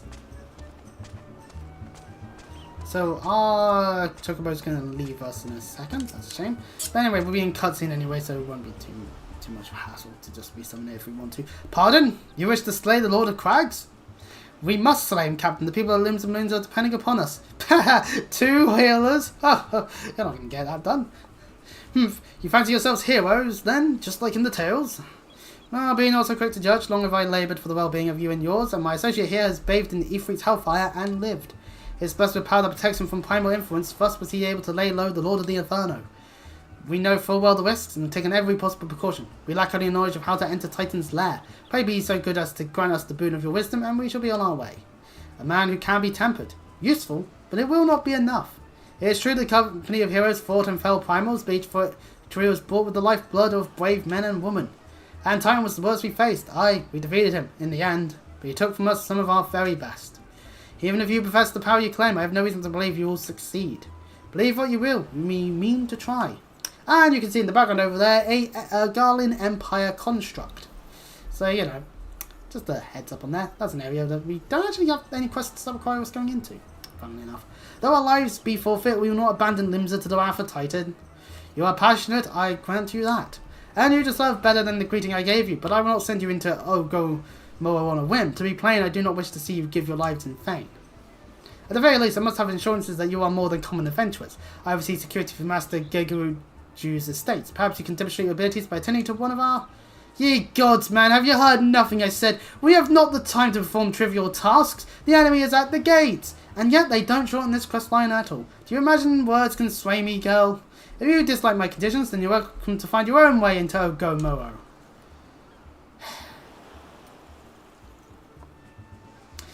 Well, it pains me to admit it. I fear we have no choice but to acquiesce to the man's demands. Yet much remains to be done if we are to best time. Forgive me, but I must ask you to undertake this task alone. God damn it! So you shows I get to sit on her ass all day. I use the time to see to the remaining preparations. Living the day work to others, are we? Very well. Pray do whatever the good captain bids, however trifling. Remember the fate of Limsa Laminsa hangs in the balance. Alright. Meanwhile, Titan gets stronger with each passing second, and the mountain could very well end up being the size that he happens to be next to that. I don't trust you can face Titan, so fight Nyx, the goddess of death. No, obviously not. But still, I just didn't read the text. And Nyx has recently been seen prowling the beach to the east. As you can imagine, my master does not want large slimy creatures anywhere near his lands. The beast is cunning, but you should have no difficulty luring it out with herring. Slay the Nyx, return to me. Oh, and don't forget me to bring a leg as proof of the kill. Alright, our first objective is a quite simple one. Let us dive into the water and go over to the area needed. Whee! Sploosh. Wait, I took damage! No! I broke my leg jumping into the water. No! When will I learn the lesson to be had, which is don't think that a good height is a thing when it comes to jumping into water. Because if it's too high, then you'll go slam into water like it's concrete, and that's not good. Terminal velocity, ladies and gentlemen. Science lessons. Woo! I love them so much. It explains why I slept for a good chunk of them back when I was in school. Anyway, an inflated Nyx, which is just the same as it's one of those toads, which means they would leap. Attacked us, it has. But, yeah, we can.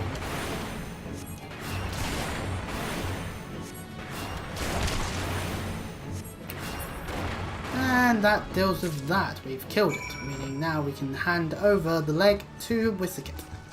Wissaket. Why do they make the Boganin so annoying to pronounce? See, this is the thing. I may go on about the fact that I definitely have a bit of Welsh blood in me, but I have no idea how Welsh names work. But that's what I get for being in the south of England my entire life. Well, did you deal with the next? Yes, sirree. Here's a leg. Lest you think me overly cautious for testing you in this way, you should know that we had an incident not long ago. Foolish young employee was dismissed for lying about his past. He claimed to have served in the company heroes, but I knew for a fact he did not. Anyway, now that the pointless busy work is finished, I shall give you a challenge as befits your talents. Yeah, I wonder if he's talking about tag to him. 2 highly distinguished individuals are scheduled to visit Costa del Sol in the near future, and Master Guerrero wishes to welcome them with an elaborate banquet. But while money is no object, not everything Master Guerrero desires can be so easily purchased. It is to be an extremely exotic feast, and so your mission is to seek out and obtain the rare ingredients our chef requires. Naturally, such fine dining must be accompanied with a suitable wine, and by suitable I mean the best there is, the very best in fact. That, however, can wait for the time being, as I believe you have enough on your plate as it is. It will be a long and arduous journey, but you need not toil alone. Many of the mercenaries who once served under my command still live, and they will guide you in the quest. For the first ingredient, I'd have you travel into the South Shroud and speak with Landronel at Camp Tranquil. What? Do you mean that to tell me that you cannot afford to waste time as your associate did? Venture, if you have not the endurance to complete this mission, how do you expect me to believe you can outlast the Lord of Crags? Either do it or don't. I have work to do. Well, I mean, it's an excuse to be going to Camp Tranquil, which means screw this, I'm going to go and do the White Mage quests. At least I think I'll find them more fulfilling in a way. But yes, Landonel's here, we might as well grab the quest while we're here. Do you require assistance, Venturer? Ah, so this is the one who would challenge Titan. I've been expecting you. The ingredient you seek is the egg of a giant adamantoise. The method of acquisition should be obvious. You steal it from the beast's nest, of course. Simple in theory, but difficult in execution. Most who try die in the attempt. Will I help you get it? Ha! You amuse me. I will not jeopardize my position by openly assisting you. From me, I will receive only information. What you do with it is your choice. Alright then. Aero Mastery, meaning it's now Aero 2. It's stronger, you see. Oh, pardon me. Let me be clear. This business between you, me, and the captain must remain a secret. See, I don't get my time spent in the company in the slightest, travelling the world, meeting interesting people, killing them. It was all jolly good fun. Alas, Gridonians are, by and large, an unforgiving lot, Tito here being a rare exception. I had to go great lengths to ensure that I'm seen as a model citizen, with no taste for drinking, whoring, gambling, and all those other activities that I so dearly miss. So I understand that if you win my little charade by wagging your tongue, I'll fashion a noose with your entrails and hang you from the nearest heaven pillar. Well, what are you waiting for? There's a perfectly good adamantoise egg in a nest of these here. Just wait for the taking. Not that I expect you to live long enough to claim it. The mother never strays far from the child, and you will surely be attacked the moment you lay hands upon the egg. There will be other heroes. You do not need to challenge Titan. Abandon your quest or your corpse will rot in this swamp. I am being tested, you see, over an egg. I understand hatching tide is currently a thing that's occurring, but god damn it, eggs again, just...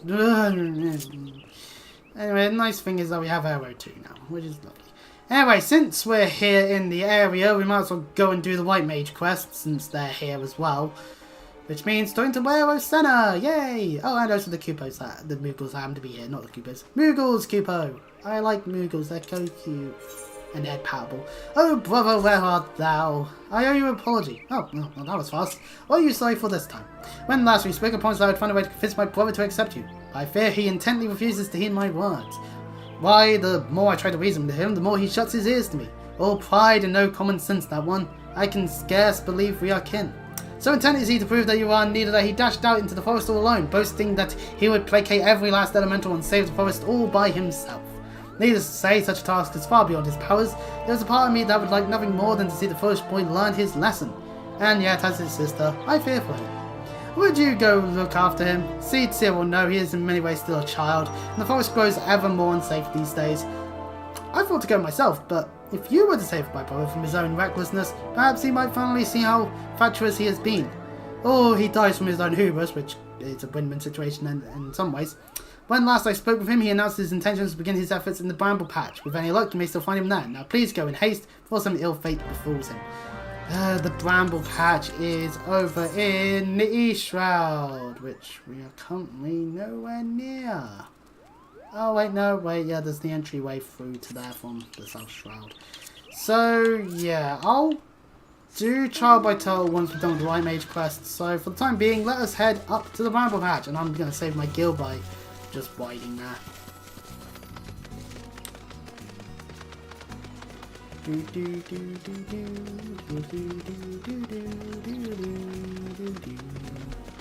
Back in the South Shroud! It's always lovely to be here. Yeah, I gotta say, I do like the Shroud area. A lot of nice, lot of woods, various different quests here, there, and everywhere. Various good stuff going on, really. Maybe not total whack, but still, quite a nice amount of variety of stuff being done during our quests here. That means that it's not just, hey, do this thing. Oh, fine, I'll do that thing. Actually, no, quite a lot of quests are like that, but I feel like it comes with the territory of MMOs, where it's like, oh yeah, of course every quest is essentially, hey, you, main character person, go do a thing. That's just how it is. Like, if I was playing World of Warcraft, pretty much I could boil down every quest text to be, hey, go do a thing. Until, and depending on the expansion, it depends on what tier of hero we are, because somehow canonically your character's meant to have done all the stuff. So, you know, you'll see that, but then again, World of Warcraft has been on for way too long and possibly could do with... that's the thing. MMOs were basically like live service games before the term live service was even a thing, where more content would get added over time. It's just it used to be done, and still is done, in MMOs at the very least, done through the expansion pack approach. Versus, oh, we'll add content. There you go, here's more content. Because, let's face it, gacha games do live service thing, because, let's face it, they add more and more all the time. To the point where you're questioning the amount of space you have on a console, because, Anyways, over here in the Bramble Patch, not too far from where we've had other shenanigans, a Rosanna is on the ground. If it isn't my sister's favourite adventure, I'm someone's favourite? Yay! Come to show me up, have you? Well, you can march right back and tell sister that I'm doing just fine. I am only resting. Even if I were hurt and unable to placate this tree, what could a one-in-a-mill adventurer like you do about it? Alright, I'll placate the tree. Oh shit, a bunch of spites! Spites did murder me. Okay, well, maybe I should actually, Virtual Green! Go, my trusty Chocobo, help me in this endeavour!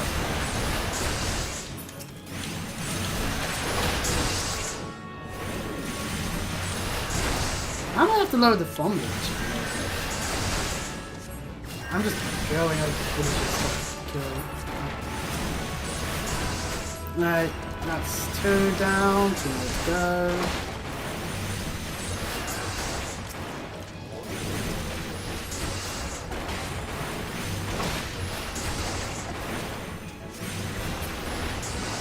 Right, there we go, that's that sorted.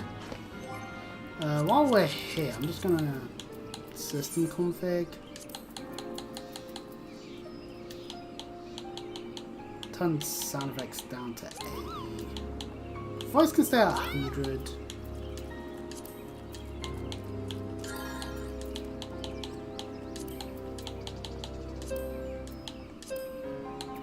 Right, there we go, that just helps out a bit. Right, let's placate the tree, shall we? Because we're better. Yep. Cutscene. There we go. 1 tree successfully sorted out. Now, how stubborn are you going to be still? Beginner's luck. You think killing a sapling or two is going to convince me that you are a worthy inheritor to the teachings of Master Toa? Awen, you yourself do not believe those words. Sister, what are you doing here?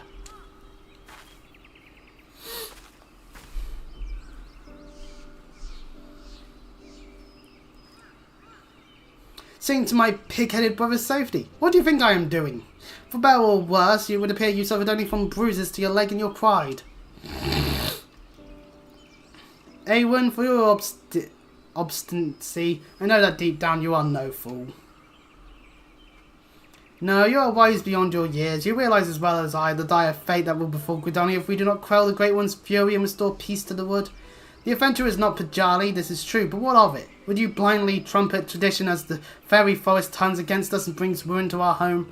We have a great calling to answer. You know this. I do, sister.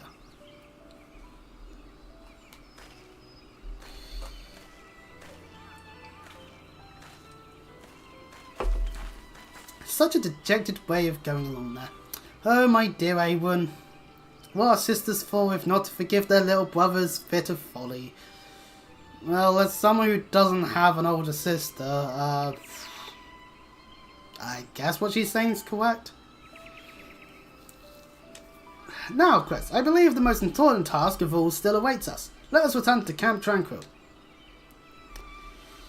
Once again, finding it hard to relate to things because of my status as the oldest. Sucks to be me. But anyway. Back to Camp Tranquil. I could teleport, but I could look on a wide and randomly yap about. Today on the yapping schedule. I actually don't know. Honestly, like, what are siblings for? Other than just the fact that you were born of the same parents. So, like, on the genetic side of things, it's like, that's something in common you share. The same ugly parents. Or fabulous parents, because you never know. Don't want to slag off the wrong people again. Learn that lesson.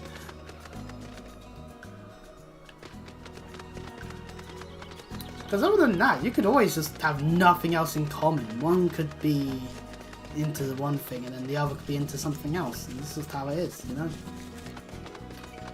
But I think that's what makes us human, in a way. The fact that we're able to express free will and whatnot.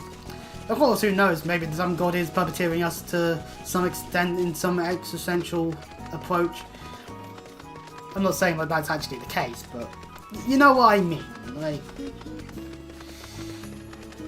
I've played enough games where God is super evil to go to clearly state that there must be something out there. Some higher being. I wouldn't be surprised. Should religion keep a chokehold on society? No. Could religion help guide people in how they should live? Yes. Should religion be able to control a human, be able to control the specific type of human being? No. Directly towards the ones that are very much like, women can't do anything. Those ones, like, that's just bull. Using religion to try and control others is not correct. Separation of church and state. So, very much a good thing. Thank you. I know it was only a matter of time before everyone came around to reason, and yet his hesitance to accept you was not entirely unfounded. Oh, so behold, what we're seeing here is a female Hrothgar while we're doing this whole thing. When we first met, I promised that one day I would share with you the tale... And off they go. The tale of how white magic came to be regarded as a forbidden art. Well, I suppose it's a good day as any for the telling. The tale begins some 3 millennia ago. For in the 5th astral era, it was the time of the endless frost, when a barren wasteland of snow and rime stretched as far as the eye could see. Food was scarce and warmth scarer. Histories told many a grim tale of those who died in their beds, starving and benumbed. So did our ancestors discover magic, born out of the most fundamental instinct, survival. In time, the winter thawed, and magic was no longer essential for survival. But once awakened to its conveniences, there was no returning to how things once were. Ere long, the people discovered all the myriad ways in which magic could be employed, and civilization flourished. Yay! But prosperity breeds contempt, and nations warred for power and riches. So did the people seek greater and greater power, to rain destruction down upon their enemies. So was born black magic, the most devastating source of sorcery the world has seen. At the same time, another form of magic emerged, brought forth by those who would keep this immense destructive power in check. Pardon me. That is white magic, our magic. Does it surprise you? Just as there can be no dawn without the night, the white and black are but two sides of the same coin. War waged on, and magic was used and abused with little concern for the consequences. And consequences there were. Unchecked use of magic soon dried the flow of Aether, threatening to bring blight to the land. Magic of healing made little difference. If used with no concern for the Aether, our magic could prove as ruinous to the land as the most devastating black magic spell. And so it was that the practicing of white magic was forbidden, with one exception, the Padul. Our kind were entrusted as sole shepherds of the now forbidden art to serve as healers and bringers of peace, while ensuring that this great power would never again be misused. Though he is still young, A1 feels this profound sense of responsibility as strongly as any of us, thus his hesitance to accept you. But having seen your abilities and the sincerity of your intentions, we can rest assured his doubts have been dispelled. With the three of us united in peace and purpose, and your skills ever growing, the day that we may perform the quieting draws near. To our fortune, the Great One has not yet been entirely consumed by fury, but our time remains short. Commune with the Great One and restore the Charleswood to its former state of harmony, we must truly be one of heart, one of mind. It is to this end that Ato Khan has guided you to us. Further your mastery of our art, and let us mend the runes of the wound together.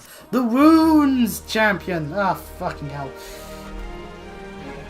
The day I don't have to think about Blizzard in any way, shape or form at any part of the day would be a very great day.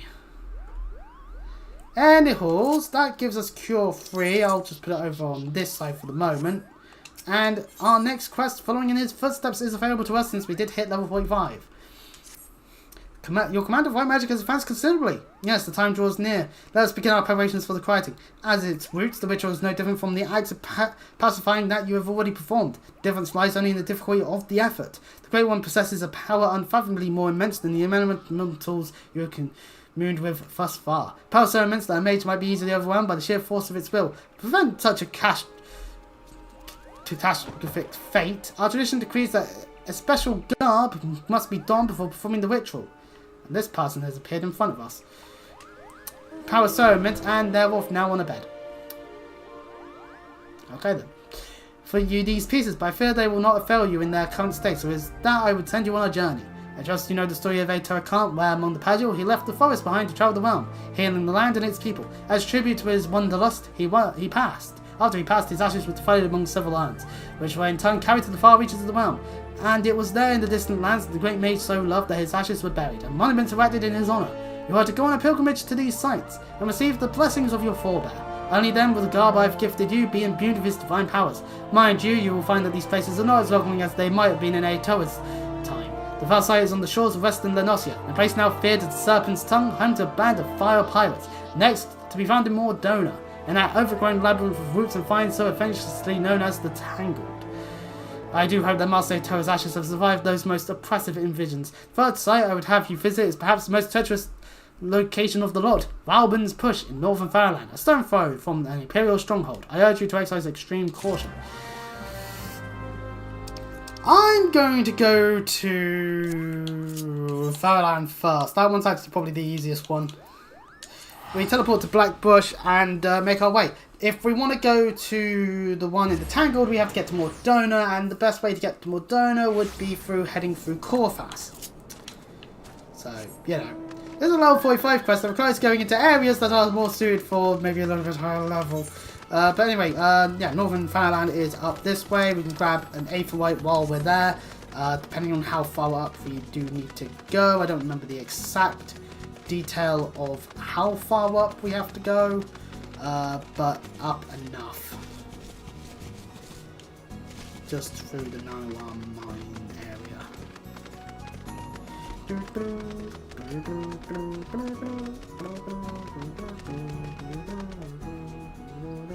New area! And, yeah, immediately. Camp Bluefall is an immediate area where there's an Aetherite.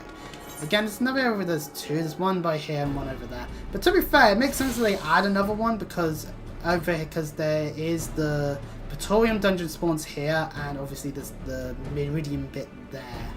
So it makes sense. Actually, there is a way to Mordona from here, so we could go that way, but I believe that's through all the Imperial guys, so it might not be worthwhile in that sense. This trip is up to the other Aetherite, and then we'll make our way through. As you can see, level 49 mobs.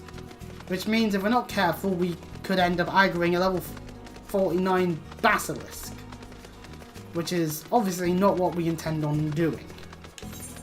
So we just have to be careful as we make our way. But hey, getting the Aephorites here means we don't have to make our way up through the whole area again when we're doing quests that require us to be here. So, you know, worthwhile stuff. And besides, we get gear, which will be better than what we've got. So, it's all worthwhile. Woo! Onto the Silurian processing plant. This is where the other Aephorite is. Making you wonder why there's one for the Blue Fog area, really. When this one's the more you're going to use Aephorite, to be fair.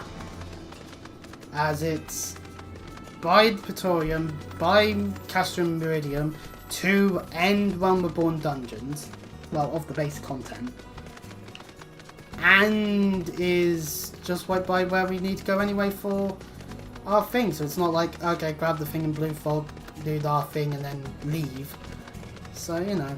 Anyway, behold, the most treacherous and perilous of journeys we have now made. We pray to the epitaph. The epitaph. And with it, we get gear we cannot see. That's okay. Now, if we really wanted to, actually, I'm gonna try and see. Yeah, see, this is the thing. I'm not going to be able to go up there because I'd have to walk through all the Imperial troops that are there. So, our best bet is, I just want to make sure I'm not going to get attacked. So I'm just going to head back down into the civilian plan.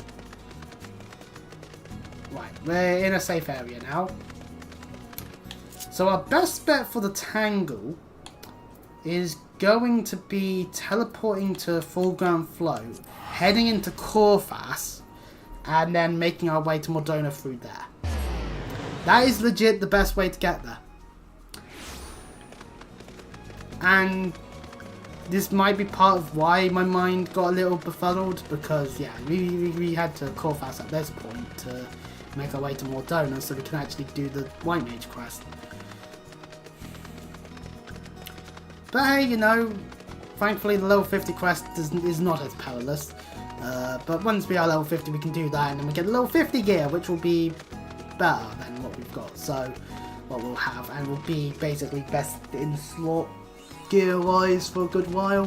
Right, anyway, we don't actually have to head anywhere towards up to where the Aephorite is, which is Camp Dragonhead over there, or anything there. Oh, so yes, there's more Darkhold. Here's a dungeon here. As is Ormfale. As is, over here somewhere, Snowcloak. As is Stone Vigil. There are lots of dungeons here in Corfas. Whether they're dungeons that we end up having to do or not is a different matter entirely. Let's make our way through, while trying to make sure we don't get ourselves murdered by various mobs. Level 50 mud puppies, woo. As we are heading into the Boulders Down area, which is ideally going to be the more higher level in some ways. We should be fine. Oh, maybe not. That's where all the snow walls are. We should be fine. Hopefully. There we go, we're on the road. We shouldn't have any issues from this point forth. I could have actually picked up going for gold, actually. Because that would give us access to Ormfale. We wouldn't actually be able to, I think it's level 47. Which means we wouldn't be able to actually do the dungeon, but the fact we'd have access to the quest is a little weird. But oh well. Hall of Seven Echoes, down along this way, and into Mordona we go. Now, Mordona's entrance here is actually right by the Aephorite, so go grab it. Revenant's Toll will be here in the future, and for quite a lot of time in the future, actually. For now, though, we'll just grab the Aephorite and make our way to the area in question that we need to go to. Which is over down here. Black and Nibu, standing guard, various fates are of level 4, we're actually of level of this area. Now this area is a fun one because of the Nixes that are around. They can do the whole tongue suck in thing. Pardon me, but they'll go for the labouring lead, so we actually can just run past them actually without much hassle.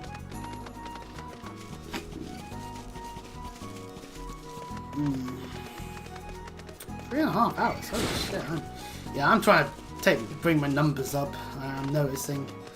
And you know what, streaming at 5, starting streams at 5 in the morning, that seems to actually be working out quite well for me actually. Right. Yeah, these things do love doing that. Now we do need to be careful of the marbles.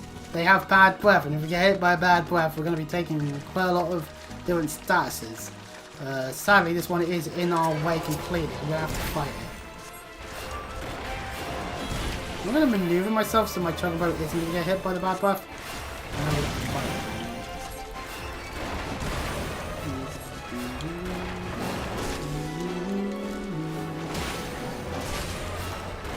And that's the marble defeated, meaning we should just be able to get to the Avatar of Discovery and pray. We pray to Atoa Kant. And our garb is now blessed. We have different boots. Lovely stuff. Right. And now for the Serpent's Tongue. We teleport to Airport, and we're going to have fun here. Because there is a good chance that the fate is active, that there's a fate that is in that area. There's just a good chance that will just be active, and there's nothing we'll be able to do about it. Because it will basically render us trying to pray to be a little bit on the hard side, I'm going to admit. So we'll probably need to just check and hope God doesn't spawn. It is active for the next, Watch Your Tongue is active for the next 2.5 minutes. We'll be making our way there. So hopefully it will despawn properly, and then we'll deal with that as it goes. Sharknado is currently active as well at the moment, and dodging North Tiger and stuff. Tail of the whale. Quite a lot of stuff. But anyway, deep within Saragon infested territory. Lovely. Now, if you happen to be doing this while you've gotten access to flying, you can just fly around the Saragon stuff. I haven't, obviously, because I can't have.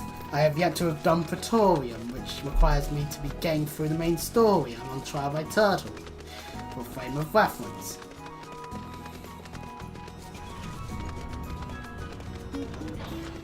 So yeah, we'll be riding through these Saragons. I'll see how far I can get on just riding my mount alone. So we're not here all day trying to fight mobs. Because while we aren't under-leveled, we're certainly under-geared.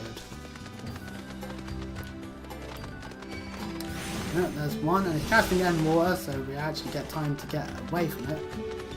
I love it when they do that.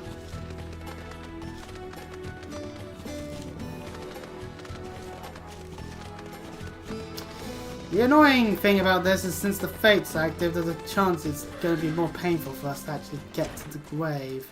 Also the sea wasps. They're a factor as well. Where's the avatar? There's the avatar. Can we do this, or have I made a big exaggeration? We can do it. We've actually succeeded. We've got the garb. Let's equip the healer's gloves and get the fuck out of here.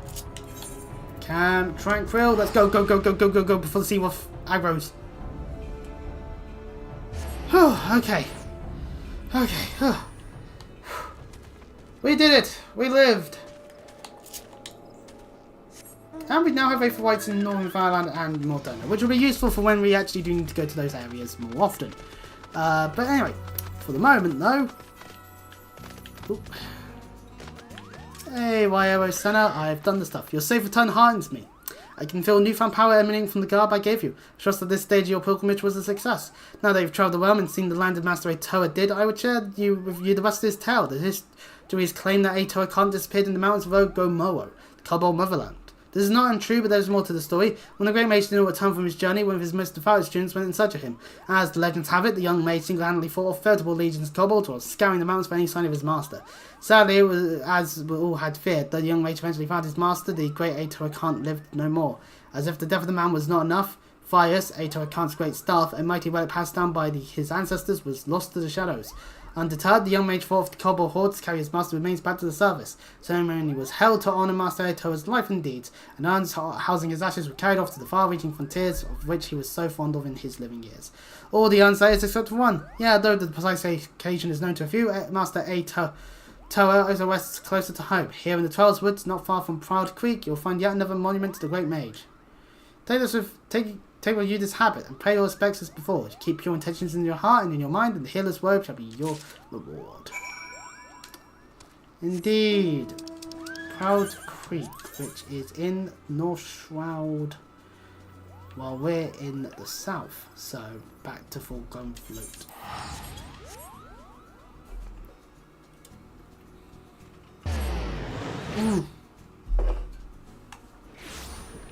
You can tell the sun is out in full force now by the light behind me. If we go back to the start of the stream, it was quite dark as the sun was on its way. Anyways, now into another area that's full of higher level mobs. Oh, we aggroed the Dryad. Huh.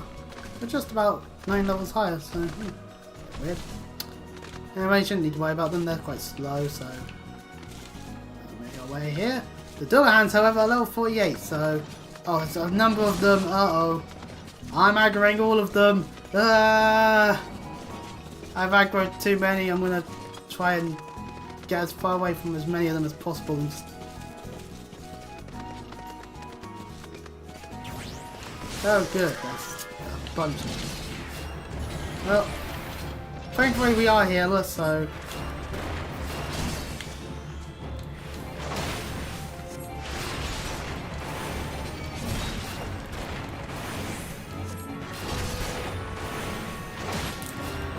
instead of praying, we just have an example. So. Hey, our Chocobo has leveled up to rank 2, finally.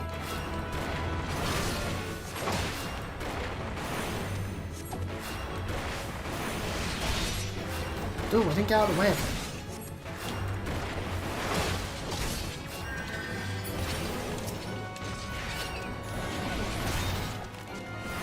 These Dullahan shall face their wrath of my stones.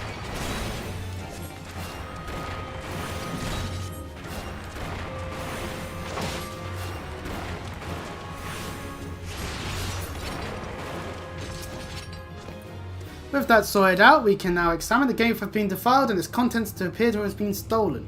Power has been lost here. Return to Count Tranquil and seek council. Shit. So yeah, back we go to Camp Tranquil. Rather annoyingly, someone or something has done a thing to the grave, in which case we're not getting the road, because this is a common thing with all the level 45 quests, where you'll get some gear. You don't get a entire gear set. The torso piece being a level 50 piece. And then as you get in the level 50 quest. But at some point Square Enix made it so that you actually then get a coffer that has much better item level gear. So, the urn holding Master Ato's ashes was stolen. This cannot be! This word saw. Grave robbery is a damnable enough crime in itself, but what manner of scoundrel would dare defile the resting place of a Padgel? Rest assured, I will investigate this heinous crime immediately. In the meantime, your pilgrimage demands you travel to one last destination. And the final leg of your journey will take you to the fair place of Master Ato drew his last breath, Ogomoro, homeland of the kobolds in Outer Lenosia. It is there in plain sight of the kobold dig that the student of whom I spoke did erect a monument to his fallen master. Again, we do have to be careful of the enemies around there, but hey, now we've got another option for us to do. It's Outer Lenosia, which we don't actually have even... We haven't even got the Aetherite for it, nor for Camp Bronze Lake. We do not have one for Wineport either. So, to get there, easiest direction for us would be Airport and then ride upwards through multiple areas.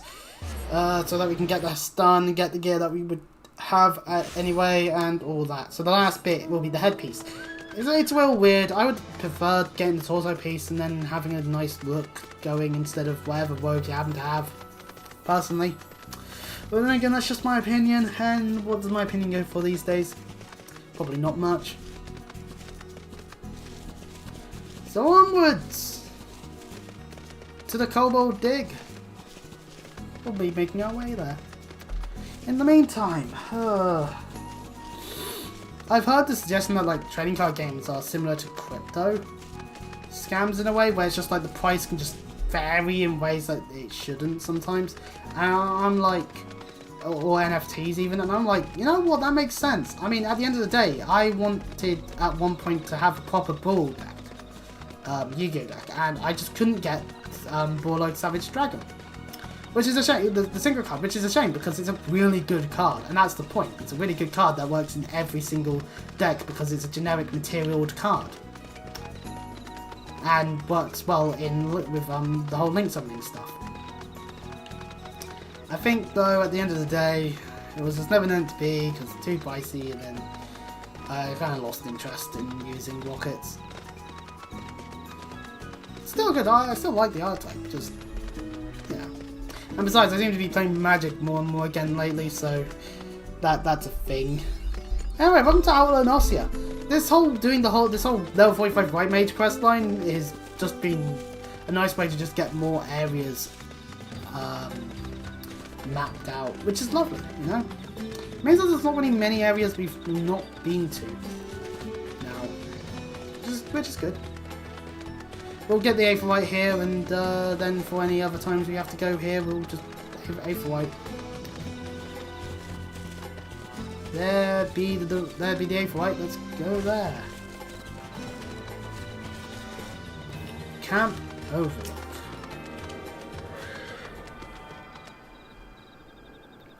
Wanna tune in?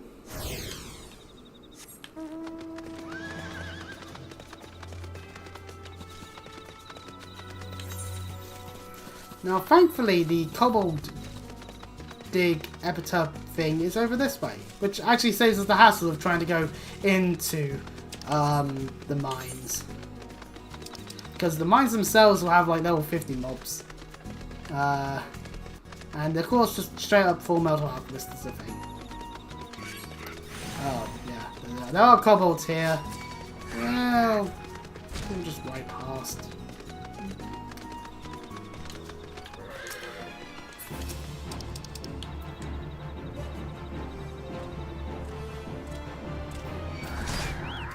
Damn it!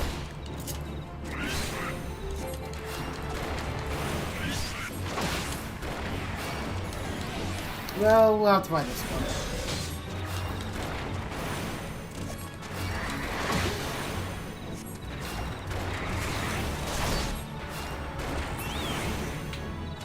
Oh, right, anyway, back to the whole praying thing.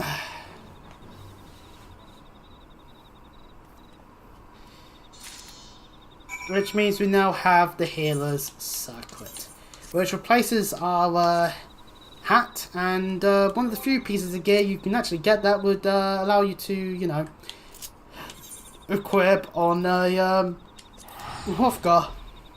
Oh, hang on, was that Croy now? No, that was Camp Tranquil. The issue of having two in the same area just means it's like, hang on, did I go for the white one? Because then if you didn't, then congratulations, you've got a mile further than you needed to. Right, anyways, with that done, we won't have another White Mage quest until we hit level 50, and then we can finish up doing all of this various stuff that we need to do for the main story, which means doing Trial by Turtle, finally.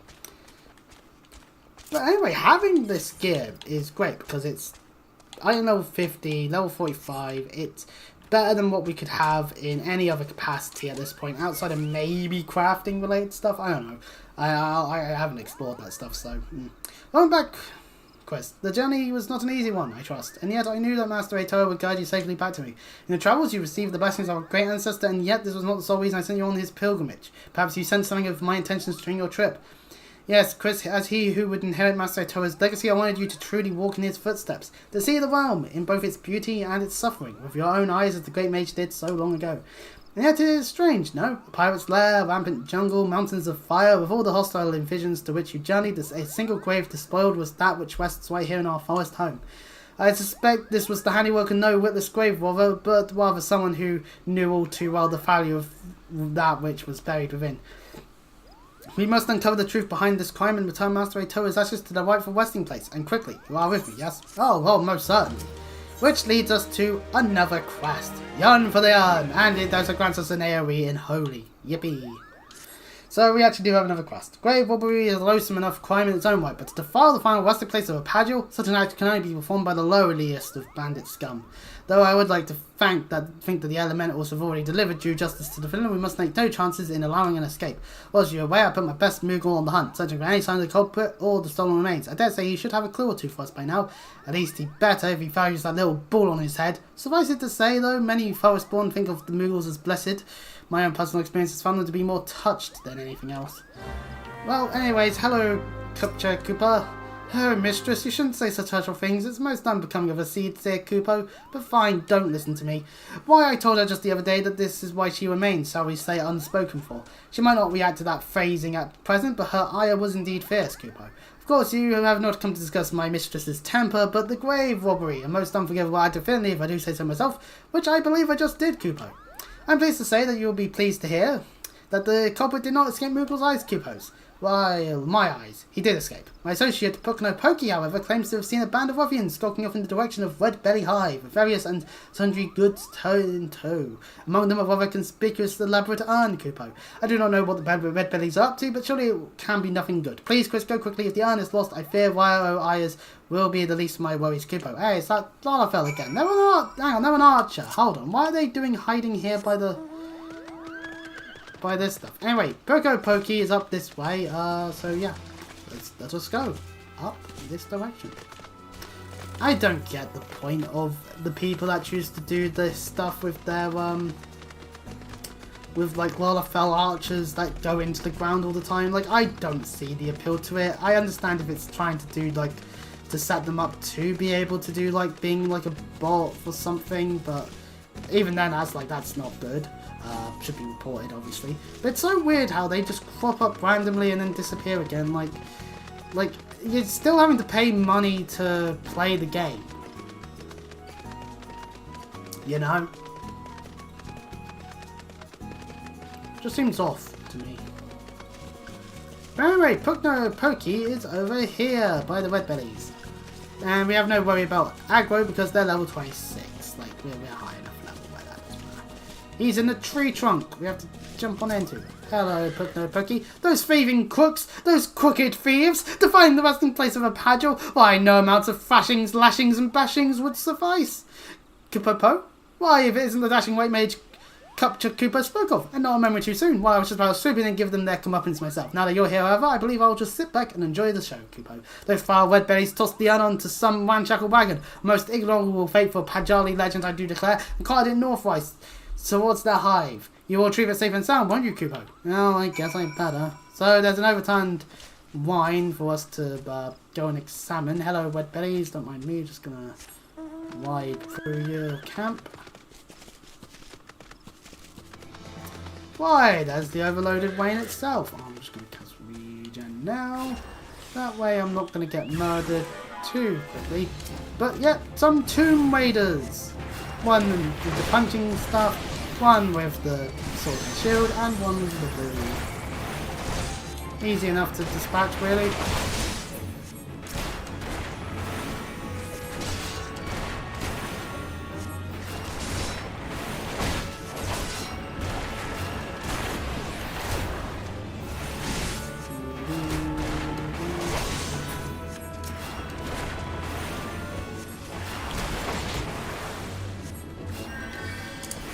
A heal is always nice to do, and I start going down on health.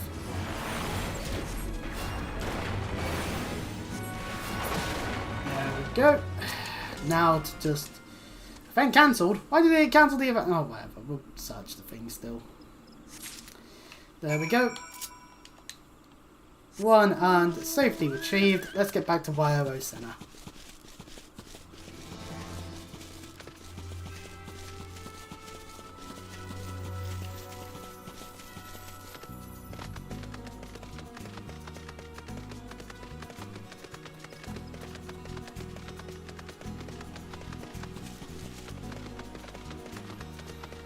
If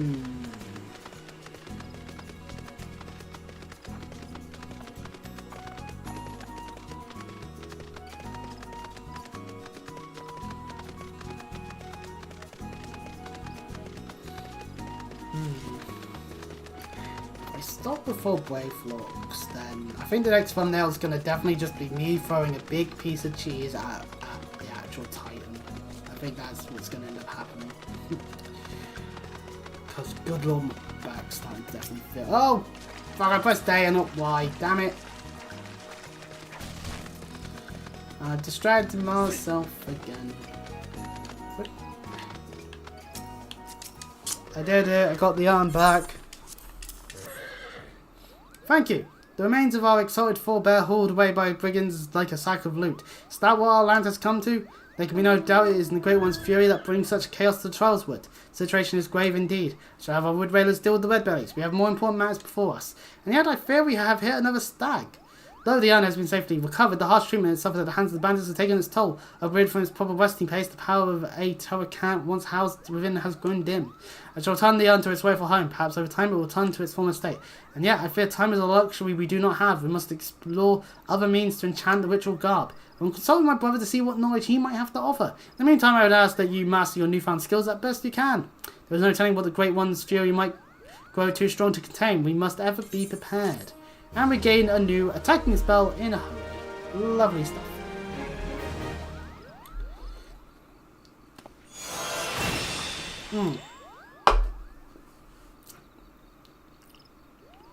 And now I have the power to do this!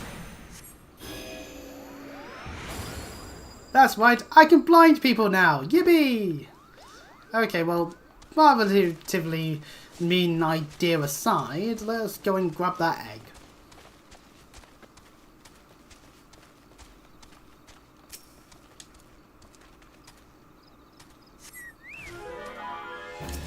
Ah, it's an adamantoise. Using it allows us to stun it. For like a couple of seconds. Then it's no longer stunned. And the chances of us stunning gets reduced over time, so that's fun. Well, anyway, we've done it. We killed the adamantoise. I almost said tortoise. That's completely wrong. Maybe I'm thinking of Turdinator, which is a dragon. Well, I've still got Pokemon on the mind, as per usual. Part of me hopes that I have the money for the Switch 2 before Legend CA occurs, and then I have the money for that and Legend CA for the Switch 2 and Legend CA, and then it's like the Switch 2 version and not the Switch version, and then if it suffers because of it, then I thought you might have the good sense to leave this place. By your continued presence, I take it you intend to persevere to the bitter end. Indeed we do. Here's your egg. Ha ha ha ha! Such bravery, such recklessness. That will serve you well against Titan. Leave the egg with me. I'll see that it gets to the captain. You should make haste to Southern Fireland. In Forgotten Springs, you'll find a man named Uodin. He'll be with you. He'll be in your next guide. I'm mucking up on my words right now. Safe travels, Chris. Hey, we're done here, which means it's back to Little Alamigo. For we need to make our way to the Forgotten Springs, the other place in Southern Fireland that has Navarite. So we don't have to brave the terrors of Sanawak every time we want to go to the desert. In fact, we don't even need to go into Sanawak to get there, as we can just make our way through the Red Labyrinth to this place here, as it will plop us down over here. This is their workaround so that we don't have to go through the level 50 mobs that exist in Sanawak in a level 30 quest. That would be rather annoying if I do say so myself. How do people do 12-hour... How do people do 24-hour streams? I don't get how they do that. And again, we're nearly on 4 hours. Last time I did 4 hours was what? Still 1 quartz randomized? In like the final part, because there was just like a lot of cutscenes, and then the final dungeon, and then all of the rest of the final cutscenes, and the final boss fight. And I'm allowed to say final boss fight because let's face it, any other game, Low Erebonia would have been the final boss. It would have been. But no, we had to tack on fucking mech fights at the end and make it so you can only heal twice in the final fucking battle of your video game. Ugh. Hate it when games restrict how much you can heal by at times. Anyway, talking to this gatekeep here nets us away underneath Sanawak to get to the Forgotten Springs. We joined the fate briefly of Fallen Corpses Reef in style, but we've moved out of the way of that one very quickly. That fate is actually needed for the Hildebrand questline, something that we may actually do on stream. I do plan to do various parts of the patch content. So, maybe doing all the stuff needed to be able to do the Bahamut coils, maybe? I don't know. Maybe not. That stuff might require stuff. Obviously, Crystal Tower you have to do. Anyways, fellow Mikote, state your business, adventurer. So this is the one Wissaket sends me. I am the focus while he sees in you, and until I do, I will receive no aid from me. Oh, I'll take Savage Aid material then. The perfect prey. Wants us to hunt the most dangerous game, you see. Persistent bugger. Very well. Let's have a look at you. You've seen your share of battle, there's no mistaking that, and you did manage to take that Animantoise egg. However, that was naught more than a display of brute force and blind courage. The Nur I once thought I should believe that his strength would save him. He was wrong, and now I am Nur. Many years ago, I joined the company of heroes to hone my skills instead of challenging my predecessors before I was ready, even when I was young, and so that victory goes to the patient, the cunning, the pragmatic. That is why I claimed my position. That is why I still hold it. It's why I will not help an unproven whelp. Children of the Sands do not offer aid to strangers. To do so is a sign of weakness. However, you will recognize as a skilled hunter in your own right, it would be permissible to assist you. Across the desert to the east lies the Namaljo encampment. There dwells a warrior renowned both for his strength and his guards. Even faces the Namaljo and Bao, you must first find a way to lure him away from the encampment. This will be your task, to draw out and defeat the veteran. For this, I will offer you no advice, only this worn spear. Why you ask? You'll have to solve that riddle yourself. Now go, slay this old warrior, bring to me his necklace. Oh, fair enough. Anyways, let's grab the Aether White since we're here.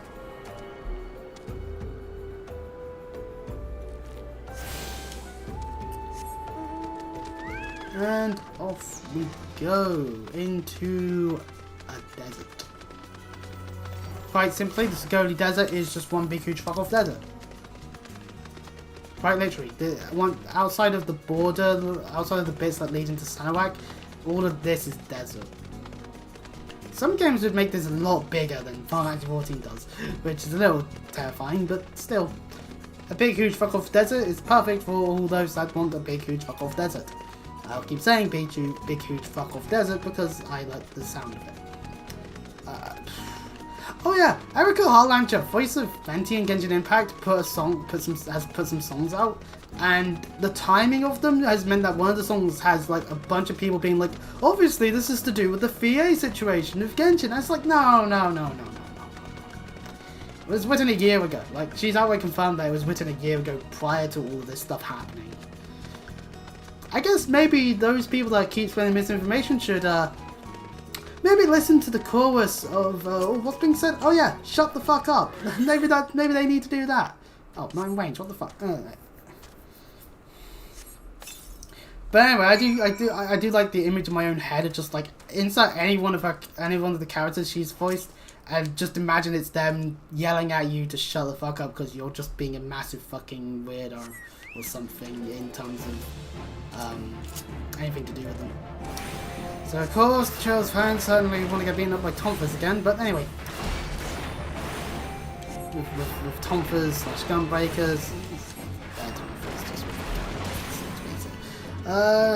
Well, anyways.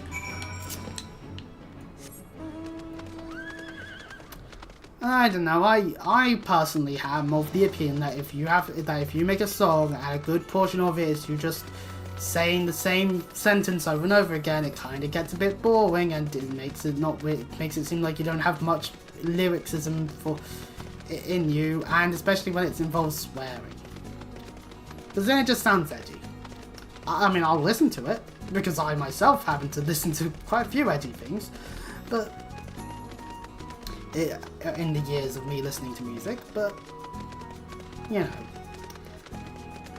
There's a tasteful way to do things. Then again, I shouldn't critique too hard. I dropped out of music when I was in school, so that shows my skills, at the very least. Oh crap, I've gone under the stairs. That's genius maneuver, that me. Alright, there we go. One Emolja successfully murdered. Tell me, adventurers, our old nemesis dead? Yeah, here it is. 'Tis a fine necklace, as with his affection of countless battles. It will make an excellent trophy. The spear belonged to one of his brothers. I knew when he spied it from afar he would be unable to resist venturing outside the encampment to see for himself. Did you discern my intent, or was it dumb luck, I wonder? Either way, you impressed me, adventurer. I shall tell you all the ingredient you seek. Yay, finally. Oh, so here's a thing for us to pardon me. And the next quest, when the worm turns. Pardon me. A shame we did not meet when I was still with the company of heroes. You would have made a fine recruit. But no point dwelling on what cannot be. You have a well-whipped worm to hunt. Some worms slither brazenly across the desert dunes, but well-whipped ones are far fewer in number. Rarity breeds demand, so their meat is highly prized as a delicacy. The way to catch your quarry is to entice it with something it cannot resist. These worms prey on the smaller creatures of the Sigoli. A freshly slaughtered angular carcass should be my choice of bait. There is teeming with anglers to the east. I will mark out upon your map, along with the location where the well-whipped worms are most frequently sighted. Be warned, the blood will drive the worm into a feeding frenzy. If your skills are lacking, it will devour you as well. How lovely. And now, with this equipped, you can see how the white mage gear looks. That's right, we are wearing shorts. And then boots. But to be fair, when you actually have the level 45, the level 50 torso piece, you'll be wearing a robe, so, yeah. Besides, we're in the hot weather. Probably a good idea to wear shorts. Not sure about the top half being too clothed, but one thing we could always do is just take it off. There's not really anything I'll equip over it. I mean, we could just put it on the motor first and then, lovely summery weather. Obviously, that's not what we want to do. We want to put that on and then actually go the correct way, damn it. You can tell we're in the desert because, good lord, the sun is blinding. Anyway, here's an angler. The thing that we need to kill. This will be easy enough. It's level 32, we're level 47. At this point, I'm really glad I stopped doing the quests, because the side quests, because yeah, we're way over leveled for what we're doing. Oh, and just over here will be a well-whipped one. Well, it will spawn once we've done with sorting out this bait and then going and waiting in an area that works out for everyone involved, which is over here.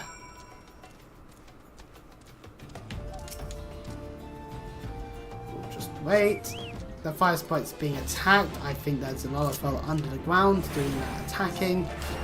That's a sign you can tell that someone under the ground is doing an attack, when an enemy just randomly suddenly starts getting murdered and it's like, hold on, there's nothing here.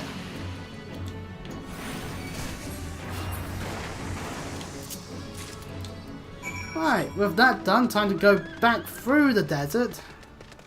I'm not joking at this point. Well, running through the desert to be fair.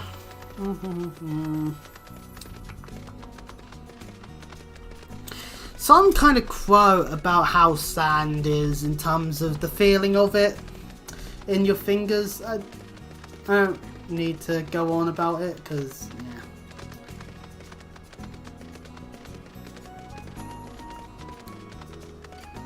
And they come along a pale horse.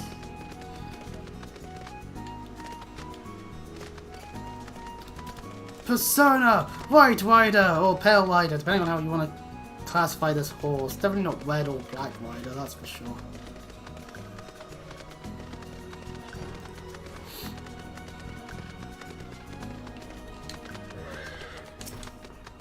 I have done the deed. You look well. Have you caught your quarry then? Indeed I have. Your skills as a hunter rival those of our best. I applaud your success. The meat will need to be heavily smoked before I ship it to Westcliff. Worry not, you have my word that he will receive it in time for the banquet. You must be here to attain the third ingredient. I request to say that I know naught of its location. For the nonce. Who calling it a pedophile? You should return to Costa del Sol and seek Westcliff's counsel. Ah, but hold a moment, since you'll be meeting the captain again soon. There's something I'd like you to deliver to him for me. Alright, fair enough. I'll just take the fucking silver pieces, because that's the best thing for it. And then for the next question, it's fine if it's branded wine. I'd be grateful if you could deliver it on my behalf. I was reckless, angry youth when I first joined the company, and he would have been well within his rights to cast me out. Everything I have, I owe to his wisdom and generosity. I Whiskers was a firm yet fair teacher, an expert moulder of men, and I suspect that is still the case now. Please give him my regards. Alright, we'll do just that as we now head back, finally, to Costa del Sol. Now we are doing things in Eastern Nanosia. This story arc of doing things in Nanosia seems to be very much not. Oh, and it's barking it down. Right, I say it's time for us to be building an umbrella then. Walking through the rain. Actually, yeah. With the emote we have. Oh, I'm singing in the rain. Just singing in the rain. What a glorious feeling. You know? Where's the cat? Well met. Andrew and both spoke highly of you. What brings you here today? Well, I've got this wine. Ah, my favourite. I'll have to thank the nun personally. Now, you have one ingredient left. Fortunately, you will not have to travel to Old Danan this time to attain it. Yay. And I'll take the silver pieces at this point. The things we do for cheese, aka we'll be off to Playfox next. Truth be told, I never intended for you to collect this last ingredient. Playfox, my old courtmaster, wished to bring it to Costa del Sol herself. However, not long ago, she sent word that there's been some trouble at the long stop, and the delivery would be delayed indefinitely. She told me nothing of the incident itself, but I fear the situation may be dire. Though I would like nothing more than to aid her myself, I have no choice but to turn to you and your allies. Make haste to Hindfall's docks and speak to Ozun Nazun. He will direct you to Wayncatcher Gully, where Playfox and her people have made their home. Yep, that's right, we're now off to Playfox Long Stop. In the rain. Ugh. Well, it is what it is. You know what? My back's starting to definitely feel a bit on the tense side. I think this is a lovely time to do a bit of an umbrella dance, and next time we'll be doing Playfox Long Stop and dealing with Titan. And then, most likely, seeing as I seem to be doing longer streams as of late, going into more of the story beyond that point. Oh, Band Dance isn't looped animation. Damn it. So, yeah.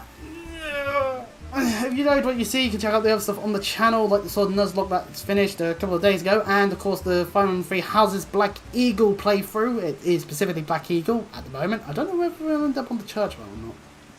Don't know yet, but that's for the future of Three Houses. For now though, if you do like what you see overall wise, then you could always like and subscribe and all that stuff on YouTube.